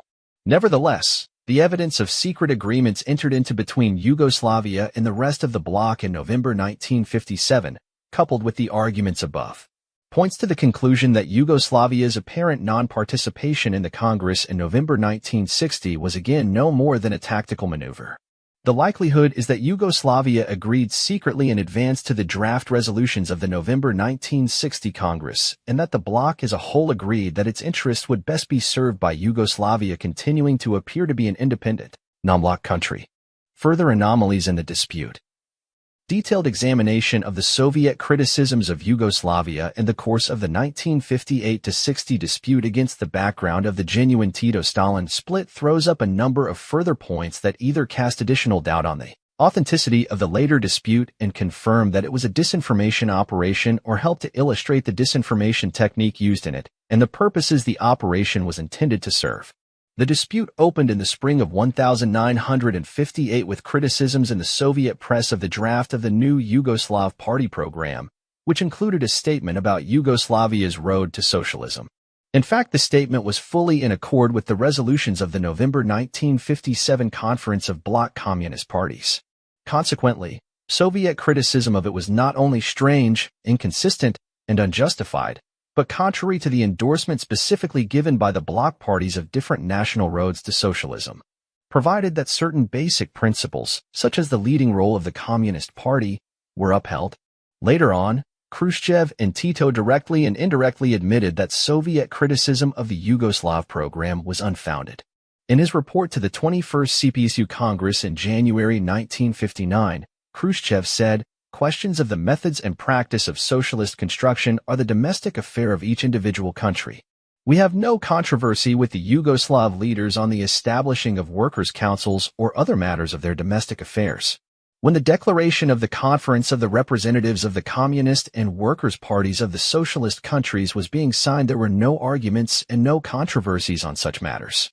Thus Khrushchev repudiated the earlier Soviet criticisms of Yugoslavia's road to socialism, but not before the attention of Western analysts had been successfully diverted by the polemics from what was really going on inside the bloc at that time. Soviet criticism of Yugoslavia for failing to support socialist solidarity was equally unfounded. Yugoslavia's recognition of East Germany and expressions of solidarity with the East German Communist Party and its leader, Ulbricht, demonstrated that Yugoslavia honored the promises of support that had been secretly given to the Soviets. It is noteworthy that neither the Soviets nor the Yugoslavs revealed during the 1958 polemics that they had reached this secret understanding. Officially, the Yugoslav Party Congress in April 1958 was boycotted by the rest of the bloc. But the boycott was strangely incomplete because, although official party delegations from the bloc did not attend, ambassadors from the bloc countries were present as observers. There is room for considerable doubt about the reality of the economic pressure allegedly applied by the Soviets to the Yugoslavs following the 1958 dispute. The Soviets did not cancel agreements or sever economic relations, as they did when Stalin split with Tito. Trade, technical cooperation, and cultural exchanges continued. The Soviets did not cancel their 1956 credit commitments, deny them in principle, or arbitrarily delay the fulfillment dates. Rather, they suggested that there should be discussions about delaying the fulfillment dates from 1957 to 64 to 1962 to 69 and 1963 to 69. In December 1958, negotiations on Soviet-Yugoslav trade began in Moscow, and in April 1959 a cultural cooperation program was signed in Belgrade. In January 1960, the Yugoslav leader Vukmanović Timpo met Khrushchev in Moscow. At the same time, the Soviet Union and Yugoslavia signed a scientific cooperation protocol. Criticism of Yugoslavia for lack of revolutionary ardor helped to distract attention from the active support later given by Yugoslavia to liberation movements, especially in Africa. Criticism of Tito for accepting American aid preceded by only a matter of months Soviet attempts to obtain for themselves a $2 billion credit from the United States for industrial modernization. Tito pointed out the inconsistency himself in April 1959, referring to Mikoyan's visit to the United States in the previous January. Although Yugoslavia's position in the United Nations appeared to vacillate between support for the United States and support for the Soviet Union, on vital issues such as the German Treaty in February 1959, colonialism, disarmament, reorganization of the structure of the UN, and the seeding of Communist China, Yugoslavia consistently supported the Soviet position. There were therefore sound reasons for Gromyko to say that the Soviets' relations with the Yugoslavs were good, and that, on major issues, their positions coincided. 9 Comparison of the dispute of 1958 with the split of 1948 shows how superficial the later differences were. The 1958 dispute failed to gather momentum. There were no clear breaches in political, economic, or cultural relations.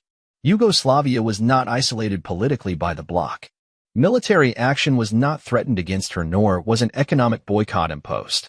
There were no major changes in diplomatic representation between Yugoslavia and the rest of the bloc. Exchanges of delegations between them continued. Yugoslavia asked to be admitted to the Comecon meeting in April 1959, but was allegedly refused an invitation. Nevertheless, in the same month a program of cultural cooperation between the Soviet Union and Yugoslavia was signed in Belgrade. Since details of protocol have often been cited by Western analysts in support of the existence of splits in the communist world, it is worth mentioning that, despite the existence of an alleged dispute, Khrushchev, while on his way to Albania, sent a greetings telegram to Tito on May 26, 1959, which Tito acknowledged on the following day. The final inconsistency in the dispute was the manner of its ending. For no apparent reason, there was a sudden improvement in Soviet-Yugoslav relations in 1960, accompanied by closer diplomatic cooperation. An open reconciliation followed in 1961. The controversial Yugoslav Party program, which Khrushchev and the Soviet press had criticized so vigorously in 1958 and 1959, and which the Yugoslavs had so obstinately refused to modify, ceased to be an obstacle to good relations in 1960 and 1961. To sum up, open, official information from communist sources confirms the validity of the inside information on secret Soviet-Yugoslav agreements and leads to the conclusion that the Soviet-Yugoslav dispute of 1958-60 was not a repetition of the genuine Tito-Stalin split, but the calculated product of a joint Soviet-Yugoslav disinformation operation in support of the long-range bloc policy to the formulation of which both sides to the dispute had made their contribution. Once the Soviet-Yugoslav dispute of 1958-60 is seen to have been artificial, and once the polemics between the leaders are recognized as having been no more than shadowboxing conducted by agreement between them for the benefit of external observers, the explanation of other aspects of the controversy becomes clear. For example, in response to Chinese attacks on Yugoslavia, the Yugoslav press criticized the Chinese communes. Then, in December 1958, Khrushchev revealed to the late Senator Hubert Humphrey that there were differences between the Soviets and Chinese on the subject of the communes. The following month, in addressing the 21st CPSU Congress, Khrushchev repudiated his own remarks and accused the Yugoslav revisionists of disseminating all sorts of inventions about differences between the CPSU and the CPC. As he put it, and now the Yugoslav revisionists have taken this fabricator, Humphrey, unto themselves as a witness. Anticipating to some extent the argument of later chapters, this incident can be seen as a good example of disinformation technique. First, Western interest was aroused in non-existent Sino-Soviet differences by a statement at the highest level. Then, Khrushchev's repudiation of his own statements drew further attention to them and suggested that they must indeed have represented a serious indiscretion on his part, which he was at pains to cover up. Apart from its significance in the Sino-Soviet context, the incident provided a further artificial issue with which to fuel an agreed-upon, controlled dispute between the Soviets and Yugoslavs. It was an instance not of antagonism between them, but of cooperation in fulfillment of their secret agreement to collaborate in the disinformation field. Objectives of the Soviet-Yugoslav dispute of 1958-60. The first objective of staging the dispute of 1958-60 was to conceal the true degree of reconciliation between the leaders of Yugoslavia and the other bloc countries. The reasons for concealment were twofold. Bearing in mind the anti-Soviet stance taken up by Yugoslavia in the last 5 years of Stalin's life and Yugoslav sympathy with the Polish and Hungarian rebels in 1956, a sudden, open reconciliation with Yugoslavia in 1958 could have had adverse consequences elsewhere in the bloc, which it was particularly important to avoid during the formulation of a new long-range policy. Bearing in mind also the strength of nationalist feeling in the Yugoslav population and in the Yugoslav party itself. An open surrender by the Yugoslav leaders to the bloc and to the requirements of its long-range policy could have caused them severe problems with both their followers and their opponents inside Yugoslavia. The second major objective was to prepare the Yugoslav leaders for a special strategic role by building up their image as independents. In the advanced countries, this was calculated to help the leaders to use their relations with European socialist and trade union leaders to promote the formation of united fronts between socialist and communist parties and, in the longer term, to contribute toward the dissolution of military pacts with the United States and toward the neutralization of Western Europe and Japan. In the developing countries, it was calculated to gain acceptance for the Yugoslavs as genuine neutralist leaders of the non-aligned movement, which in the long run they would be able to influence and turn against the West. Subsidiary objectives were to pin the revisionist label firmly on the Yugoslav party and to identify its policies and doctrines as one extreme of a variety of different brands of communism. At a later stage, to project Khrushchev and the Soviet leaders as veering toward Yugoslav revisionism and thereby to assist Soviet activist, détente diplomacy in its dealings with the advanced countries. To gain experience, to provide support, and to create a favorable atmosphere for the development of other disinformation operations, along similar lines, on Soviet-Albanian and Sino-Soviet splits and, at a later stage, on Romanian independence. 14. The second disinformation operation, the evolution of the Soviet regime. Part 1. The major changes in the USSR. Certain developments in the Soviet Union since 1958 have been widely interpreted in the West as reflecting a moderation in the rigors of communist ideology and a decline in its influence over the practical handling of affairs of state. These apparent trends are usually thought of as being associated with the growth of the Soviet Union into a great power increasingly pursuing its national interests along traditional lines and facing familiar internal political problems. In particular, the emergence of a dissident movement. While it is true that changes have been made in various economic, political, diplomatic, and ideological aspects of the regime, a distinction must be made between the changes themselves and the manner in which they have been presented if the nature and purpose of disinformation about them is to be understood. Economic changes. From the late 1950s onward, changes in Soviet economic practice included the improvement of material incentives to production in industry and agriculture, the promotion of competition, and the broadening of the private market in the cities. Sensational evidence suggesting the revival of capitalism appeared in the Soviet press in the form of articles on the black market and on underground capitalists in the Soviet Union.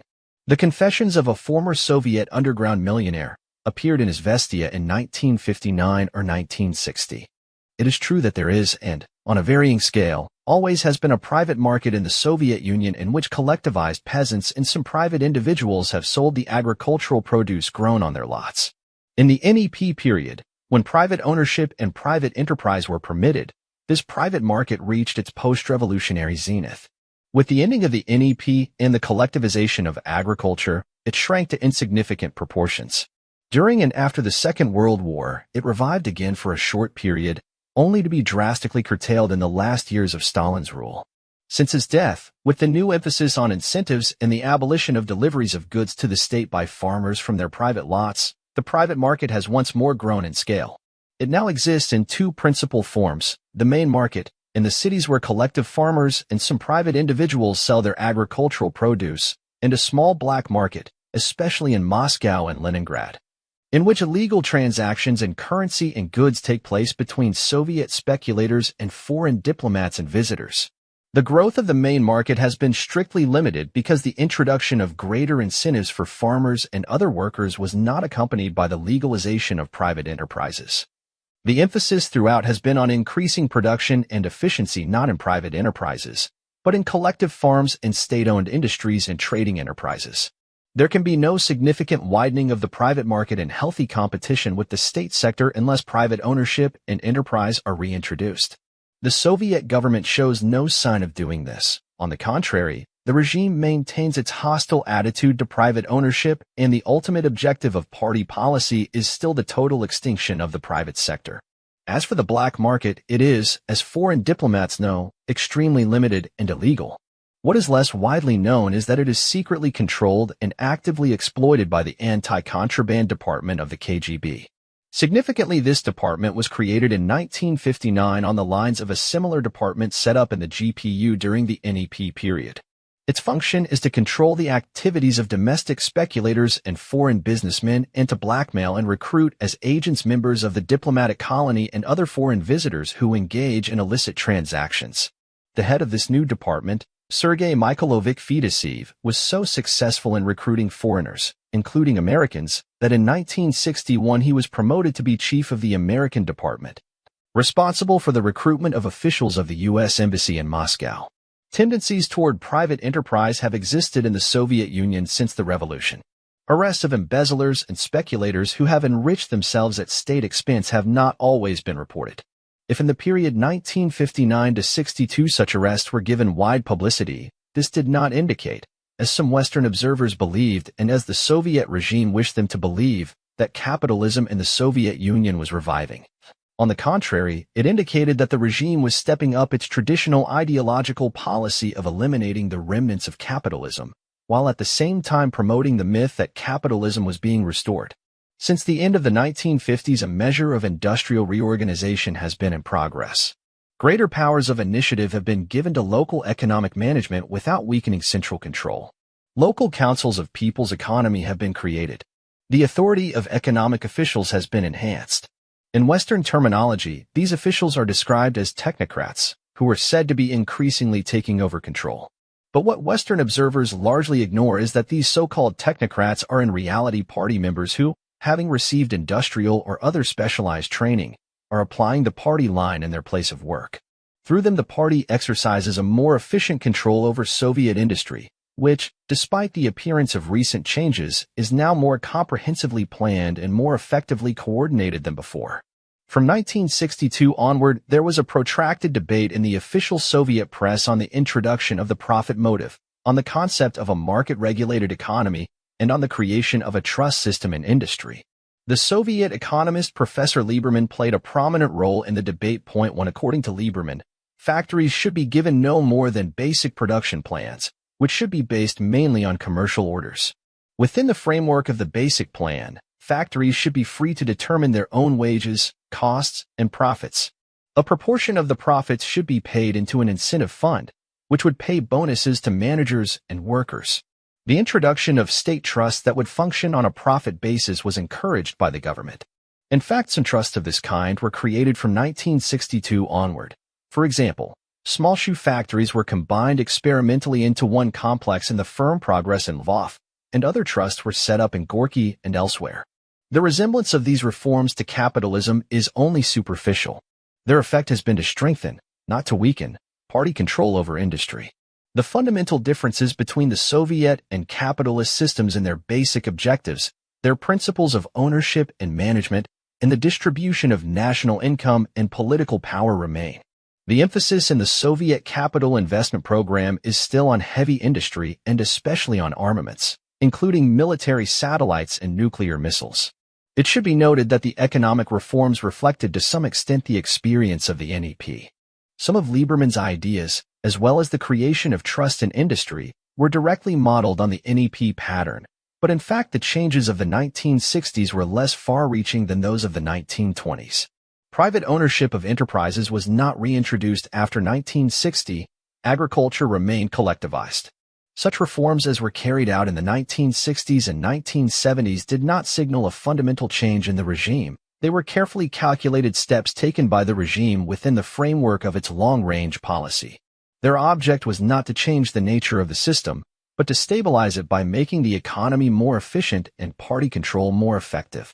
There are, in short, fewer objective grounds for concluding now that the economic nature of the regime has been evolving since 1960 in the direction of capitalism than there were in the NEP period.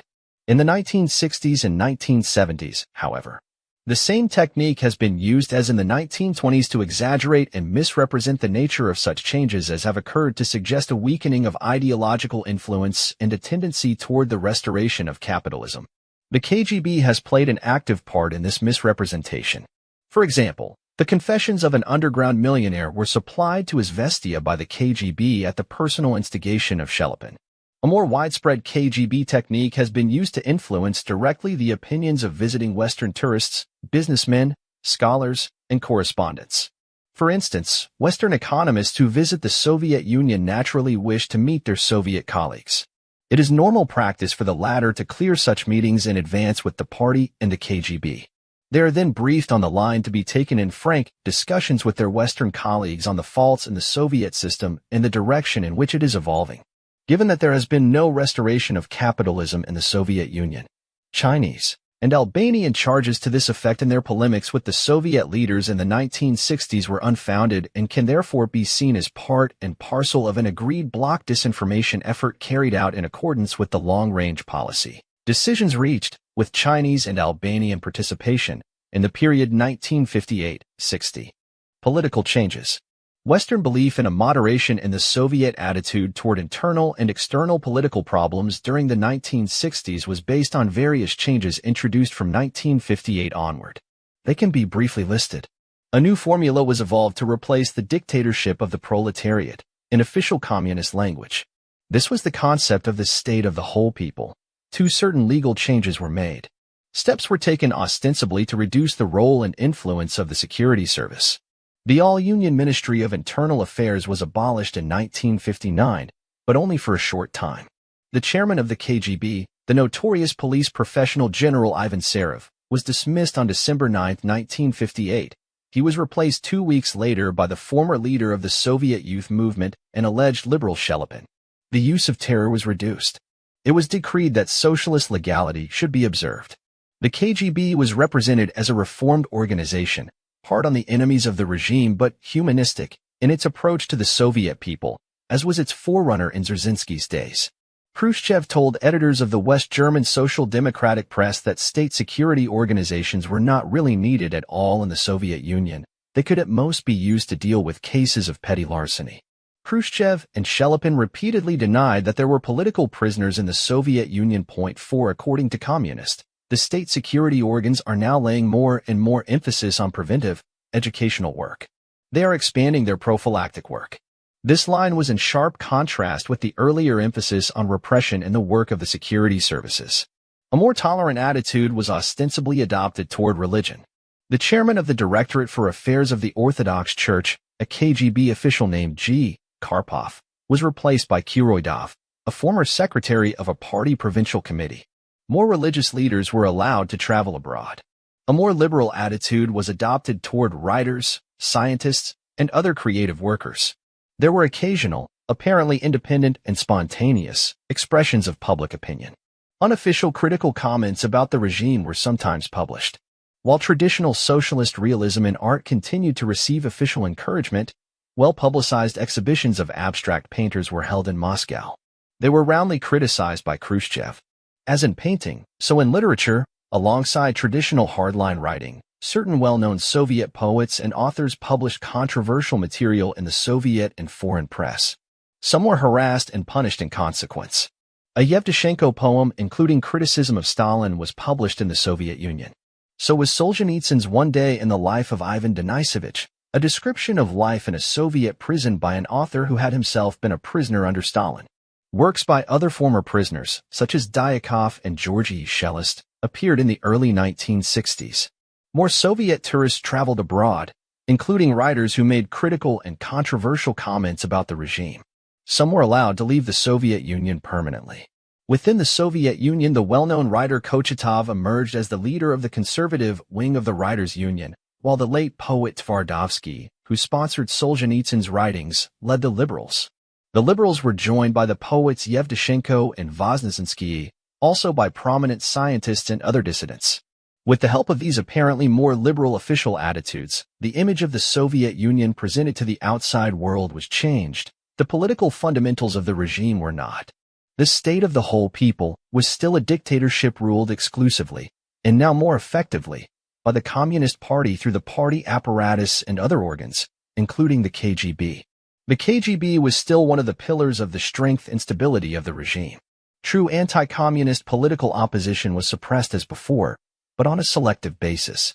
The real nature of the Soviet regime and the KGB and their intolerance of ideological opposition were demonstrated in October 1959 by the assassination in West Germany by the KGB of the Ukrainian nationalist leader, Stepan Bandera. The regime was no less ruthless inside the Soviet Union when dealing with nationalist or other opposition movements. Despite Khrushchev's disclaimers, political prisoners still existed, though their numbers were reduced. Political trials were normally still held in secret. The scale of repression cannot be judged by the show trials, which were sometimes publicized, or by information that, following the example of the 1920s, was sometimes leaked for political or tactical considerations through samizdat and other sources. According to Mironov, its former chairman, the KGB branch in Leningrad in 1958-59 was still arresting 35% of the anti-Soviet elements it detected. The other 65% were let off with prophylactic warnings. Soviet intellectuals were still controlled officially through party organizations in the various institutes, academies, and writers and other unions. Unofficially, they were still controlled by the security services through secret agents.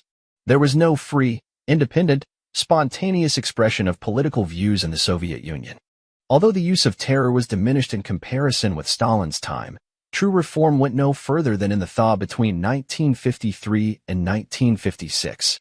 The so-called political evolution of the regime can be understood in the light of Shelepin's secret report as the implementation of the long-range policy of stabilizing and strengthening the regime by adopting the methods used with success in the 1920s. The policy entailed not diminishing the power of the KGB, but giving it a wider, more active, sophisticated, and influential political role in shaping and conditioning the life of society. The statements by Khrushchev and others quoted above on the reduction in the KGB's importance were untrue and are in themselves evidence of the deliberate creation of a false image of Soviet society. The KGB itself participated with the party and the Soviet leadership in the creation of this false image.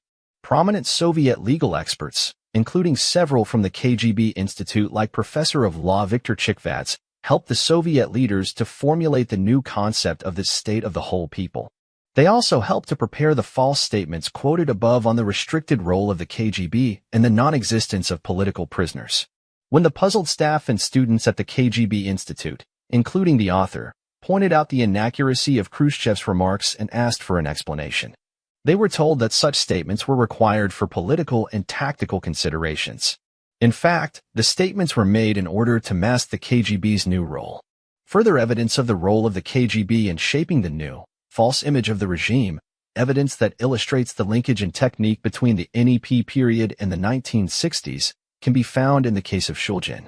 Shulgin was a former monarchist émigré leader who became a victim of the OGPU's trust and unwittingly was used by the OGPU to influence Western views on Soviet evolution.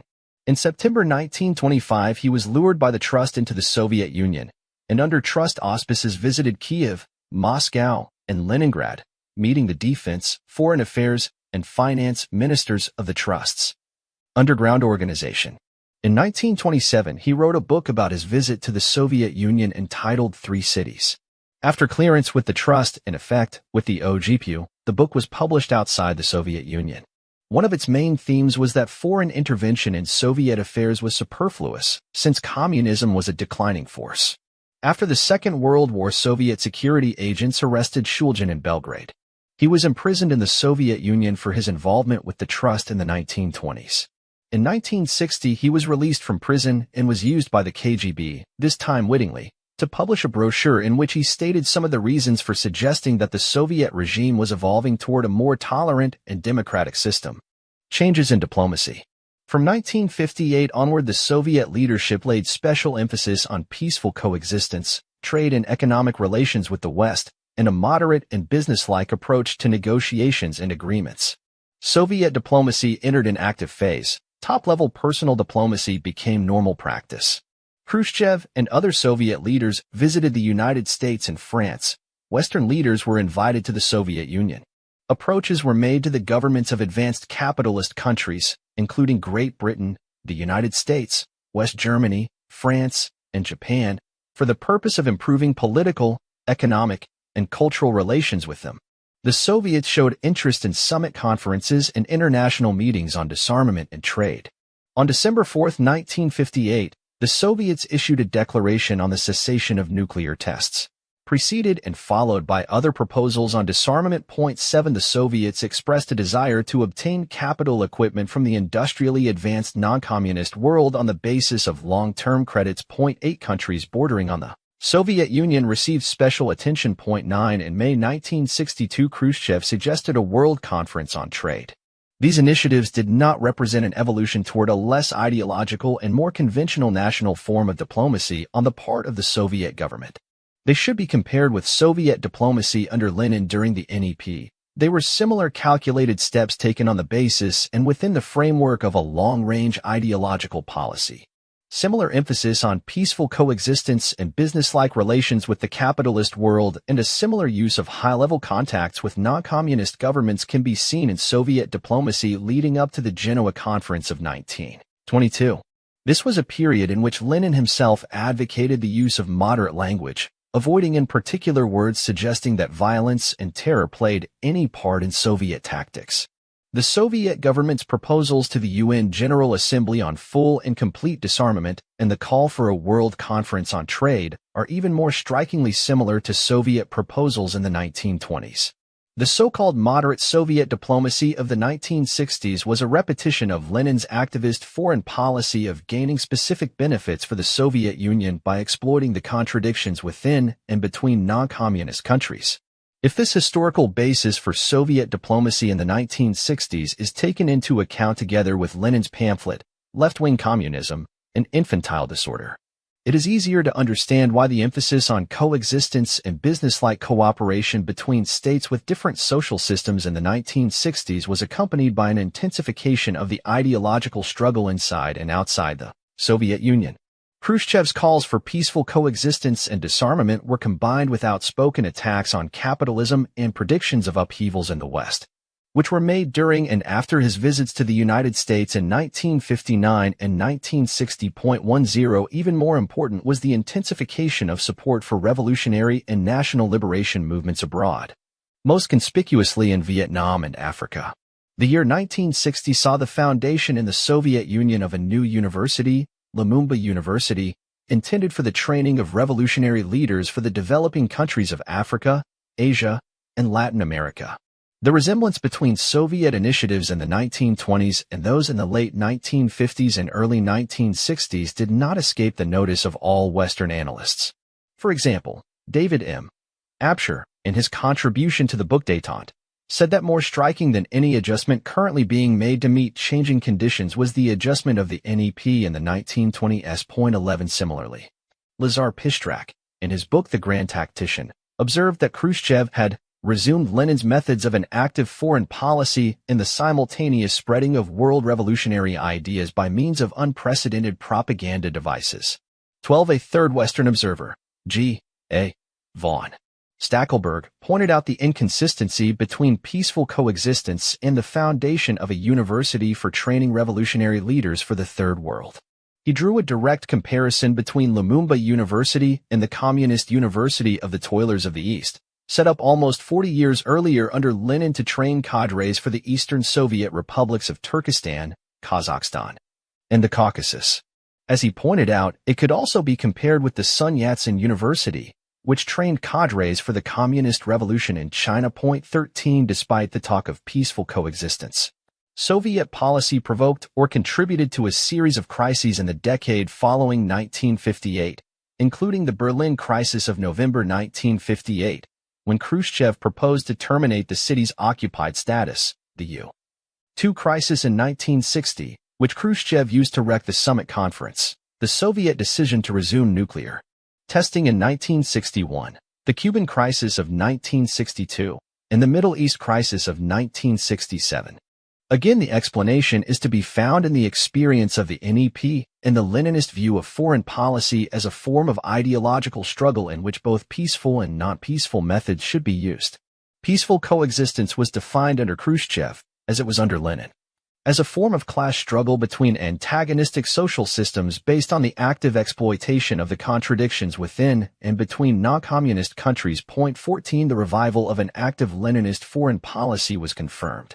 For example, in the Soviet military newspaper Krasnaya Zvezda on July 18, 1963, in an article that stated, "The Leninist foreign policy carried out by the Central Committee of the CPSU and the Soviet government is a high-principled, flexible, active policy always on the offensive. It has fully justified itself and is bearing excellent fruit. Communists do not keep it a secret that coexistence is necessary for worldwide victory of Marxist-Leninist ideas, that there are deep-rooted differences between the two world systems of socialism and capitalism. To solve those differences, Marxist-Leninists hold, war is not an obligatory means in economic, political, and ideological struggle." Soviet foreign policy in the 1960s was not moderate. It was more offensive than in the years preceding and following Stalin's death, when the crisis of the regime forced it onto the defensive. The notion that it was more moderate, more conventional, more nationalist, and less ideological is the product of deliberate disinformation and the systematic use of terms, such as peaceful coexistence, that are themselves intentionally misleading. The Soviet intelligence and security services played their part in misrepresenting the nature of Soviet foreign policy, in particular by projecting and underlining the common interests between communist and non-communist countries. The participation of prominent Soviet agents of influence in the scientific field, like academician Topchev, and the role they played in Pugwash and other conferences, recall the use of the Eurasian movement by Dzerzhinsky in the 1920s. Chinese and Albanian accusations that the Soviet regime had departed from Leninist principles of revolutionary policy contributed to Western acceptance of the notion that this was so. Since, as this analysis has shown, the charge was without foundation, and since the Chinese and Albanians were parties to the adoption of the long-range policy, their accusations should be seen as another element in a joint disinformation effort. The influence of ideology. The changes in the economic, political, and diplomatic practice of the Soviet government, which have been described above, contributed to the belief in the West that the influence of ideology in the Soviet system had declined. This was not so. On the contrary, the changes and readjustments were calculated, controlled, and pragmatic. They did not touch the economic and political fundamentals of the regime. In fact, they contributed to the restoration and strengthening of ideology as compared with the Stalin period. Similarly, and not always consistently maintained moderation in the Soviet press line on the West and continuing emphasis on common interests between the communist and non-communist worlds did not indicate revisionism or an increase in Western or nationalist influences in the Soviet Union, but rather a tactical shift within the framework of the long-range policy. It is true that the new, educated, post-revolutionary generation that grew up in the Soviet Union, as in Eastern Europe, presented a largely silent challenge to the basic principles of the communist system and its ideology. There was strong latent anxiety and opposition, especially among intellectuals and young people, and a genuine, deep-rooted sense of nationalism among the Russian and other peoples of the Soviet Union hostile to the regime. The hostility of the young was aggravated by the repression to which the older generation had been subjected. This genuine opposition, and the decline in the influence of ideology that reached its nadir in the immediate post-Stalin years, presented the regime with a serious problem. It could either revert to mass repression on Stalinist lines or adopt a new, more flexible Leninist approach. Stalinist methods having clearly failed, Leninist methods were the obvious choice. The economic gap between the privileged new class and the workers and collective farmers was narrowed, the use of terror and repression was restricted, and more sophisticated methods were used to counter religious, nationalist, and Western influences. A more flexible, Leninist approach was adopted toward the lost, younger generation. Using the techniques of the NEP period, the regime managed to increase its prestige, relieve the internal crisis, and neutralize actual and latent internal opposition. The only real change in the ideological substance of the regime was its increased effectiveness. Among other factors that contributed to Western belief in the decline in the influence of ideology were, for example, the replacement of the dictatorship of the proletariat by the state of the whole people. The alleged degeneration of Soviet leaders from genuine revolutionaries into reformists and revisionists, the alleged growth of special interest groups in Soviet society, and the emergence of some kind of embourgeois middle class.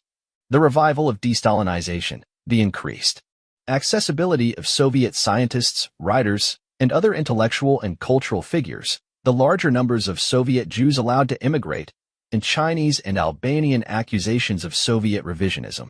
According to the 1961 program of the CPSU, the dictatorship of the proletariat, in other words, the dictatorship of the Communist Party, had served its purpose. 15 The state of the whole people was to be maintained until the complete victory of communism. Far from indicating a weakening of ideological party control, this new formula should be seen as part of the overall attempt to broaden the political base of the party and enhance its influence by giving it a more moderate and less exclusive image. The party retained its monopoly of power, policy, and ideas. The gulf between the Soviet and non-communist social systems in fact widened even while the myth of common interest between them was being propagated. Intolerance of any genuine, uncontrolled political opposition in the Soviet Union was and is as severe as ever. All actions inside and outside the country are carried out with direct or indirect references to the abiding principles of Leninism. Ideological and political considerations override national and economic considerations as never before. Any expectation of a genuine increase in revisionist, nationalistic, or Western influences on the regime is unrealistic, especially given present Western attitudes toward the system. Even less well-founded is the notion that Soviet leaders and party members are less ideologically motivated than before and have abandoned revolution for reformism and revisionism. Although to some extent the adjustments after 1958 were introduced under pressure from a discontented population, among whom the influences of ideology had suffered a genuine decline. Those adjustments were also in line with the ideological long-range policy objectives to which all the leaders were committed. The up-and-coming younger generation of leaders like Shelepin, Polyansky, and Andropov were not and are not revisionists or young Turks, as some Western commentators dubbed them. Shelepin's report and the KGB activity for which he and Andropov have been responsible demonstrate that they are zealous revolutionaries who are committed to an ideological Leninist policy and are qualified to take over the burden of power from the older generation because of their commitment to that policy and because of their achievements in implementing it. There are no liberals, moderates, or conservatives in the Soviet leadership. There are only communists whose actions are determined by the requirements of the long-range policy. They may take on a public guise of liberals or Stalinists, but only if required to do so by the presidium of the party in the interests of that policy. Equally unfounded is the notion that the professional strata of the Soviet Union are becoming less ideologically minded or more independent of the party. The fact is that, normally, leading officials, generals, scientists, and professional bureaucrats are party members who know that their well-being depends on their standing with the party and the government, and that they would suffer if the regime were to be weakened. In general, they are less skeptical about communist doctrine than they were in Stalin's years.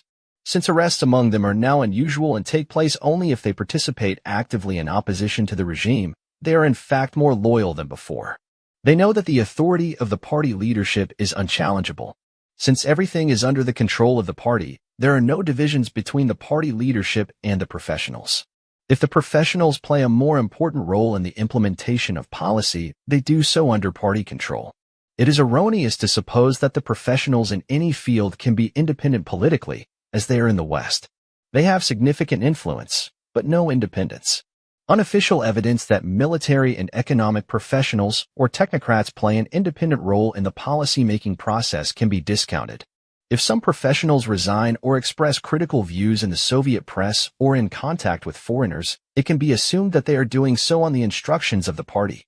The adjustments in economic policy were not a response to pressure from economists, technocrats, or scientists, as is sometimes supposed, but were planned and implemented on the initiative and under the control of the party apparatus acting in accordance with the requirements of its ideological long-range policy based on NEP experience.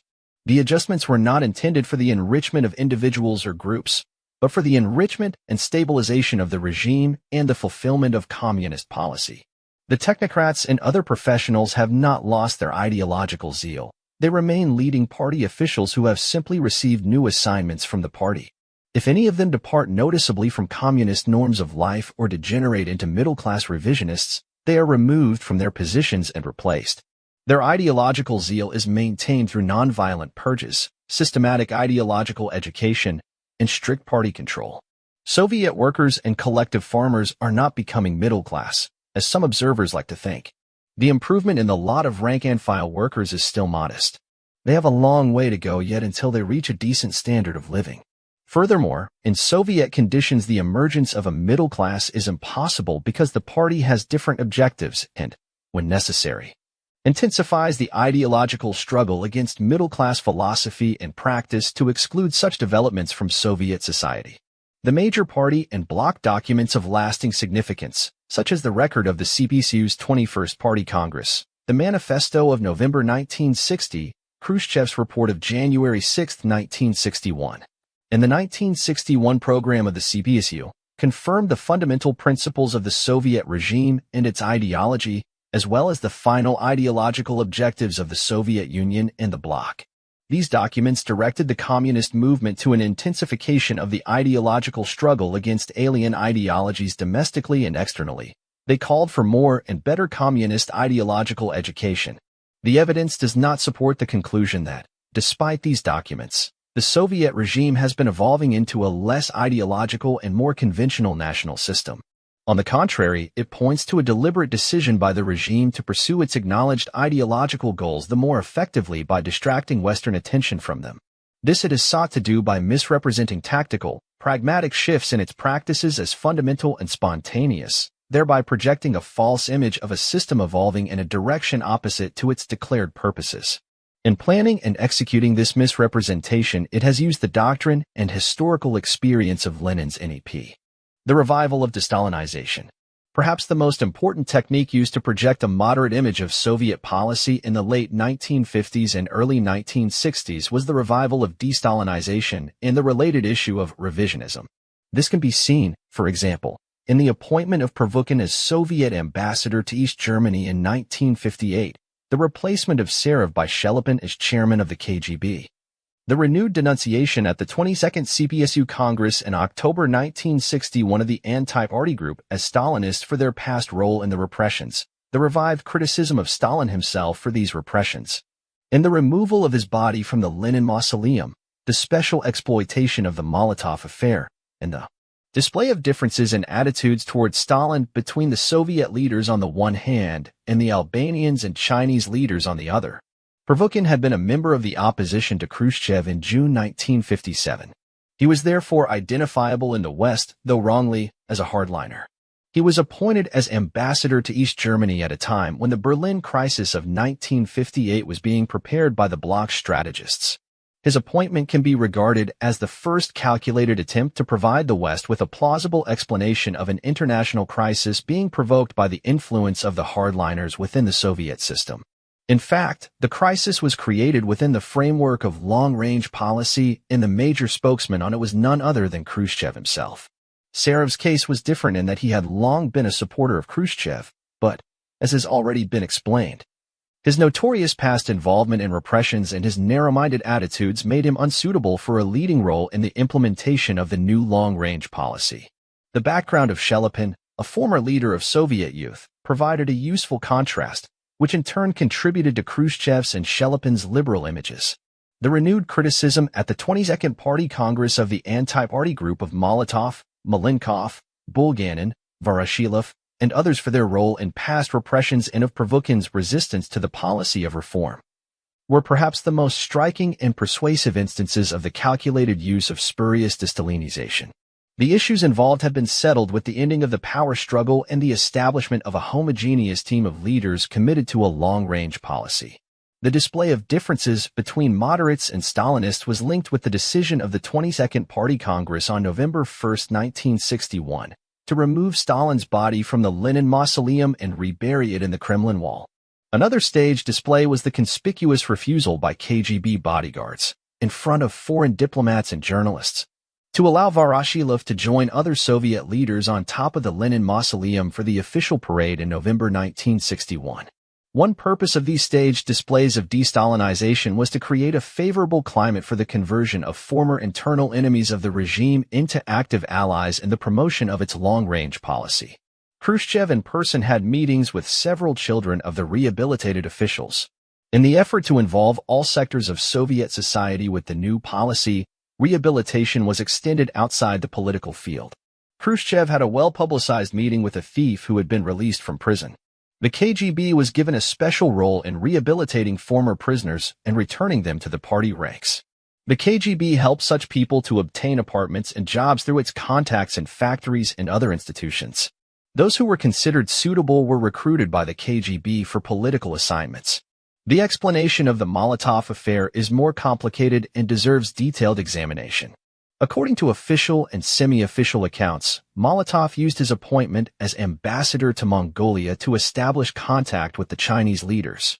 When the Soviet leaders found out about this liaison, Molotov was recalled and appointed in 1960 to be the chief Soviet representative at the International Atomic Energy Agency, IAEA, in Austria. According to Satyakov, the chief editor of Pravda, and other communist leaders including Kuzynin, on the eve of the 22nd Party Congress in October 1961, Molotov circulated a letter to the members of the Central Committee of the CPSU criticizing the draft of the new party program as revisionist, non-revolutionary, and pacifist. Molotov allegedly knew that the Chinese leaders shared his views. Molotov was recalled from Vienna to Moscow at the time of the 22nd Congress, but he played no part in it. Shortly afterward, he returned to Vienna, where he was said to be under house arrest. A few days later, he was back in Moscow. On January 8, 1962, the Soviet Foreign Ministry announced that he would be returning to Vienna.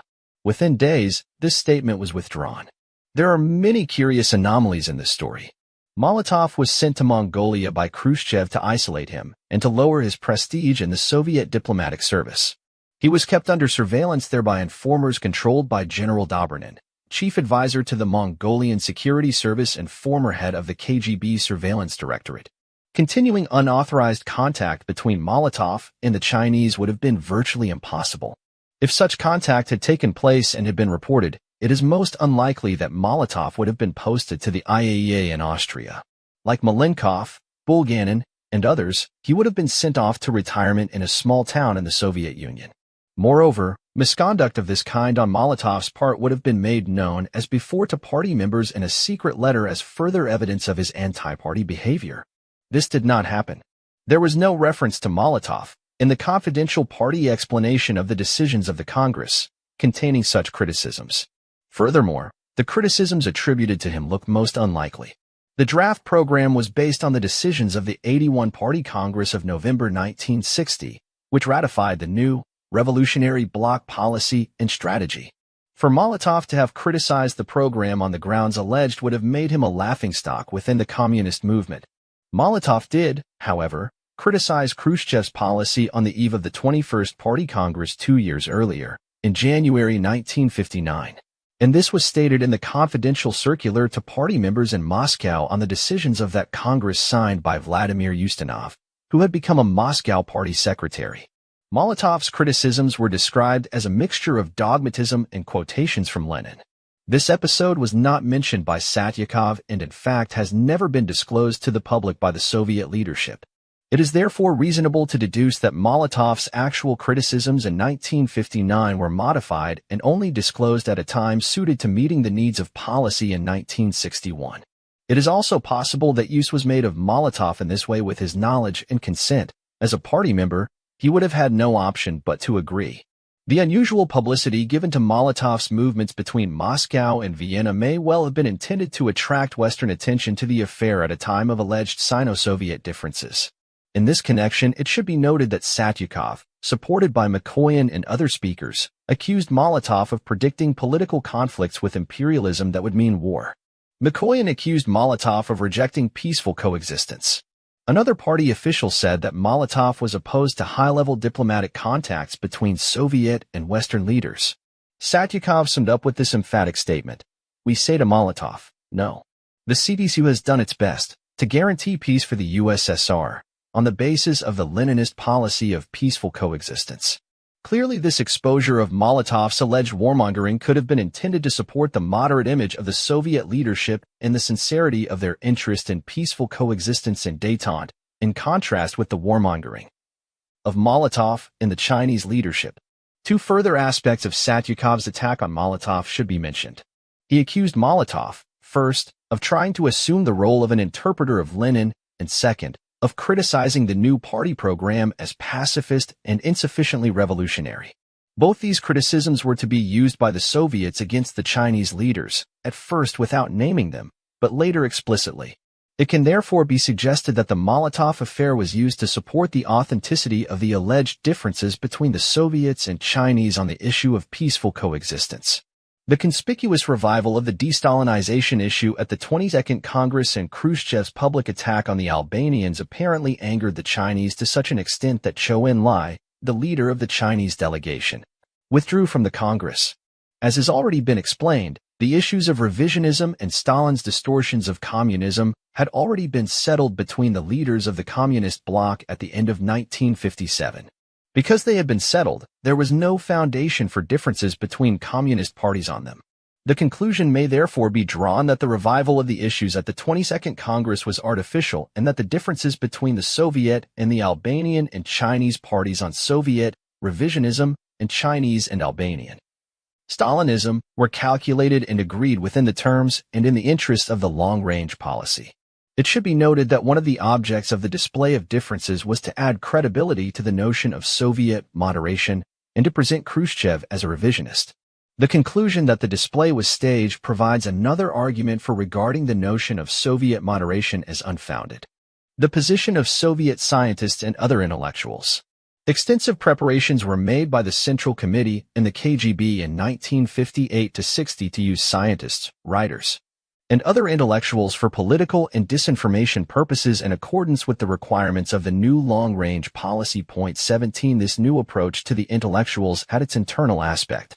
By seeking their collaboration in some form of political activity, the regime sought to forestall opposition from them.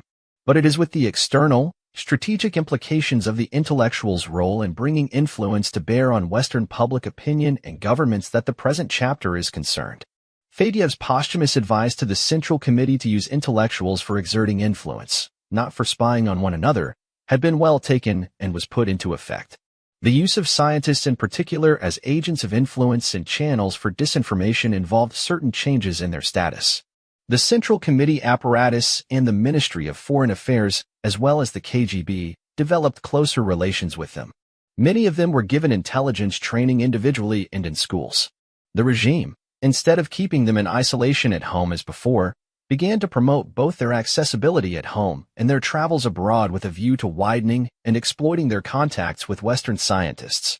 The complaints of academicians Kapitsa and Sakharov and the biologist Jaris Medvedev about the difficulties encountered by Soviet scientists wishing to travel and meet their Western colleagues were incomplete, and distract attention from the real grounds for complaint by Western and Soviet scientists alike, which lie in the use of these contacts by the Central Committee and the KGB for collecting intelligence, conveying disinformation, and exercising political influence. 18 In fact, the majority of Soviet scientists lend themselves willingly to intelligence work against foreign scientists because of the opportunities it gives them to increase their knowledge and advance in their careers.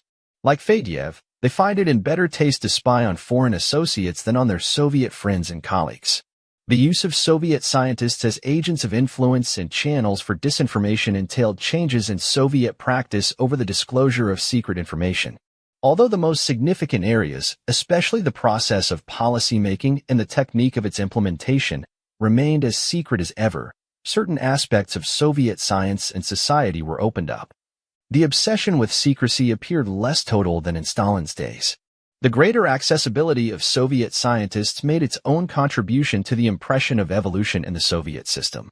More important, however, was the promotion through Soviet scientists of the notion of common interest between the Soviet Union and the West.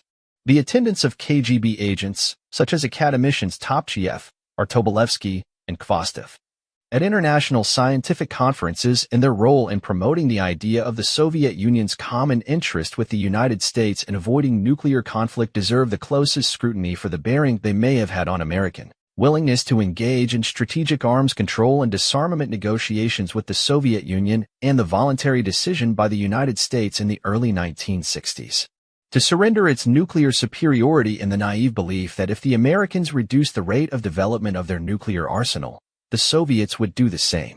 As in the case of the scientists, the KGB's use of its expanded assets among Soviet writers, especially among those with well-known names, had its internal and external aspects. Shelepin's plans to introduce false opposition on Dzerzhinsky's lines found concrete expression in the controlled debates between the conservative and liberal writers, in which the main protagonists on both sides, Kochetov and Tvardovsky, were collaborating with the Central Committee and the KGB. This debate, together with the general increase in East-West cultural contacts, made a useful contribution to the myth of evolution. Objectives of strategic disinformation on Soviet evolution and moderation. The main external objective of strategic disinformation in the early 1960s on the evolution and moderation of the Soviet regime and its common interests with the West was to create a suitable climate for activist, détente diplomacy by the Soviet Union and other communist states and to condition favorable and erroneous Western responses to communist initiatives. The 5 specific aims of communist diplomacy were to undermine Western unity, induce the advanced industrial nations to contribute to the growth of the economic and military potential of the bloc by agreeing to increase East-West trade, grant long-term credits, and supply advanced technology, distract Western attention from the growth in the military strength of the bloc and the Soviet Union in particular, engage the West, especially the United States, in arms control and disarmament negotiations, with a view to swinging the military balance of power in favor of the communist bloc, create favorable conditions for communist parties to form united fronts with socialists and trade unionists in the advanced countries and with nationalist movements in the developing countries.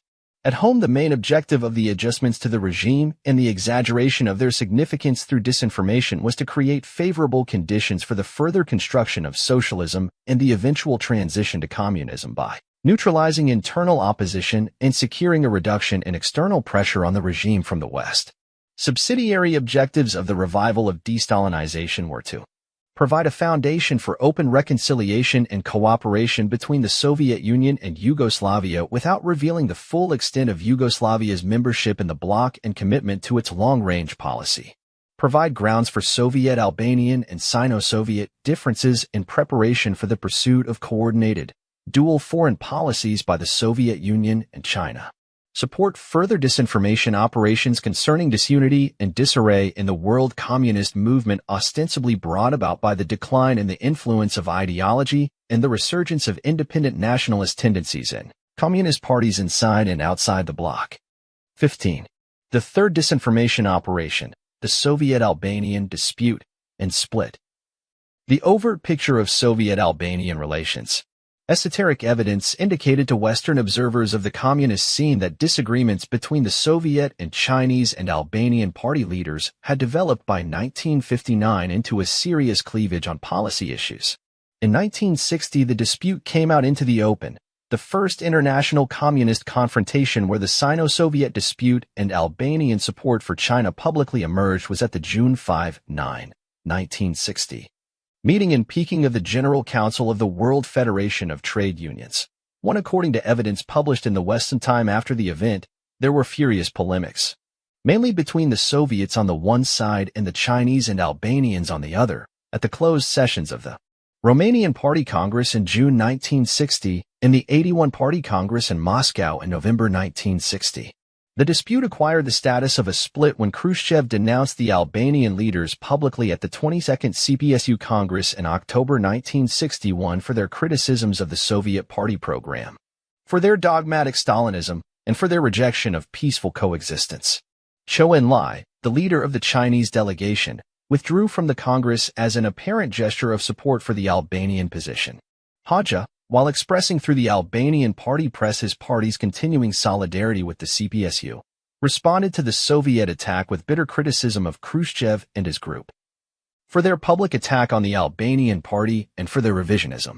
He said that they had betrayed Leninism, that they were restoring capitalism in the Soviet Union, that they were conducting an opportunistic policy of concessions to, in cooperation with, imperialism, and that they were conspiring with the leading revisionist, Tito. A break in Soviet-Albanian diplomatic relations followed in December 1961, and from 1962 onward Albania refused to attend Warsaw Pact and Comecon meetings.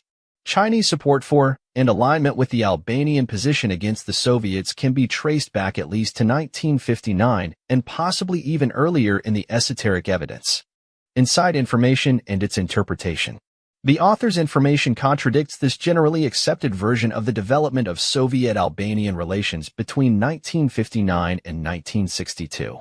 Briefly, this information was to the effect that relations between all the communist states, including Albania and China, had been normalized by the end of 1957, that the Soviets had successfully mediated in the secret reconciliation of the Yugoslav and Albanian leaders in 1957-58, and that, from late 1959, the KGB's disinformation department was actively collaborating with the Central Committee's Department of Active Operations and with the Yugoslav and Albanian security services in joint disinformation operations. The effect of Shelepin's instructions was to make Albania a party to a triangular disinformation operation with the Soviet Union and Yugoslavia. An ingenious method of turning to the advantage of the bloc's long-range policy the earlier genuine disputes and difficulties in relations between the three countries. The strategic considerations the bloc leaders would have had in mind when planning this operation would probably have been both internal and external.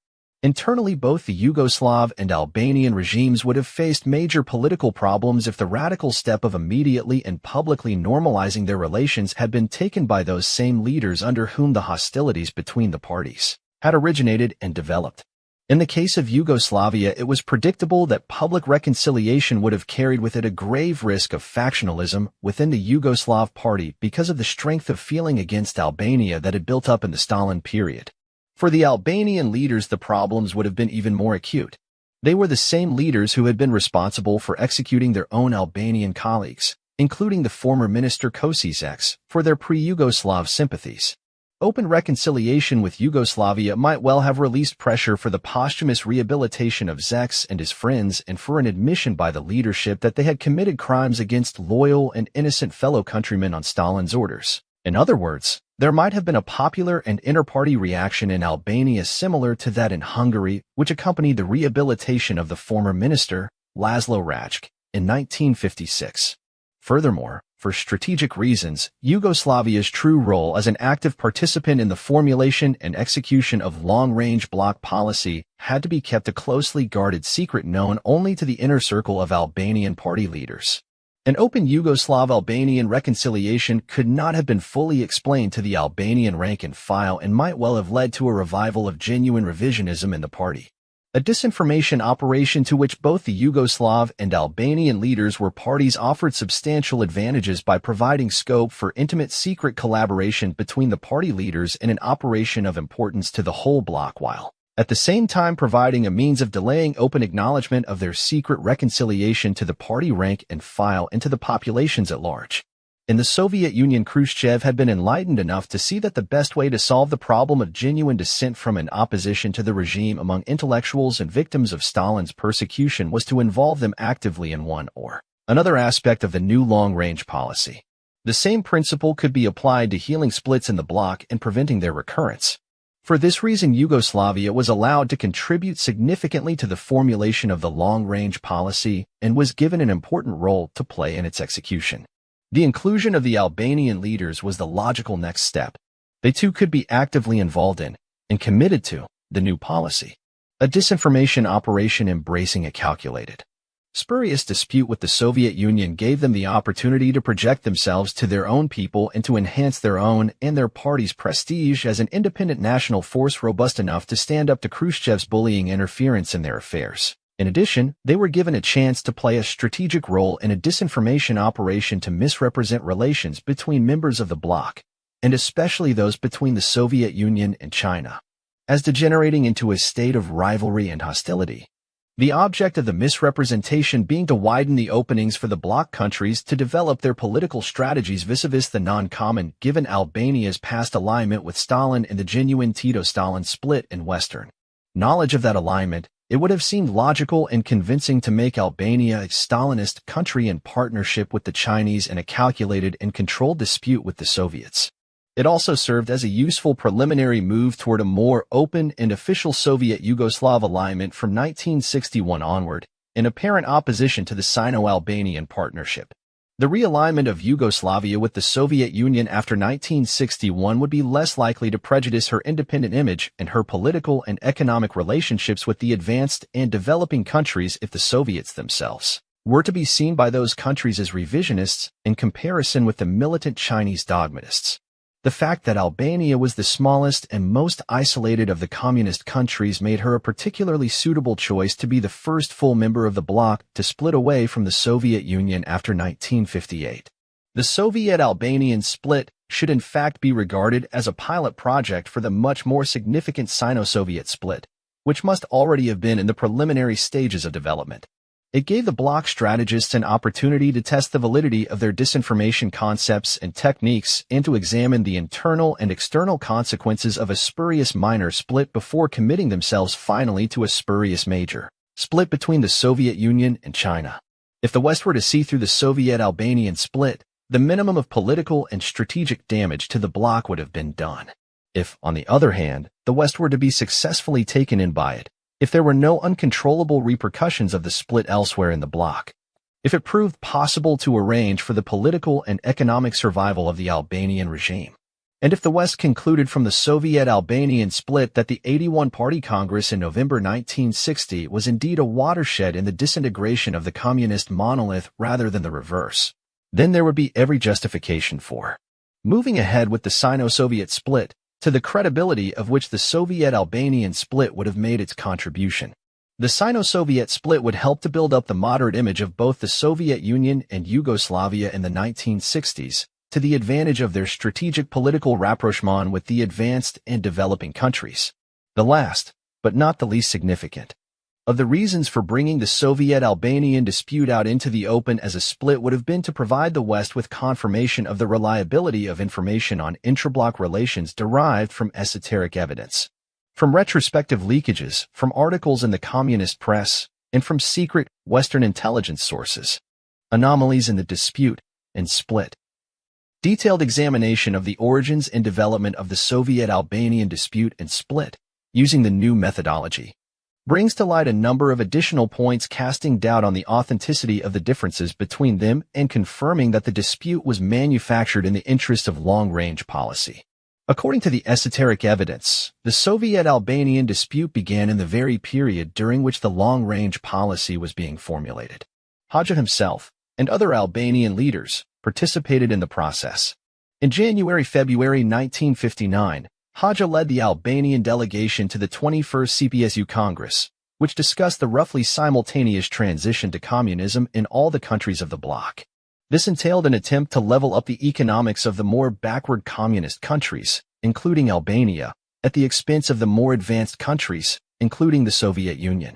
In May 1959, an official Chinese delegation, which included Chang Wen-tian, the Deputy Minister of Foreign Affairs, formerly a Comintern official and Chinese ambassador in Moscow, and Peng Tae-hui, the Minister of Defense, visited Tirana.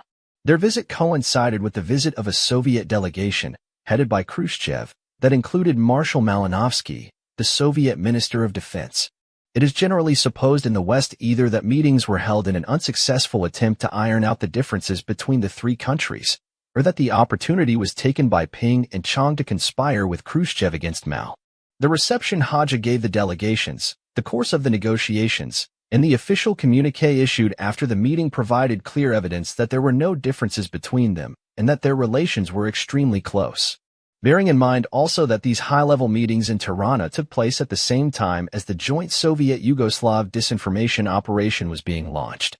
It is more likely that the leaders discussed the development of the Albanian disinformation operation than that they discussed differences between them for which there were no solid grounds. In the same month of May 1959, Comecon met in Tirana. The fact that the Soviet delegation was headed by Kosygin, then chief of the Soviet Planning Commission, indicates the importance of the session and gives weight to the supposition that it dealt with long-range economic planning.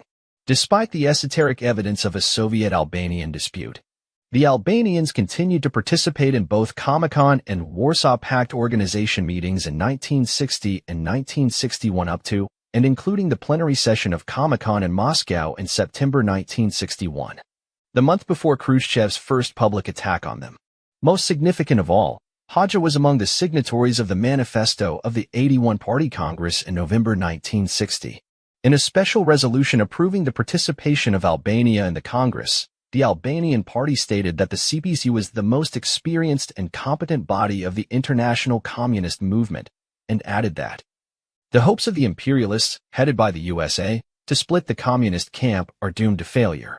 Hadja's official report to the Fourth Congress of the Albanian Party, published on February 14, 1961, attacked the US and NATO and was replete with praise for the Soviet Union, China, and the decisions of the 81 Party Congress. It acknowledged the general collaboration between Albania and the Soviet Union. The esoteric evidence of a Soviet-Albanian dispute between 1959 and 1961, relying mainly on a detailed comparison of the Soviet, Albanian, and Chinese press during these years, was developed in the West. From this comparison, different approaches by the different parties to certain issues could indeed be deduced. At the same time, it should be remembered that none but a privileged few in either the Soviet Union or Albania were able to obtain and read the press of the other country and make the sort of comparison which is the stock in trade of Western analysts. Given the existence of a disinformation program, the clear implication is that much of the esoteric evidence was specifically directed at Western analysts and was not intended for domestic consumption. Nevertheless, Khrushchev's public attack on the Albanians at the 22nd CPSU Congress, in October 1961, seemed to most observers to confirm that the esoteric evidence had all along reflected a genuine dispute. It is interesting to note, however, that press coverage of the exchanges between Khrushchev and Hadja varied widely in the bloc. The Soviet press did not name China or give any indications of Chinese support for Albania. Some East European party leaders openly criticized Chinese support for Hadja's position. The Chinese press refrained from editorial comment on the Kremlin but printed the Albanian attacks on Khrushchev. Press coverage of the dispute was incomplete throughout the bloc. Some documents and speeches were not published, even by the Soviets or the Albanians. In contrast, official information on Albanian attendance between 1958 and 1961 at Comecon and Warsaw Pact meetings, at the 21st CPSU Congress, and at the 81 Party Congress was published at the time in the press of every communist country. Commitments by communist parties to the decisions of multilateral meetings are taken extremely seriously. The point applies as much to the Albanian commitment to the manifesto of the 81 Party Congress as to any other. The day-to-day official evidence of continuing Albanian cooperation with the rest of the bloc in the years 1958 to 1961 should be considered as reflecting far more accurately the true state of affairs than the esoteric, unofficial, incomplete, and retrospective evidence from communist sources pointing to a dispute. Comparison with the Tito-Stalin split. In the case of the genuine Tito-Stalin split in 1948 and the continuing Soviet-Yugoslav differences in 1956 and early 1957, confidential briefings and guidance on the subject were given to CPSU members. The author was a CPSU member in good standing until his break with the Soviet regime in December 1961. He received no such party briefing on the state of Soviet-Albanian relations. Tito and other leading Yugoslavs could not and did not visit Moscow during the Tito-Stalin split, but Hadja and other Albanians had no fears of visiting Moscow as late as November 1960. Even Khrushchev's attack on Hadja in October 1961, which might have been expected to have the most serious consequences, did not prevent an Albanian delegation from attending the Fifth World Congress of the WFTU in Moscow in the following December, the month in which Soviet-Albanian diplomatic relations were broken off.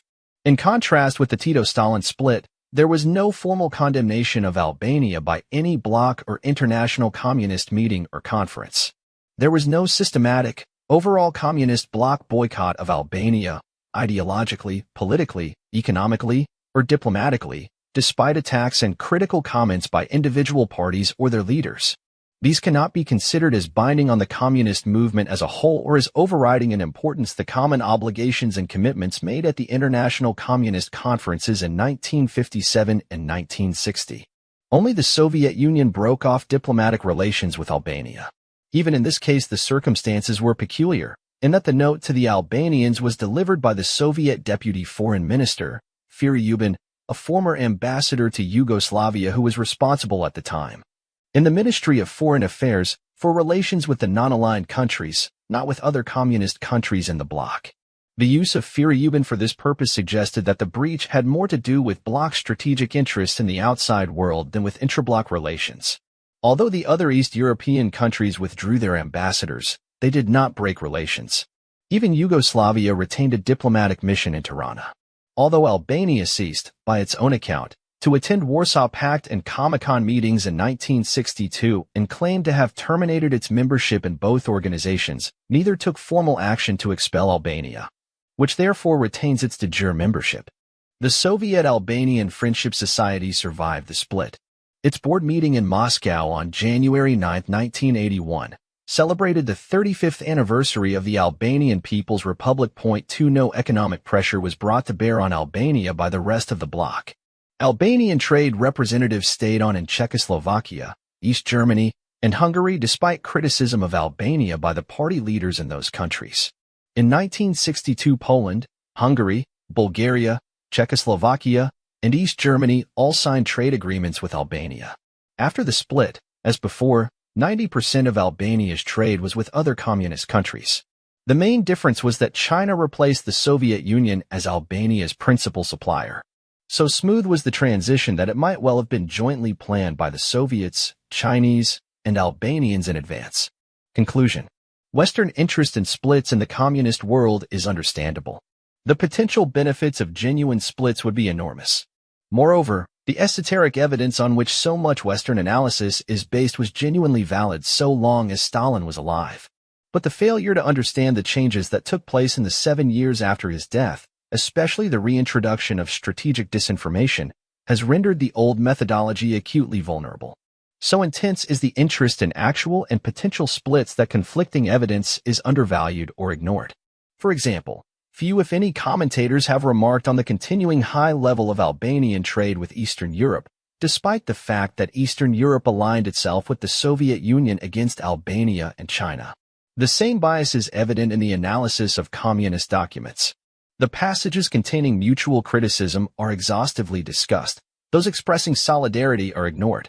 But Haja was not just uttering empty phrases when he reported to the Fourth Congress of his party in February 1961 that friendship with the Soviet Union has been, is, and will always remain the cornerstone of the foreign policy of the new Albania. Stormy applause, ovations.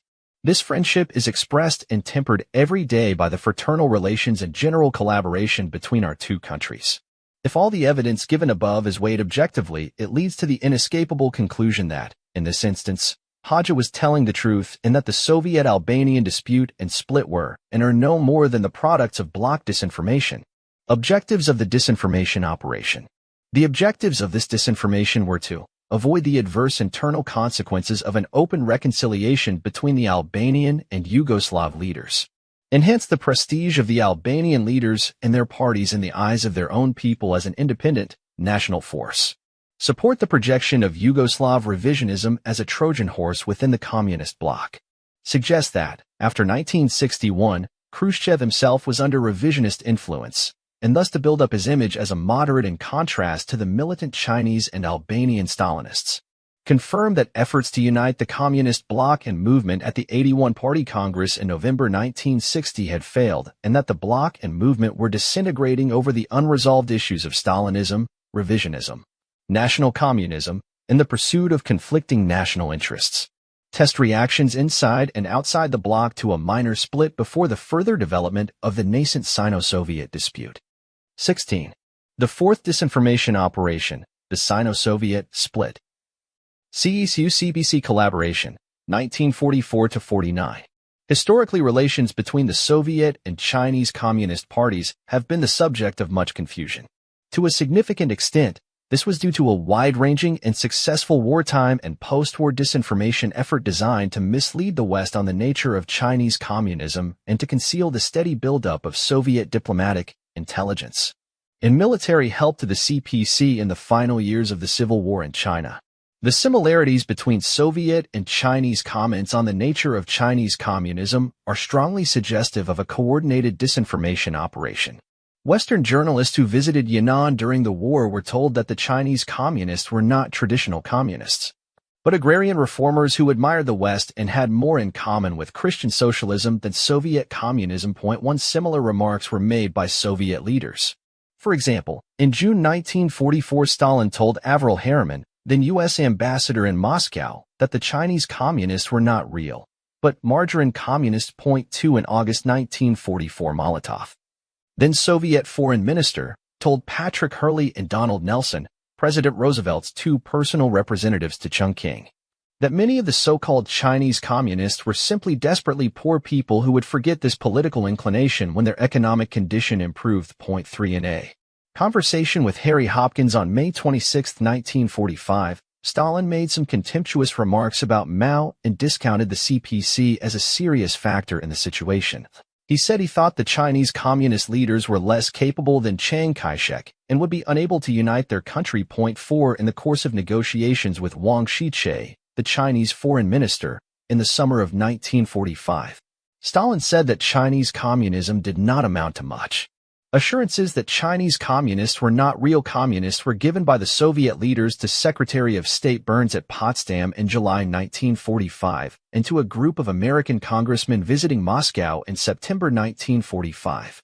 Another indication of an agreed Sino-Soviet disinformation theme was Mao's inaccurate statement, after the dissolution of the Comintern, that China had received no assistance or advice from it since its 7th Congress in 1935. 6 Stalin's apparent ignorance of the situation in China was of course feigned. There was close collaboration throughout between the CPCU and the CPC. Soviet intelligence coverage of the Chinese nationalist government and its policies was at least as good as its coverage of American and British policy. While serving in the section of the Committee of Information that was responsible for counterintelligence work in Soviet organizations in China, Korea, and Mongolia, the author learned of a Soviet decision, taken after secret negotiations with a high-level CPC delegation to Moscow in the autumn of 1946, to step up Soviet military aid to the CPC, the Soviet General Staff, Military Intelligence, and the Ministry of Transport were all instructed to give priority to the Chinese Communist Army. In addition to the Japanese arms captured by the Soviets in Manchuria, large quantities of Soviet arms and ammunition, including American weapons received by the Soviet Union from the United States during the war, were secretly shipped by train to China between 1946 and 1949. In a lecture to students of the High Intelligence School in Balashikha in 1949, General Roshchin, the head of Soviet intelligence and Soviet ambassador in China, claimed that Soviet assistance had enabled the Chinese Communist Army to swing the military balance in its favor and to launch its final and successful offensive against the Nationalist Army in 1947-48. Further assistance was sent to China through Xinjiang. Soviet control over Xinjiang had been lost in 1943 when the governor, Chiang Kai-shek, a Soviet agent, broke with the Soviet Union.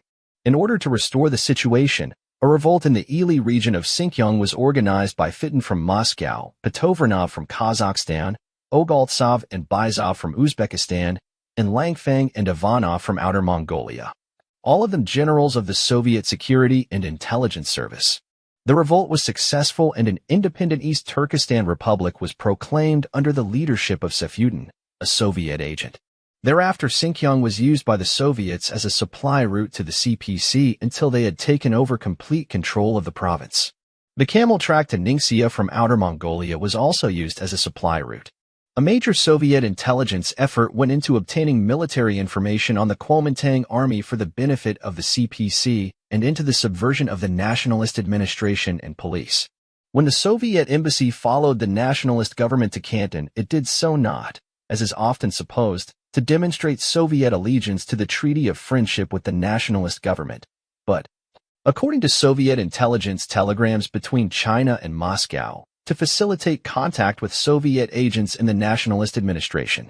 It is worth noting that Soviet recognition of the new Chinese Communist government and the establishment of diplomatic relations with it were conducted through the head of Soviet intelligence and consul general in Peking.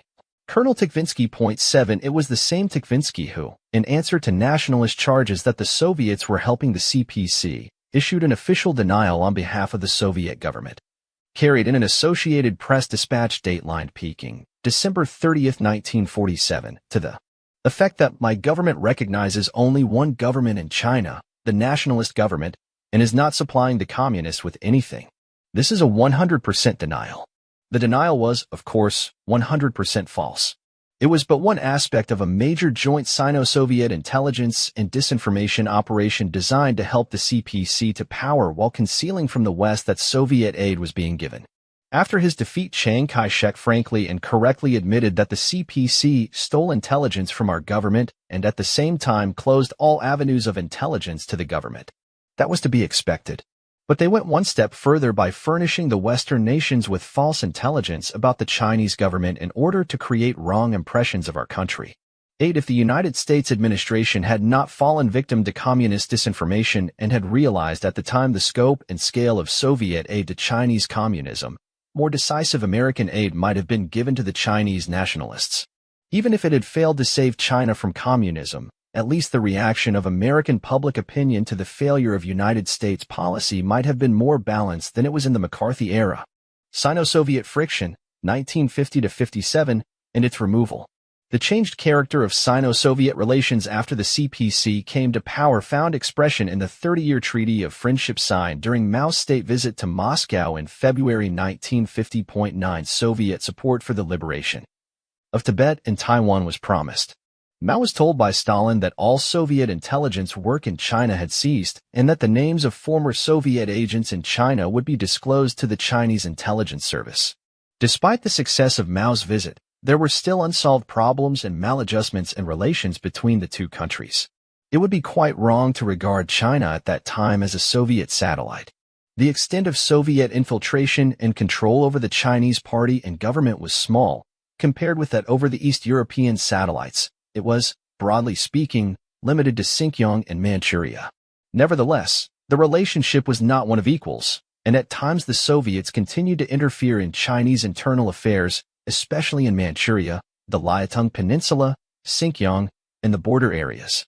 Many Soviet agents, especially in Xinjiang, were disclosed to the CPC, among them Seyfudin, who had been one of the leaders of the Soviet-organized revolt in East Turkestan in 1945. He was a member of the first government of Communist China and remained in power in Xinjiang for many years after the development of the Sino-Soviet split. Despite Stalin's assurances, some Soviet agents in China, such as the long-standing Soviet agent in Shanghai, a Chinese citizen named Kazakov, were not declared to the Chinese. Nor were the Soviets entirely frank about properties they owned secretly in China in connection with their intelligence operations. When the Chinese caught the Soviets out, as they sometimes did, there was friction between them. Another source of tension in 1950 arose from dealings with Russian émigré groups in China. Either the Soviets high-handedly carried out arrests using local Chinese security officials without informing Peking, or the Chinese refused to carry out arrests themselves on the scale demanded by the Soviets. A serious disagreement arose when the Soviet advisors, concerned over the unusual nationalist background of Li Kunan, the head of Chinese political intelligence, demanded his dismissal. The Chinese flatly refused to comply. Since there was no formal machinery in existence for dealing with Sino-Soviet disagreements, this showed a tendency to fester. The most serious disagreement of all arose over the Korean War, on which Stalin embarked without having taken Mao fully into his confidence. When the war started to go badly from the communist point of view as a result of the unexpectedly prompt and effective UN intervention, the Soviets suggested that the Chinese should send troops to the aid of the North Koreans. Not surprisingly, the Chinese at first refused. Only after severe Soviet pressure had been brought to bear, culminating in a secret and personal letter from Stalin to Mao, did the Chinese agree to send volunteers into Korea. The uneasiness in Sino-Soviet relations, though carefully concealed from the West, remained in being as long as Stalin was alive. As soon as he was dead, the Soviets took steps to improve matters. Settlement of the Korean War was a priority objective of Stalin's immediate successors and was first discussed with Zhou Enlai when he attended Stalin's funeral. Another thorny problem, which was quickly solved, centered on Cao Kang, the unofficial governor of Manchuria, with whom the Soviets had maintained secret contact even during the Korean War. After Beria's arrest, the Chinese leadership was told in confidence that Cao Kang had been one of Beria's agents. In February 1954, the Chinese government dismissed Cao Kang for separatist tendencies and plotting to establish an independent kingdom of Cao Kang in Manchuria. Cao Kang was imprisoned without trial and hanged himself. In October 1954, Khrushchev and Bulganin visited China for discussions that led to the voluntary surrender to China of all Soviet extraterritorial rights. The age-old problems of Manchuria and Xinjiang having been solved, the Sino-Soviet boundaries were then finally settled. Soviet economic and military aid to China was stepped up. On January 17, 1955, the Soviet government announced that it would assist China in setting up nuclear research establishments. Later, the USSR undertook to construct a nuclear reactor in China that would be operational by March 1958. In the intelligence field, the Soviets climbed down over Li Kunan. Li retained his position, and the Soviet advisor who could not get on with him was replaced. The earlier decision to disclose to the Chinese all former Soviet agents in China was put fully into effect without exceptions. Among the Soviet agents thus declared to the Chinese was Sung Ching Jiling, the widow of Dr. Sun Yat-sen. This lady was admitted to the CPC and made an honorary president of the Chinese People's Republic shortly before her death in May 1981. She was given an impressive state funeral attended by the CPC leadership. Another declared agent was Quodemo, the well-known poet and scientist, president of the Chinese Academy of Sciences and an active member of the World Peace Council. Probably few, if any, of the names of Soviet agents came as a surprise to the Chinese leaders, but the Soviets' evident frankness finally removed this potential source of friction.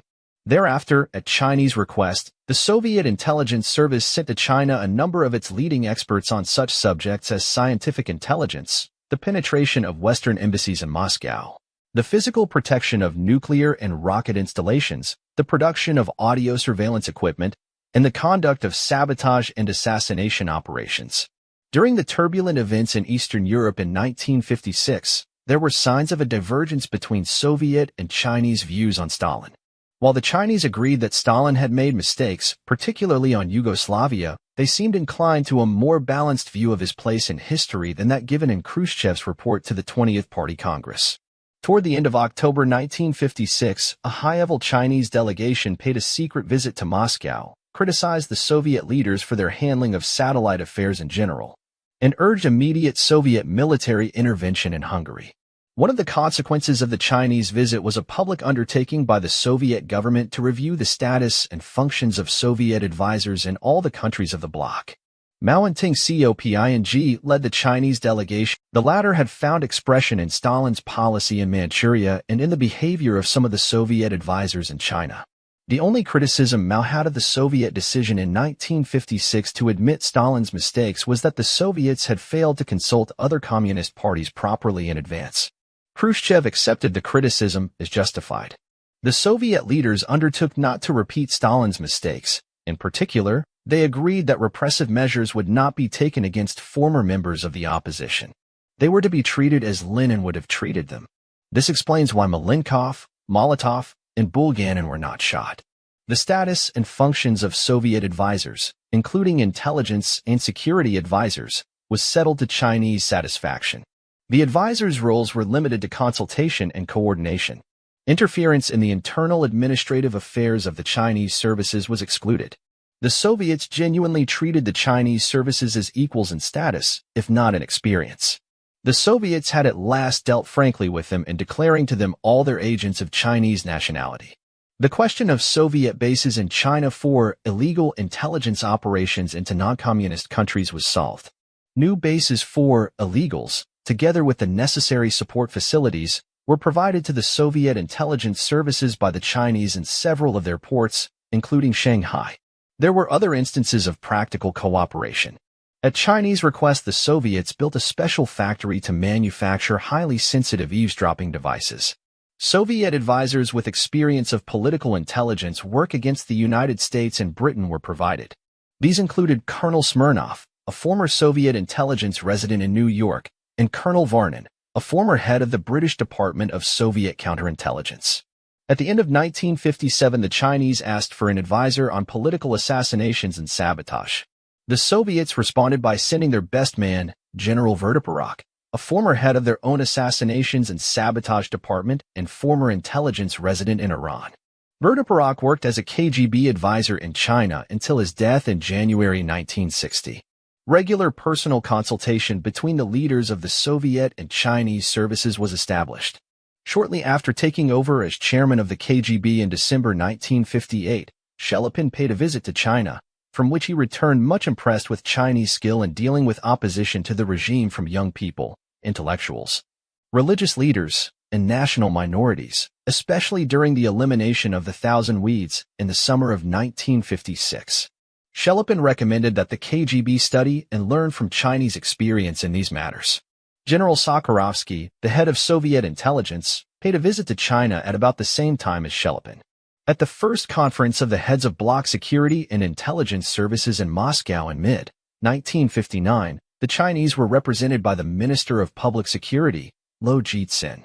The conference decided to put security and intelligence liaison within the bloc onto a multilateral footing and established a joint security and intelligence coordinating center for the purpose.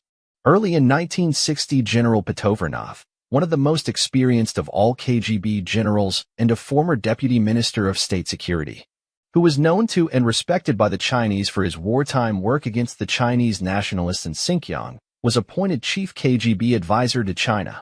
In 1959-60, there was a regular exchange of secret political and military intelligence between the Soviets and the Chinese. This covered in particular Western views and predictions on Sino-Soviet relations.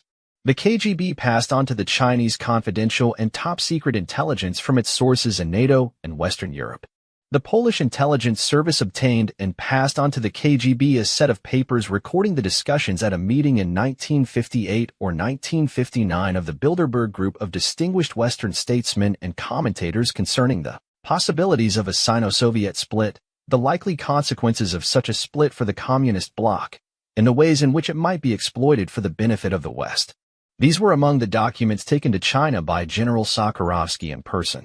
Among other documents sent to the Chinese by the KGB were secret U.S. State Department assessments of Sino-Soviet differences over communes and the Chinese reaction to Khrushchev's visit to the United States in 1959. A copy of a secret report delivered to NATO in 1959 by its former Secretary General, Spock, on Sino-Soviet differences and their implications for NATO was also given to the Chinese by the KGB. It is, of course, a deliberately propagated myth that the Soviet and Chinese leaders are ignorant of the situation in the outside world and incapable of understanding it even if provided by their intelligence services with texts of official Western documents. Intelligence material is in fact carefully studied, absorbed, and used in the planning of communist political strategy. In addition to secret intelligence material, it is likely that the communist strategists would have studied books like The Prospects for Communist China by Walt Rostow, which openly speculated as early as 1954 on the possibilities of the Sino-Soviet alliance breaking up. 10. It is therefore probably no coincidence that Mikoyan, in his speech to the 21st CPSU Congress in February 1959, said that Western hopes and expectations of a split were doomed. 11. A line echoed in the basic communist documents of the period, the 81 Party Manifesto of November 196012 and Khrushchev's strategic report of January 6, 1961.13. The theme of unbreakable Sino-Soviet friendship was also to be found in speeches and interviews by Cho In, Live 14, and the Chinese Foreign Minister, Chen Yi, 15. Despite the accumulating evidence of a dispute, more than a year after the reported withdrawal of Soviet economic and technical specialists from China, in July-August 1960, at least some of the KGB advisors were still in place there. A former colleague and friend of the author who had been sent to China to advise on the physical protection of Chinese nuclear installations was still in China in November 1961. The month after Khrushchev denounced the Albanians at the 22nd CPSU Congress and Cho In-lai walked out in apparent protest. By way of contrast, the Soviet military, intelligence, and counterintelligence advisors were the first to leave Yugoslavia when the genuine Tito-Stalin split occurred in 1948. The intimacy of the intelligence and security connection between the Soviets and Chinese up to the end of 1961 was incompatible with a serious deterioration in their overall relations before that date. The discrepancies between the evidence of a split and the open and inside information on continuing good relations must be viewed against the past history of intimate collaboration between the Soviet and Chinese parties and disinformation operations in 1944-49, which effectively concealed the extent of Soviet aid to the Chinese Party in the final years of the Civil War and successfully misrepresented Chinese communism as a relatively harmless agrarian reform movement. Against this background, the fact that Sino-Soviet relations in 1959-61 closely followed the pattern of Soviet Yugoslav and Soviet Albanian relations in the same period, a period in which the grounds for tension and splits between the members of the bloc had been removed and all members, including the Chinese, contributed to the formulation of the new policy, suggests that the Sino-Soviet dispute was, like the others, the product of bloc disinformation. The fact that China continued to send observers to meetings of Comecon and the Political Consultative Committee of the Warsaw Pact up to the end of 1961 supports this conclusion. The historical evidence of Sino-Soviet differences. Since the Sino-Soviet split became common knowledge, it has become fashionable, with some encouragement from Soviet and Chinese sources, to seek an explanation for it in traditional rivalries and disputes between the two countries dating back as far as the 16th century. It would be no more far-fetched to try to explain the deterioration in Franco-American relations in the 1960s by reference to the French colonization of Louisiana. Given the nature of communist ideology, the acquisition of power by communist parties, whether in the Soviet Union, China, or elsewhere, entails in every case a radical break with a country's political traditions. Point 16. It would be more relevant to seek the origin of the current split and differences between the Soviet and Chinese Communist parties since 1917. Such differences have undoubtedly existed. There were differences between the Soviet and Chinese Communists on the tactics to be used toward workers and peasants in the 1920s. Stalin was opposed to Mao's leadership of the CPC in the period 1932-35, but these were transient differences that did not prevent close cooperation between the parties in the period 1935-49. The alleged differences between them on united front tactics with the Kuomintang and in their attitudes to the Chinese nationalist government were false differences deliberately projected by joint disinformation designed to conceal Soviet support for the CPC, to contain the scale of American aid to the nationalist government, and to enable the Soviets and Chinese to subvert that government the more effectively through the development of a duality in their policies toward it. Soviet military support for the CPC may well have tipped the balance in favor of the communist victory in China. After the communist victory, differences and sources of friction once more appeared between the Soviet and Chinese parties.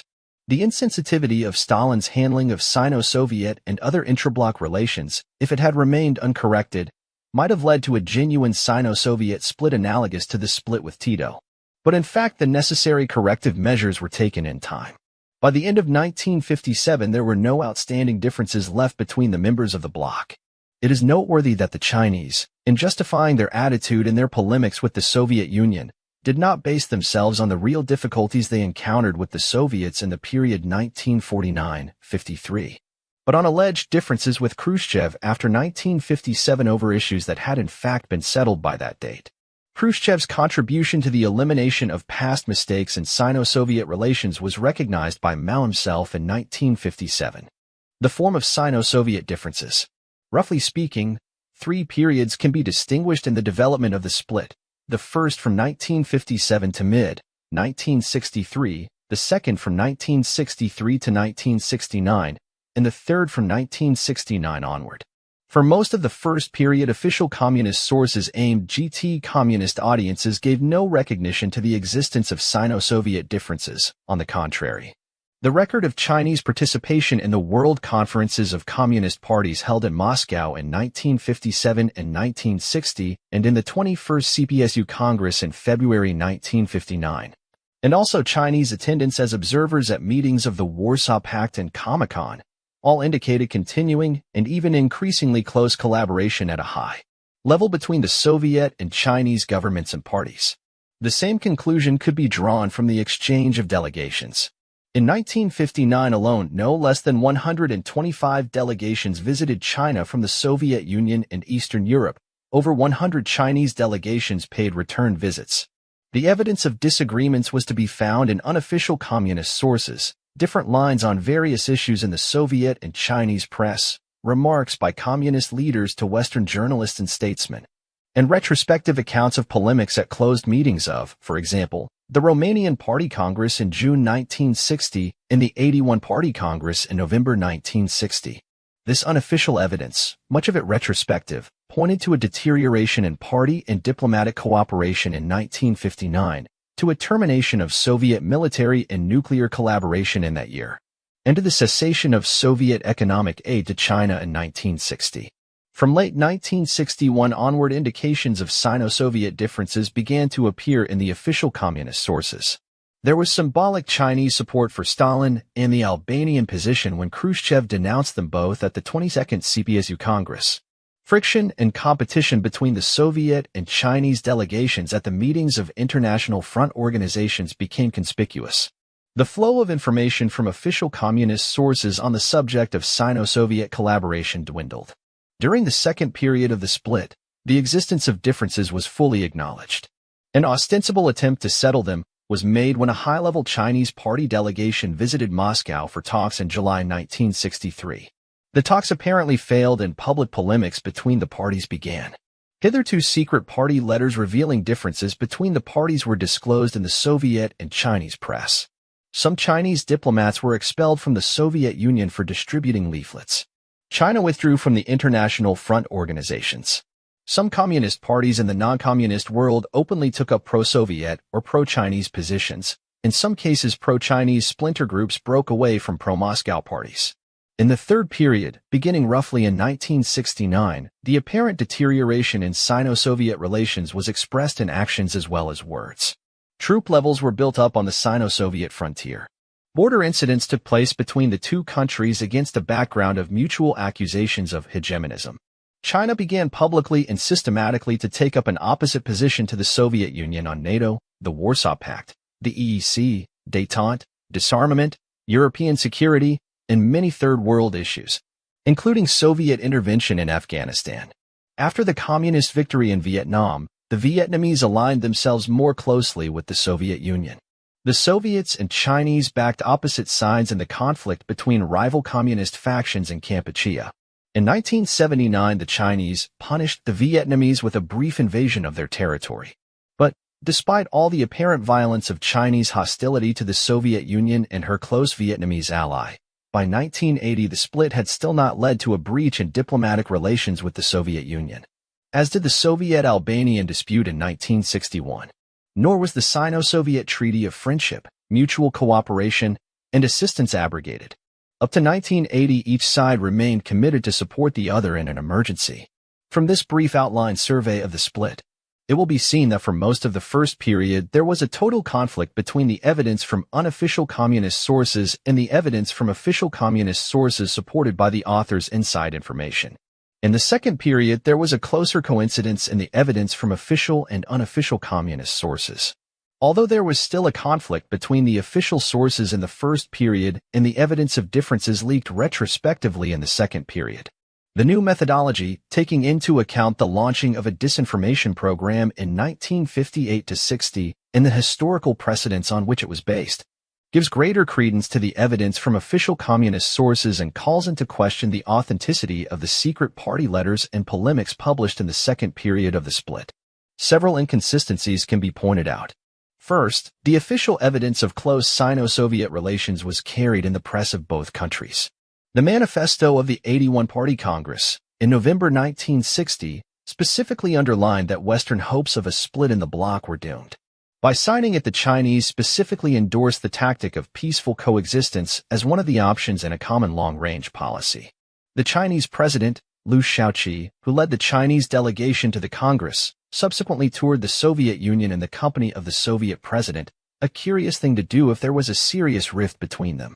Khrushchev's report of January 6, 1961, widely distributed in the Soviet Union, emphasized the closeness of Sino-Soviet relations. Second, Although the Soviet and Chinese press and radio must be regarded as official communist sources, they should also be regarded as subordinate to official sources, such as the manifesto of the 81 Party Congress, or the decisions and declarations of Soviet and Chinese Party Congresses. These decisions and declarations should not be regarded as being controverted by statements in the press and radio of individual parties, especially in the light of all the evidence of a decision in 1958-60 to support the new long-range policy with a program of disinformation operations.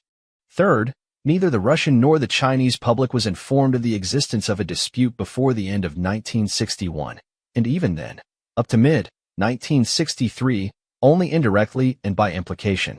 Neither the Russian nor the Chinese public is in a position to study the press of the other country and to note the divergences between them on foreign policy or doctrinal issues. It is doubtful whether the reduction in the coverage of each other's affairs in their national presses, even if noticed, would have been accorded much significance. Furthermore, as the author can personally testify, the Soviet Party was not briefed on the dispute up to the end of 1961. In contrast, as already recorded above, confidential guidance was given to the party from the beginning in the case of the genuine Tito-Stalin split in 1948. Fourth, although it would be impossible to assess how much of the polemical material was made available and how widely it was distributed within the Soviet Union and China, it can at least be said that a proportion of the material available in and directed at the West would not have reached the Russian or Chinese public. For example, much of Novosti's material on Sino-Soviet relations was distributed in English and in magazine supplements, which may or may not have been distributed in the Soviet Union. According to the Soviet press, the Chinese distributed polemical material to communists in the Soviet Union in English, which would have been pointless if it was really aimed at a Soviet, rather than a Western, audience. 18. This, along with the esoteric evidence, supports the conclusion that the evidence of the dispute was deliberately made available to the West either directly to Western statesmen and commentators or indirectly in such a manner that Western analysts would be likely to pick it up. The question arises, why would the Soviet and Chinese leaders deliberately draw Western attention to the existence of a dispute that they were at pains to conceal from their own parties and populations unless by so doing they could serve their mutual interests in promoting their recently agreed upon long-range policy for the bloc? Fifth, the polemics between the Soviets and Chinese were not continuous, but intermittent. They could well have been coordinated, rather than spontaneous. In the Soviet press they began in July 1963, continued until the beginning of October, and were then dropped until April 1964. They were revived in that month with the publication of material on the meeting of the CPSU Central Committee in February 1964. Allegedly because the Chinese had continued to publish polemical material despite appeals from Khrushchev and the Soviet leadership to desist. 19. The new methodology further suggests that the Sino-Soviet hostilities of the third period, however convincing they may appear, should be re-examined to see whether they could have been staged, and if so, with what strategic object. At this stage, four general points may be made. First, frontier incidents in a remote corner of the world, like on the Usheri River, though spectacular and convincing evidence of hostility, can very easily be staged, particularly if, as will be shown later, means of coordinating action between the two opponents are readily available. Second, the hostilities, like the verbal polemics, have been intermittent as well as pointless. Third, despite all the apparent violence of Chinese hostility to the Soviet Union and her close Vietnamese ally, by 1980 the split had still not led to a breach in diplomatic relations with the Soviet Union, as did the Soviet-Albanian dispute in 1961. Nor was the Sino-Soviet Treaty of Friendship, Mutual Cooperation, and Assistance abrogated. Up to 1980 each side remained committed to support the other in an emergency. Fourth, the hostilities can be correlated in timing with important communist initiatives or with the opening of East-West negotiations, for example, SALT, or with the visits of Western statesmen to the Soviet Union and China. Like the verbal polemics, therefore, minor hostilities cannot be accepted as evidence of a genuine dispute, and in the light of the new methodology should be examined for the possible relevance they may have to communist political and strategic aims and furtherance of a common long-range policy. In the same light must be seen the adoption of opposing positions on international issues by the Soviet Union and China. The question must be asked whether the ultimate goal of a worldwide communist victory cannot be achieved more expeditiously by the two leading communist powers adopting dual foreign policies in apparent opposition to one another than by pursuing a single policy in open solidarity. The content of Sino-Soviet differences. Differences between the Soviets and Chinese have allegedly arisen since 1958 in the ideological, economic, military, political, and diplomatic fields.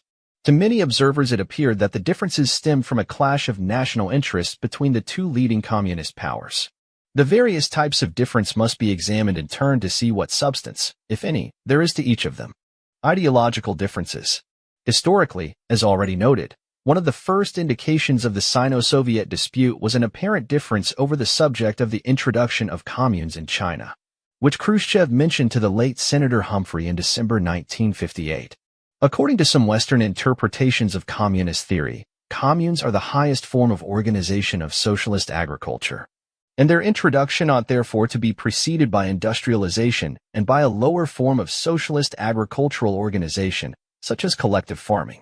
The attempt to introduce communes in Soviet Russia in 1918-20 failed because the time was not yet ripe. By introducing communes before collectivization, the Chinese, according to this line of argument, were sinning against orthodoxy in two respects. They were not abiding by communist theory, and they were implicitly rejecting the Soviet model in their agricultural development. By so doing, it was argued, they had incurred Soviet displeasure. Furthermore, comparisons were drawn between the leftist policy of the Chinese in setting up communes and the rightist policy of the Soviets in permitting collective farms in 1958 to purchase state-owned farm machinery. This reasoning was outdated. The 1957 Conference of Bloc Communist Parties reached agreements, endorsed by the 81 Party Congress in November 1960, on the basic laws of communist development, which legitimized the Chinese course of action. As far as agriculture was concerned, the basic law was that it should be collective. The exact type of organization, whether commune or collective farm, was not specified. It was left to be determined by the specific national conditions in each country. In China, the specific national conditions and problems confronting the CPC were how to break up the strong family ties in the vast mass of the Chinese peasantry, how to overcome the lack of agricultural machinery and to use mass manual labor to best advantage, and how to appropriate the land, which belonged not, as in the Soviet Union, to the state, but to the peasants. The commune provided the best solution to all three problems. In addition, the Chinese leaders would undoubtedly have taken into consideration, in agreement with their Soviet colleagues, the high cost in human and material terms of Stalin's method of collectivization, the obloquy it had brought on his regime, and the impossibility of contemplating a repetition of that experience with the even greater numbers of Chinese peasants. The Chinese choice of communes was no more unorthodox than the continued existence of private agriculture in Yugoslavia, Poland, and Hungary, which was accepted by the bloc leaders as a temporary phenomenon until the specific conditions in those countries could be changed. Scant Western attention was paid to the speech of the then Soviet ambassador to China, Yudin, in which he told the 21st CPSU Congress in February 1959 that the Chinese peasantry, in alliance with the working class, is advancing confidently and resolutely towards socialism under the leadership of the Communist Party and has achieved enormous successes. The Communist Party of China, a glorious detachment of the international communist movement, is wisely leading the Chinese people along the path of socialism. Despite tremendous difficulties and constant threats and attempts at interference on the part of American imperialism, Chinese allegations of a restoration of capitalism in the Soviet Union were unfounded. Economic reform in the Soviet Union was aimed at increasing the efficiency of the economy and improving party control over it. The impression of a return toward capitalism was deliberately fostered by disinformation for tactical and strategic purposes. The Chinese would have been aware of this. Similarly, the phrase dictatorship of the proletariat was dropped by the CPSU, not as the result of any dilution of the party's monopoly of control, but to widen the party's political base and to suggest an evolution of the regime. The notion that the Soviet regime was less ideological than the Chinese was unfounded. It is interesting to observe how the Chinese, following the Soviet example, have themselves introduced economic incentives and other elements of capitalism. Economic differences. The disparity in the levels of economic development between China and the Soviet Union, or, in wider terms, between the Asiatic and European communist zones presented the communist strategists with a dilemma.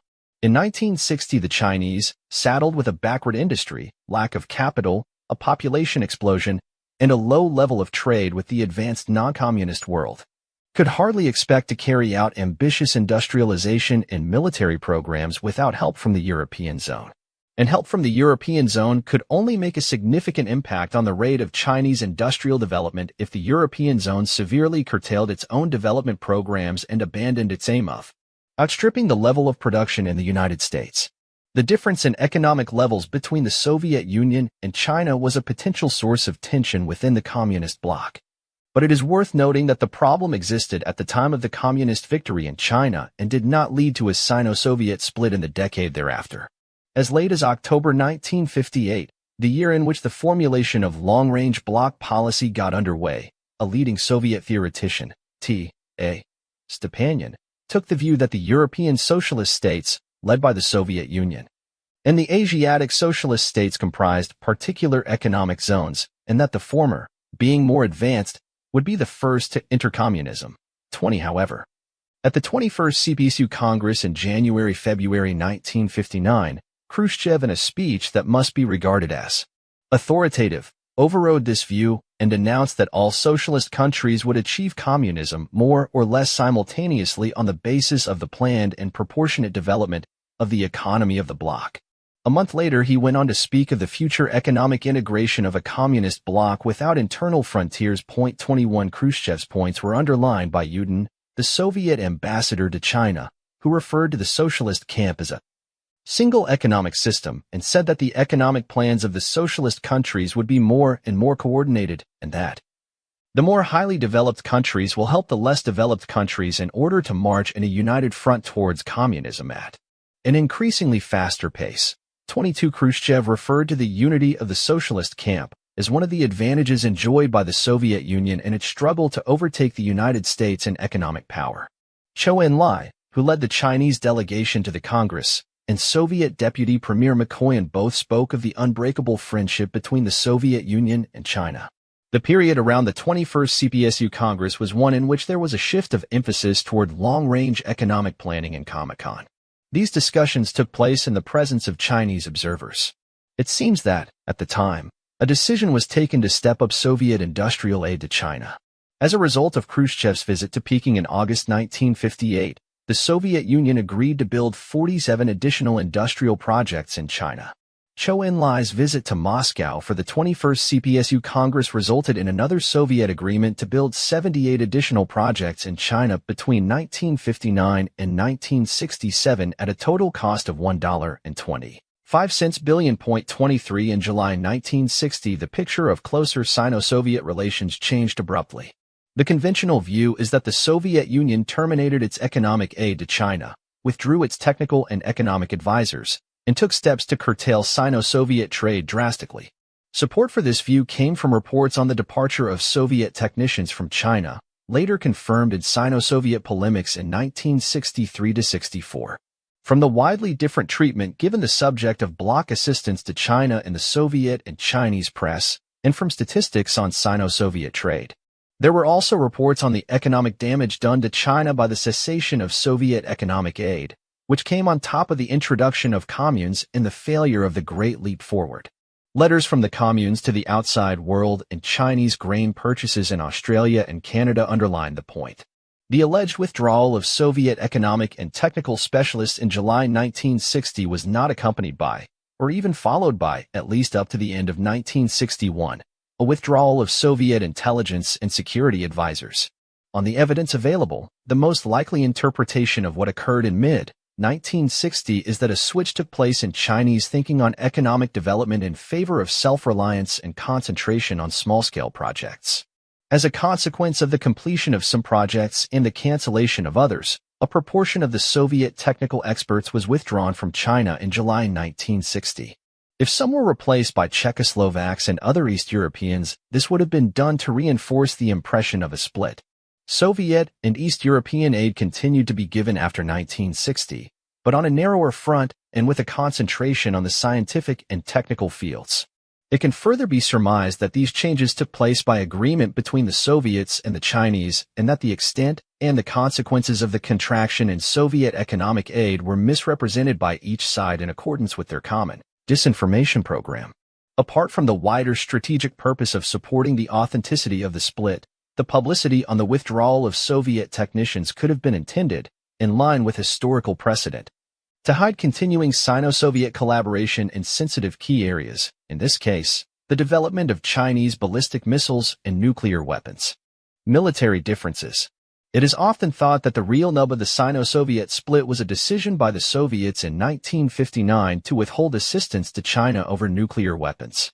According to a secret Chinese party letter, which was made public by the Chinese on August 15, 1963, the secret Sino-Soviet agreement on the sharing of military nuclear secrets and the provision to the Chinese of the necessary help in developing their own nuclear potential, which was concluded on October 15, 1957, was broken by the Soviets on June 20, 1959.24. The letter is tantamount to an admission that collaboration in the military nuclear field, up to June 1959, was close. It would have been unconvincing to deny it.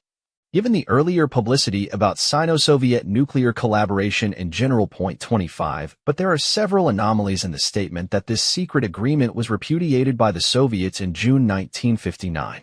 The most important is that, in spite of the alleged decision and the fury it is supposed to have generated in China, the Chinese continued to be represented at meetings of the Warsaw Pact in 1960. It is difficult to believe that a Soviet decision with such profound implications would not have been reflected immediately and across the board in the field of Sino-Soviet military relations. In fact, not only did the Chinese continue to send observers to Warsaw Pact meetings for more than a year afterward, but several years of virtually open Sino-Soviet military collaboration followed over the supply of military assistance to North Vietnam. The references to Chinese military students returning from the Soviet Union in 1964-65 indicate that at least some Soviet military training continued to be given to the Chinese armed forces after the split had developed. It is also more than surprising that if, as alleged, there was an abrupt cancellation of Soviet nuclear help to China, the Soviets should have continued to provide, and the Chinese to accept, advice on the physical protection of their nuclear installations. As already recorded, a KGB officer known to the author was still in China in November 1961, having been sent there as one of a group of Soviet advisors on nuclear security requested by the Chinese. Sino-Soviet cooperation in the peaceful use of nuclear energy continued after June 1959. There are references in the Chinese press to a prominent Chinese scientist, Professor Wang Ganchang, serving as vice director of the Joint Nuclear Research Institute at Dubna, near Moscow. In April 1960.26, many observers at the time believed that within the Chinese military leadership there were differences on strategy, which were associated with the Sino-Soviet split and which led to the dismissal of the Chinese defense minister, Peng Dehuai, allegedly for conspiring with the Soviet leaders against Mao. Part of this conspiracy supposedly took place during the visit of Khrushchev and Peng to Albania in May 1959. But this visit is far more easily explicable in terms of preparation for the spurious Soviet-Albanian split and the need to coordinate the replacement of Soviet by Chinese military, political, and economic support for Albania. The suggestion that Peng and other Chinese leaders were disgraced for acting as Soviet agents is inconsistent with the declaration by the Soviets to the Chinese in 1954-55 of all their intelligence assets in China and with the close Sino-Soviet intelligence relationship that persisted at least up to the end of 1961. In any case, as Edgar Snow pointed out, Peng neither led a conspiracy against Mao nor suffered arrest in 1959.27. He was still a member of the Chinese Politburo in 1962. Interestingly enough, there does seem to have been a genuine discussion, in China, between two schools of military thought between 1955 and 1958.28. Settlement of the argument occurred in the same period in which many other problems were resolved in the Soviet Union and the bloc, such as the elimination of the anti-Khrushchev opposition in July 1957, the ousting of Marshal Zhukov in the following October, and the first conference of bloc parties in November, at which relations between them were normalized and the decision was taken to formulate a new long-range policy for the bloc. In his speech to the conference, Mao argued in favor of using the whole potential of the bloc, especially its nuclear missile potential, to swing the balance of power in favor of the communist world. By their own account, the Chinese agreement with the Soviets on collaboration over nuclear arms dated from the end of 1957. It is tempting to suggest, therefore, that in line with the basic technique of reviving dead issues and using them for disinformation purposes, the argument in the Chinese armed forces was artificially revived, together with allegations of a Khrushchev conspiracy to support joint Sino-Soviet Albanian disinformation on their mutual relations. Furthermore, in view of his long services to Sino-Soviet strategy, Peng would have been an obvious candidate to continue to serve in a secret Sino-Soviet or Bloc Policy Coordinating Center. His disgrace could have been designed to cover up a secret assignment of this kind. In parallel with the alleged differences in the Chinese army, there were allegedly differences in the Soviet army that led to, among other changes, the dismissal of Marshal Sokolovsky as Chief of General Staff in April 1960 and the dismissal in the same year of Marshal Konyev as Commander-in-Chief of the Warsaw Pact forces. Sokolovsky was replaced by Zakharov and Konyev by Grechko. If there had in fact been genuine differences in the Soviet General Staff, the author would have expected to pick up some reflection of them from two former GRU officers, Bykov and Yermolayev, who served with him in the NATO section of the KGB's Information Department and kept in close touch with the General Staff. If Sokolovsky was really in disgrace in 1960, it is curious that he was chosen by the Soviet Ministry of Defense to edit a basic book on Soviet military strategy 2 years later. Differences in national interest. Many factors have been cited as contributory causes of the split. The list includes the racial and cultural differences between the Russian and Chinese peoples, the Chinese population explosion, the decline in the influence of communist ideology, the reassertion of purely national interests and hegemonism, or the desire of the Soviet and Chinese parties to dominate others. No one could deny the existence of racial differences. The Chinese in particular have used the racial issue for political purposes. 30, but these differences did not prevent the closest possible alliance between the Soviets and Chinese between 1957 and 1959. Nor were they responsible for the Sino-Soviet friction between 1949 and 1955. If they are now thought to have been important in the causation of the split, it is largely because of the evidence provided by the Soviets and Chinese themselves in the course of their polemics in the mid-1960s. For the same reason, attempts were made to reinterpret Khrushchev's Virgin Lands campaign of 1954-56 as inspired by Soviet concern over China's population explosion and designed to preempt any future Chinese expansion into Siberia. As Professor W. A. Douglas Jackson rightly pointed out, the motives for the campaign were domestic. 31 Cultural differences undeniably exist. But it is interesting that cultural relations between China and the Soviet Union and Eastern Europe should have survived the Sino-Soviet split. The Chinese Friendship Association still exists in the Soviet Union, and the Sino-Soviet Friendship Association still exists in China. 32 Cultural visits were exchanged at least until November 1966. National rivalry is seen by the West as the force behind the apparent struggle between the Soviets and Chinese for influence in the developing countries in Asia, Africa, and Latin America. The assertion of Chinese national interests is seen in Chinese claims on Taiwanese, Indian, and Outer Mongolian territory and in demands for revision of unequal treaties, dating from the 19th century, which awarded certain Chinese territories to Russia. Soviet national self-assertiveness was seen in Soviet attempts to incite revolt in Xinjiang and among tribal groups straddling the frontier with China and in Soviet complaints about Chinese border violations, which, according to Soviet official sources, amounted to 5,000 in 1962 alone. The clash of Soviet and Chinese national interest was seen in short-lived and sporadic outbreaks of border hostilities, especially on the Ushuri River, which were intensified in 1969-70. Border clashes were sometimes accompanied by Soviet and Chinese student demonstrations outside each other's embassies and in ostentatious walkouts by Soviet and Chinese representatives from international gatherings.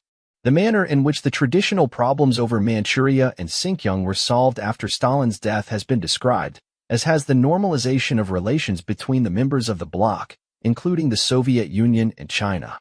In 1957, Khrushchev's contribution to this achievement was recognized by Mao in 1957.34. Against this background, it would have made no sense for the Soviet Union to meddle in Xinjiang.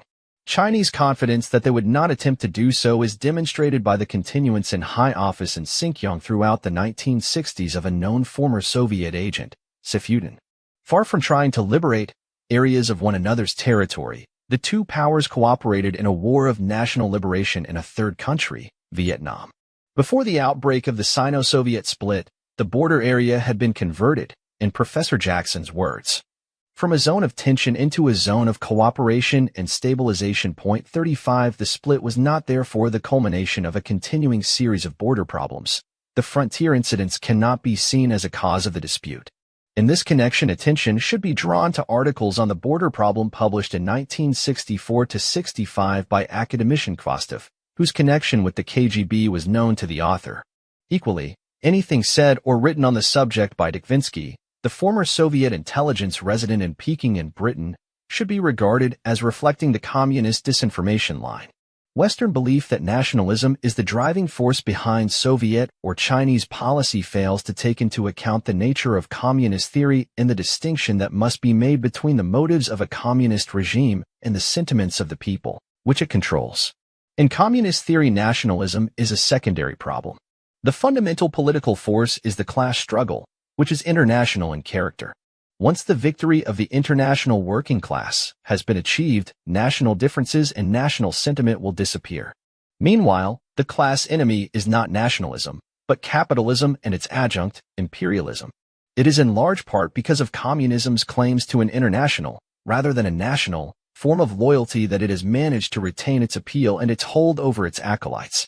The main point, however, is that the disinformation about the Sino-Soviet split provides a new, more effective way for fighting nationalism by investing the communist parties with a nationalist image in the eyes of their people. Differences in political and diplomatic strategy and tactics. Marked differences have existed since 1960 in what the Soviets and Chinese have said on subjects such as détente, peaceful coexistence, and the inevitability of war. In the 1960s, the Soviet press defended peaceful coexistence. The Chinese press attacked it. Under the banner of peaceful coexistence, the Soviet leaders established personal contact with Western statesmen, sought an expansion of East-West trade, and adopted a generally moderate and businesslike approach to negotiations with the West. The Chinese denounced the Soviet approach as a betrayal of Leninism and a capitulation to the forces of imperialism and capitalism. Eschewing closer contacts with the West, the Chinese advocated implacable, militant revolutionary policies toward it. Khrushchev's visit to the United States in 1959, Soviet détente with Western Europe, and the nuclear test ban treaty of 1963 all came in for their share of Chinese communist abuse. The Chinese and Soviets took diametrically opposing lines on the Sino-Indian conflict in 1959, the Cuban crisis of 1962, and other matters. In relation to the developing world, the Soviets emphasized the importance of diplomacy and economic aid. The Chinese advocated wars of national liberation. Was there any real substance to this war of words? The thesis that war is not inevitable was formulated by Khrushchev at the 20th CPSU Congress in February 1956. At the time, the Chinese frequently expressed their agreement with it. 36 It was only in 1960 that divergent views on the topic began to appear in the Soviet and Chinese press, to be followed by open polemics. Beginning in 1963. Broadly speaking, the Soviets maintained that, although the causes of conflict between the two different social systems had not disappeared, the strength of the communist bloc was such that nuclear war, which would mean the destruction of both sides, was no longer inevitable. Communists should seek the victory of their cause through peaceful coexistence and peaceful competition. The Chinese argued that the communist aim was world revolution.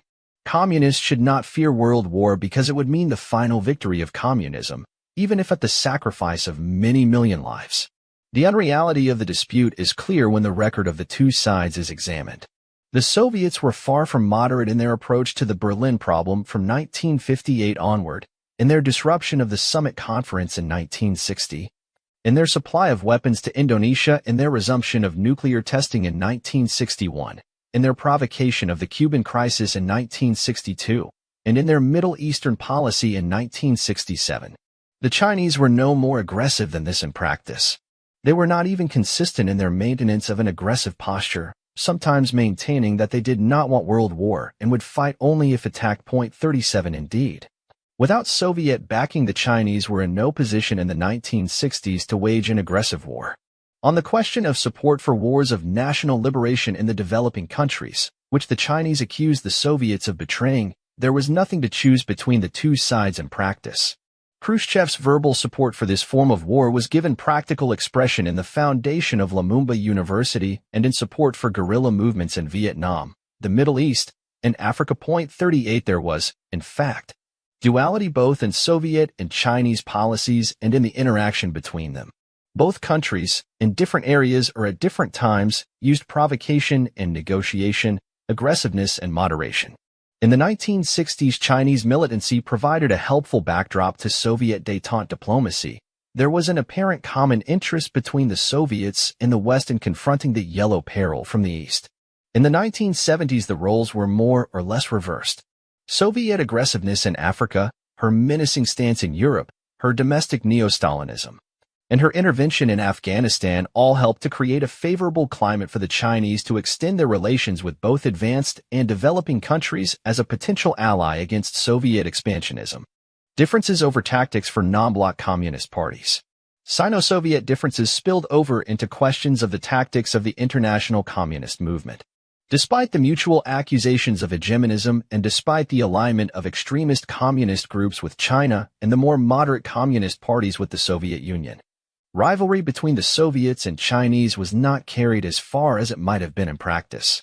There was no serious Chinese attempt to disrupt the international communist movement. China withdrew from the International Front organizations in the 1960s, but did not set up rival organizations under Chinese auspices. The accusations of hegemonism were false. Neither the CPSU nor the CPC seeks to impose its diktat on the communist movement. Neither needs to do so. At the same time, the rejection of hegemonism in principle is not incompatible with recognition of the undeniable fact that the CPSU has the longest and widest experience and power of any communist party and is the best place to play a leading role. It was the Chinese themselves who insisted on this point in 1957. The technique of the split. It will be objected that, even if there is no substance to the differences that are alleged to divide the Soviets from the Chinese, it is inconceivable that they could have sustained a fictitious split for over 20 years without being found out and without doing serious damage to their own cause. If the Soviet Union and China were democracies, that would be a correct judgment. But in communist states, controls over the communications media, the discipline imposed on party members, and the influence of the intelligence and security services are combined to provide unparalleled facilities for practicing disinformation. It should not be forgotten that the closeness of CPSU-CPC relations between 1935 and 1949 was successfully concealed from the outside world. Communist victory in China was achieved more swiftly through the duality of Soviet and CPC policies toward the nationalist government and the United States than it would have been through an outward show of solidarity between them. The technique of the Sino-Soviet split was not developed overnight. Historical precedents drawn on in developing disinformation on false splits and secret coordination, such as Lenin's Far Eastern Republic, have already been cited in this and earlier chapters. The genuine Tito-Stalin split was also obviously of prime importance. And it is interesting to note how the published texts of the alleged secret party letters between the Soviet and Chinese parties recall the genuine party letters on the Tito-Stalin split and how the spurious allegations that Ping and Lin Piao, both Chinese ministers of defense, were Soviet agents echo the well-founded accusation that the Yugoslav chief of staff in 1948 was working for the Soviet intelligence service. There is also a certain parallel between the Mao-Khrushchev polemics in the 1960s on the subject of peaceful coexistence and the Lenin-Trotsky argument over the issue of war and peace after the revolution of 1917. This earlier controversy could well have been used as a model for the later polemics. The 81 Party Congress Manifesto of November 1960, to which the CPC acknowledged its commitment, spoke of the need for unity of will and action of all communist parties, not for unity of words. 39 It also spoke of solving cardinal problems of modern times in a new way. Authors italics. What it meant by this in practice was that centralized, Stalinist control over the movement having proved a failure. The aim of a worldwide federation of communist states would be pursued in the transitional stage by an agreed variety of different strategies and tactics to be followed by different parties, some of which would appear to be at loggerheads with one another. Traces of Chinese communist thinking about splits can be found in the Chinese press. The analogy is drawn between growth and nature, which is based on division and germination, and the development and strengthening of the communist movement through favorable splits. The creation of two or more communist parties in one country was advocated openly. 41 Chinese paper used the formula, unity, then split, new unity on a new basis, such as the dialectic of development of the communist movement. Problems of Peace and Socialism referred disparagingly to Ai Sai Tsi, a Chinese scholar well-versed in dialectics, who developed the idea of the contradiction between the left and right legs of a person, which are mutually interdependent and move in turn when walking. 41 All of this suggests that the communist leaders had learned how to forge a new form of unity among themselves through practical collaboration in the exploitation of fictitious, schismatic differences on ideology and tactics. It would be erroneous to attempt to separate the Sino-Soviet split from the four disinformation operations already described and those that will be described in succeeding chapters. The disinformation program is an integrated whole. The Chinese have played an important part in every operation. As Chapter 22 will argue, the Sino-Soviet split is the underlying factor in all the different strategies developed in support of long-range policy. Mutual criticism between two parties should be seen as a new way of supporting the credibility of the disinformation each is trying to spread about itself. For example, Chinese criticism of Soviet and Yugoslav revisionism, the decay of ideology, and the restoration of capitalism in the Soviet Union helped to build up the illusion that Khrushchev was truly moderate and that Tito was truly independent. The Soviet and Chinese lines on different issues should be seen as the left and right legs of a man, or better still, as the two blades of a pair of scissors, each enhancing the other's capacity to cut. The communist strategists proceeded cautiously and pragmatically with the development of the Sino-Soviet split.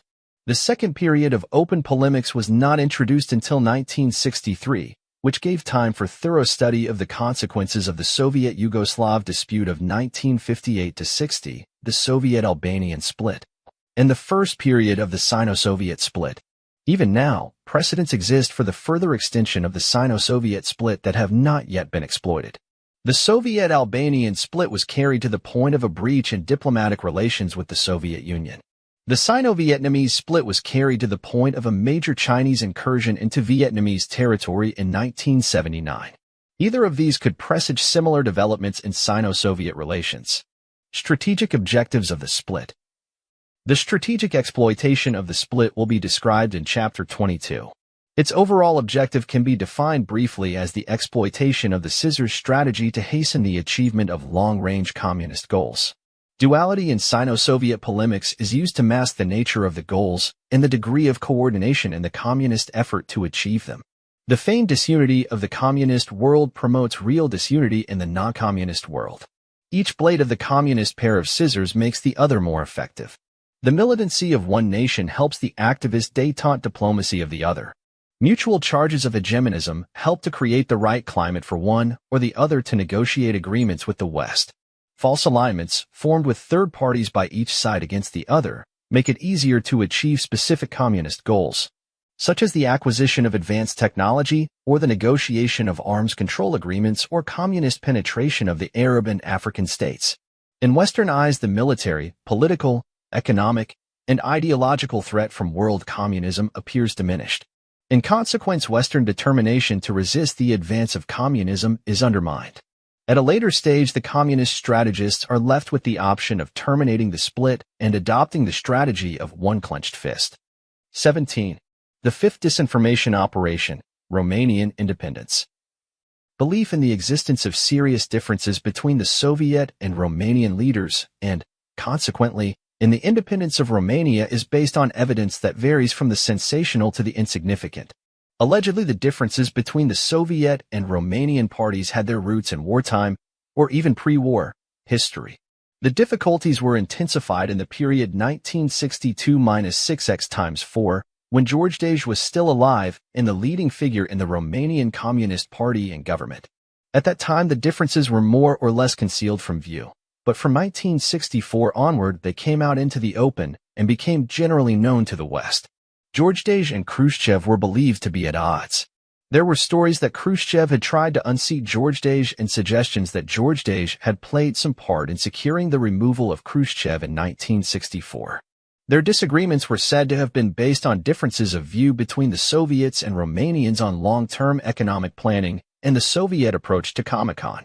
It was suggested that Romania's insistence on proceeding with its own speedy industrialization program had prevailed with difficulty over Soviet opposition. Georgedej died in March 1965. Nicolae Ceausescu, who had for long been Georgedej's right-hand man, took over as first secretary of the party. Before this event, public but muted manifestations of Soviet-Romanian differences and Romanian independence were detected in the West. Examples were Romania's refusal, in contrast with other East European communist states, to align itself with the Soviet position in the Sino-Soviet conflict. Efforts by the Romanian leaders to play down the extent of Soviet influence in their country by measures such as the removal of Russian street names. Publication by the Central Committee of the Romanian Communist Party in April 1964 of a statement on its independence.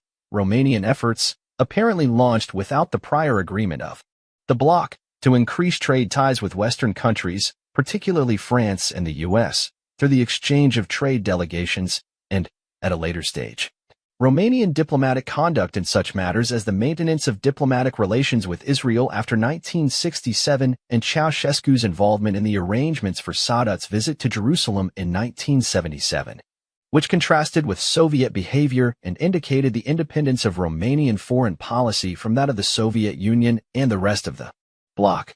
This impression of independence was reinforced by occasional alleged refusals on the part of the Romanians to cooperate with the Soviet Union and the bloc in joint political, economic, or military projects within Comecon and the Warsaw Pact, and the adoption of an independent position by the Romanians on Warsaw Pact intervention in Czechoslovakia in 1968. Critical examination of these manifestations of independence against the background of the normalization of intra-bloc relations in 1957 and the adoption of a long-range bloc policy and strategic disinformation program in 1958-60 shows that, as with the splits already examined, there is no substance in the alleged differences between Romania and other communist countries. The differences can be explained as the product of a bloc disinformation operation. Special relations between the Romanians and Soviets. As already argued, the normalization of intra-bloc relations removed the grounds for splits between the members of the bloc in general. But, in the Romanian case, there were special reasons, according to inside information available to the author, why a split was an impossibility under Georgedej, and why it is still an impossibility under the present leader, Ceausescu. Georgedej was an agent of Soviet intelligence. At the time of the liberation of Romania from the fascists by Soviet troops, he was directed by the head of Soviet intelligence in Romania, Colonel Fedotkin. The Romanian Communist Party was then small in relation to the Social Democratic Party. Under Fedotkin's guidance, Georgedej worked on the elimination of Romanian social democratic leaders who were unreliable from a Soviet point of view and who threatened to acquire influential positions in the new Romanian government. The shedding of the blood of non-communist Romanian politicians and the ousting of the Romanian king, actions undertaken jointly by Georgedej and the Soviet government, created unbreakable ties between them. The head of Soviet intelligence in the late 1950s and 1960s, General Sakharovsky, was chief advisor to the Romanian Security Service from 1949 to 1953. He was in official contact with Georgedej. Through Georgedej and his staff, Sakharovsky carried out the Romanian purges of 1951-52 and, in particular, the arrest of Anna Pacher and other leading communists, who were accused of being Yugoslav and Zionist agents. Relations between the Soviets and Georgedej and other Romanian leaders were sealed with blood.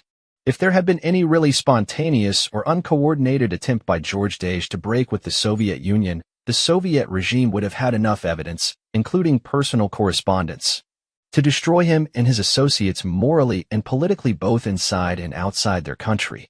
This fact must be kept in mind when assessing the genuineness of the later differences between the Soviets and the Romanians. If a Soviet-Romanian split was impossible under Georgedej, there were even fewer grounds for expecting one under Ceausescu, who had been his right-hand man and who replaced him after his death in March 1965. As has already been explained, Stalinist colonial practices toward Romania and other satellites had been abandoned by the Soviet Union under Khrushchev in 1957. Soviet-Romanian party relations were normalized on a Leninist basis of equality. From 1958 to 1960, Romanian leaders played an active role in consultations between the Soviet and other bloc leaders in the Soviet Union, Romania, and elsewhere. Ceausescu, as one of the secretaries of the Central Committee of the Romanian Communist Party, took part in some of these consultations. He was a member of the Romanian delegation to the 21st CPSU Congress.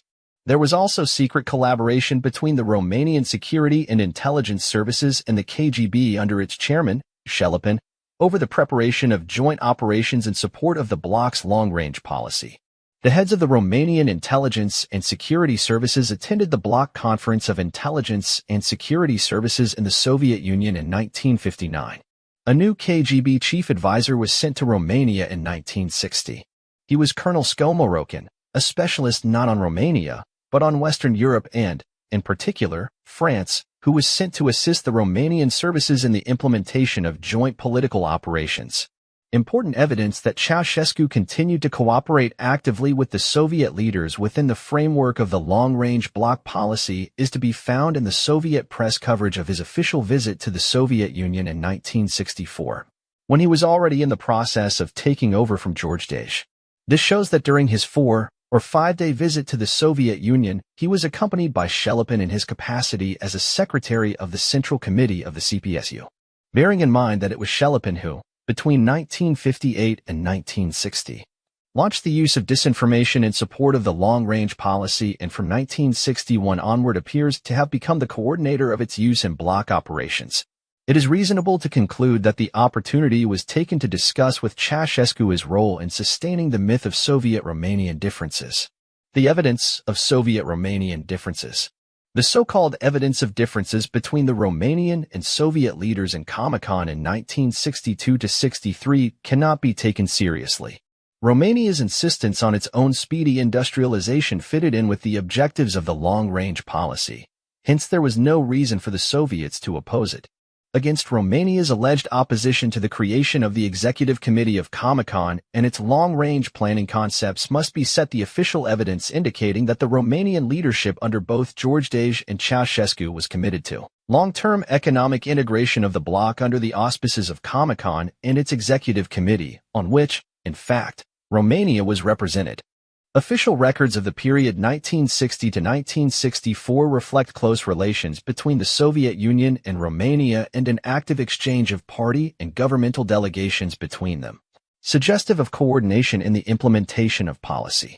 The fact that the evidence of Soviet-Romanian differences during this period was based on esoteric and confidential sources and was in conflict with the official record of Soviet-Romanian cooperation suggests that it was the product of disinformation. The conflict between the official and esoteric evidence became especially obvious in the 1970s, when Romania, along with other members of the bloc, was involved in concrete measures of economic integration. Among the manifestations of Romania's neutrality in the Sino-Soviet dispute were the return of a Romanian ambassador to Albania in 1963, which was out of step with the Soviet Union and other East European communist states, the visit of the Romanian Prime Minister, Ion Gheorghe Maurer, to Peking in the spring of 1964, a year after open Soviet polemics against China had begun, and a statement by the Romanian party leadership, described below, that was interpreted in the West as a declaration of Romanian independence. Once it is realized that the Soviet-Albanian and Sino-Soviet splits are joint disinformation operations prepared and launched in 1958-60 with the approval of all the leaders of the bloc. It is easy to see that Romania's neutrality is a posture calculated to support the authenticity of both splits, and that Romanian independence can be misrepresented as one of their consequences. Given that the West had accepted the authenticity of the Soviet-Albanian split, the return to Albania of a Romanian ambassador supported the myth of Romanian independence. It also had the practical advantage of providing an additional East European channel for bloc diplomatic consultation with Albania. The step may reasonably be assumed to have received the bloc's blessing in advance. Maurer's visit to Peking can be interpreted as a visit to discuss and coordinate this combination of disinformation operations with the Chinese leaders. an interpretation supported by the fact that Maurer went on from Peking to North Korea and then returned to Romania via the Soviet Union, where he presumably also had discussions. When Maurer returned from his tour, the Romanian Communist Party's Central Committee held a week-long secret meeting, at the end of which it issued a statement on the party's attitude to the situation in the world communist movement. The statement was 16,000 words in length. It was given wide publicity in Romania and was immediately translated into Russian, Spanish, English, French, and German for distribution abroad. The points in it that were singled out and interpreted in the West as expressions of Romanian independence included the following. It is the sovereign right of each socialist state to work out, choose or change the forms and methods of socialist construction. The planned management of the national economy is one of the inalienable attributes of the sovereignty of the socialist state. Communist countries should cooperate and help each other in economic matters, only on the basis of fully equal rights, observance of national sovereignty and interests, mutual advantage and comradely assistance, mainly through bilateral and multilateral agreements. The idea of a single planning body for all Comecon countries has the most serious economic and political implications. To hand over the levers of management of economic and social life to the competence of some superstate or extra-state bodies would be to turn sovereignty into a concept without any real content. Romania favors the strengthening of cooperation with all socialist countries and achieving an international division of labor, provided that this does not mean that the communist countries have to isolate themselves from the general framework of world economic relations. It is natural for communist states to display initiative and to manifest themselves actively on the international arena. Remarks of this kind aroused lively Western interest, but it should be pointed out that other parts of the statement were more significant. There was, for example, a reaffirmation by the Romanian party leadership of their commitment to the basic decisions and objectives formulated at the 81 Party Congress in November 1960. Such as the strengthening of economic cooperation between the socialist states, the emphasis on peaceful coexistence combined with support for national liberation movements, the effort to attract new members into Comecon, and the quest for the final and inevitable victory of communism throughout the world. Western commentators overlooked the fact that statements about the maturity of the communist parties, their capacity to develop their own domestic and foreign policies, and their eagerness to take their own initiatives in the international arena were not in contradiction with the decisions of the 81 Party Congress, which specifically approved tactical flexibility in the pursuit of an activist foreign policy. The Romanian statement, in fact, not only does not conflict with the 81 Party Manifesto, it emphasizes the point that communist parties, in developing their own policies, should do so within the framework of the socialist community. The evidence used to support the notion of personal animosity between Khrushchev and Georgij is both flimsy and selective. Georgij's failure to attend the celebrations in Moscow in honor of Khrushchev's 70th birthday is given more weight by Western commentators than the more significant fact that, on this same occasion, Khrushchev was awarded Romania's highest decoration. It can scarcely be argued, as Floyd attempts to do, that the level of Soviet representation at the Romanians' 20th anniversary celebrations was downgraded if Mikoyan, at that time a member of the Presidium of the Central Committee and President of the Soviet Union, attended rather than Khrushchev, who was not invited.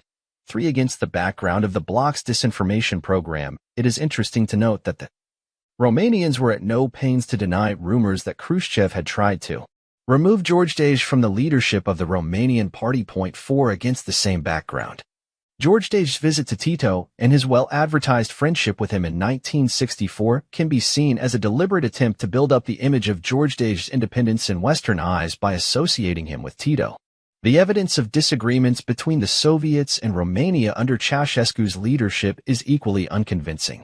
Insofar as it comes from the communist side in the form of official statements, these can be easily tailor-made by the party apparatus and intelligence services to suit the needs of the disinformation program. Evidence of Romanian independence has been seen in the replacement in the 1960s of Russian street names by Romanian and in other attempts to play down the extent of Soviet influence in Romania. But in the post-1957 atmosphere in the bloc, such measures were not grounds for disagreement with the Soviets. They would have met with the Soviets' full understanding and approval. The tactless attempts by Stalin to impose a Soviet mold on all aspects of life in the East European satellites had been rejected. Variety in the national aspects of each country had been taken into account, and communist parties have been given latitude by the 81-party manifesto to vary their tactics in accordance with the conditions facing them. Romanian claims to be fighting Soviet interference in their country were, and are no more than a pretense adopted with Soviet connivance, and are intended to invest the party and its leaders with a nationalist and independent image in the eyes of the internal and external public. Despite the development of an apparently heterodox Romanian foreign policy, the internal regime remained as rigidly orthodox and repressive as before. That Romania increased its commercial, economic, and political ties with the West in the 1960s and 1970s is beyond question. What is questionable is whether it did so without the prior agreement of the Soviet Union and other communist states. The Comecon Conference in June 1962 called for an expansion of bloc trade with the West. The Romanians have done no more than give effect to this decision. Moreover, by pretending to be acting independently and by exploiting their so-called independence while in reality acting with the bloc's connivance, they have contributed more to the achievement of the bloc's objectives of increasing trade and securing long-term credits and advanced technology from the West than they could have done by acting as an orthodox member of the bloc. To take one specific example, Romania's independence enabled her to import Rhodesian chrome, whether on her own or the bloc's behalf, without the bloc collectively incurring the political odium of so doing. Romania's independent foreign policy should be regarded as a device characteristic of Lenin's activist diplomacy as exhibited in his use of the Far Eastern Republic. It offers various advantages for the bloc in the diplomatic field. For example, a communist diplomatic presence has been maintained in Israel since 1967 through the Romanian embassy in Tel Aviv, while the bloc as a whole has gained favor with the Arab world through its severance of diplomatic links with Israel. The close coordination between the diplomacy of Romania and the other members of the bloc has gone largely unobserved. The surest signs of disinformation in action are to be seen in the contrast between the well-advertised superficial Romanian disagreements with Comecon and the binding effect of her continued membership in the organization and her participation, for example, in joint energy projects in Eastern Europe. Similarly, occasional well-publicized Romanian refusals to participate in military exercises should blind no one to the fact that Romania remains a member of the Warsaw Pact. The Romanians' ostensible rejection of Soviet influence must be seen alongside the continuing exchanges of friendly visits between the Soviet and Romanian leaders and the award to Ceausescu of an Order of Lenin in Moscow in January 1978. The motives for the projection of Romanian independence. It is not difficult to reconstruct the economic and political thinking behind the decision to misrepresent Romania as an independent member of the Communist bloc, taken perhaps as early as 1958-60 when the long-range policy was being formulated. The long-range policy called for industrialization and a gradual leveling up of the economies of the entire Communist bloc. The effort to swing the world balance of power in communist favor entailed nuclear armaments programs, massive conventional armed forces, a vast propaganda, intelligence, and security bureaucracy, military and economic aid to developing countries, and worldwide support for communist parties and national liberation movements. At the same time, living standards in the communist world needed to be raised if further popular explosions were to be avoided. The policy as a whole could be sustained only with Western technical and economic help. That help was unlikely to be given to an apparently aggressive, monolithic communist bloc. Some inducement was needed to procure a change in Western attitudes. The strategic political case for presenting the bloc as disunited has already been argued. The addition of a further brand of communism, distinguishable from the Soviet, Chinese, Albanian, and Yugoslav varieties, would have recommended itself to the communist strategists because it would help to authenticate the disagreements, which had already begun to be displayed within the bloc, and would give further encouragement to Western illusions that national sentiment and national interest were achieving dominance over ideology as the driving force behind the communist world. These illusions would raise Western hopes and expectations that, with cautious and selective help and political encouragement, the fissures in the communist monolith could be gradually enlarged until the monolith disintegrated altogether. Although a united Western world, improving the living standards of its peoples without suppressing their political freedom, sets an example for those living under communism, breeds discontent among them, and causes them to exert pressure on their leaders. The experience of the NEP had shown that the dangers to a communist system from close Western ties could be contained, efficient secret police control and ideological countermeasures were capable of neutralizing the risks of political and ideological contamination of the public from the presence of Western businessmen and experts in their midst. Western expectations of expanding Western influence in communist countries through economic links could once more be disappointed if the necessary adjustments to the communist system were to be properly calculated, controlled, and deceptively presented. Visible evidence of foreign economic support for communist regimes, far from stimulating internal opposition to them, has the opposite effect.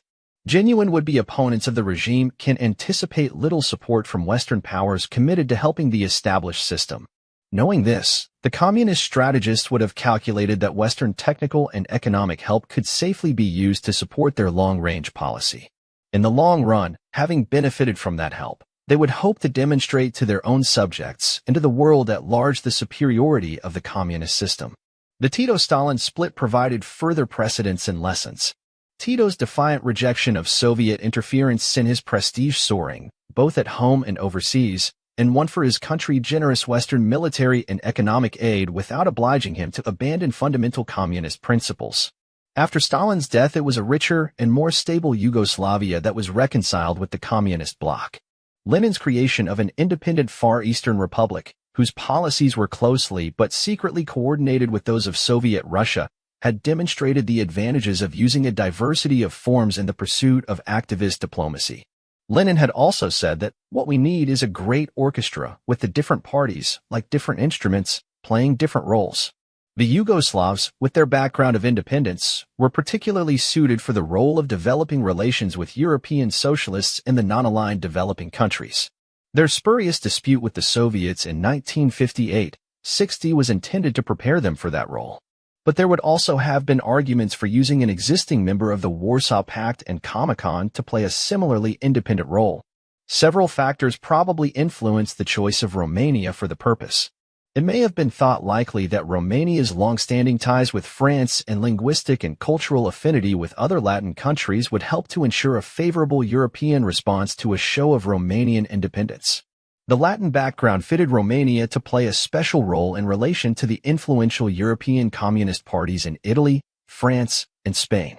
But probably more important was the fact that the Romanian regime, next to the Polish and Hungarian, was the weakest and most despised by its subject population. Given Tito's experience between 1948 and 1953, it was reasonable to expect that a repeat display in public of differences with the Soviet Union, even if, on this occasion, spurious ones, would enhance the domestic and international prestige of the Romanian Communist Party and its leaders. They would be able to present themselves not as Soviet puppets, but as bold, national leaders willing to challenge the authority of the Soviet Union.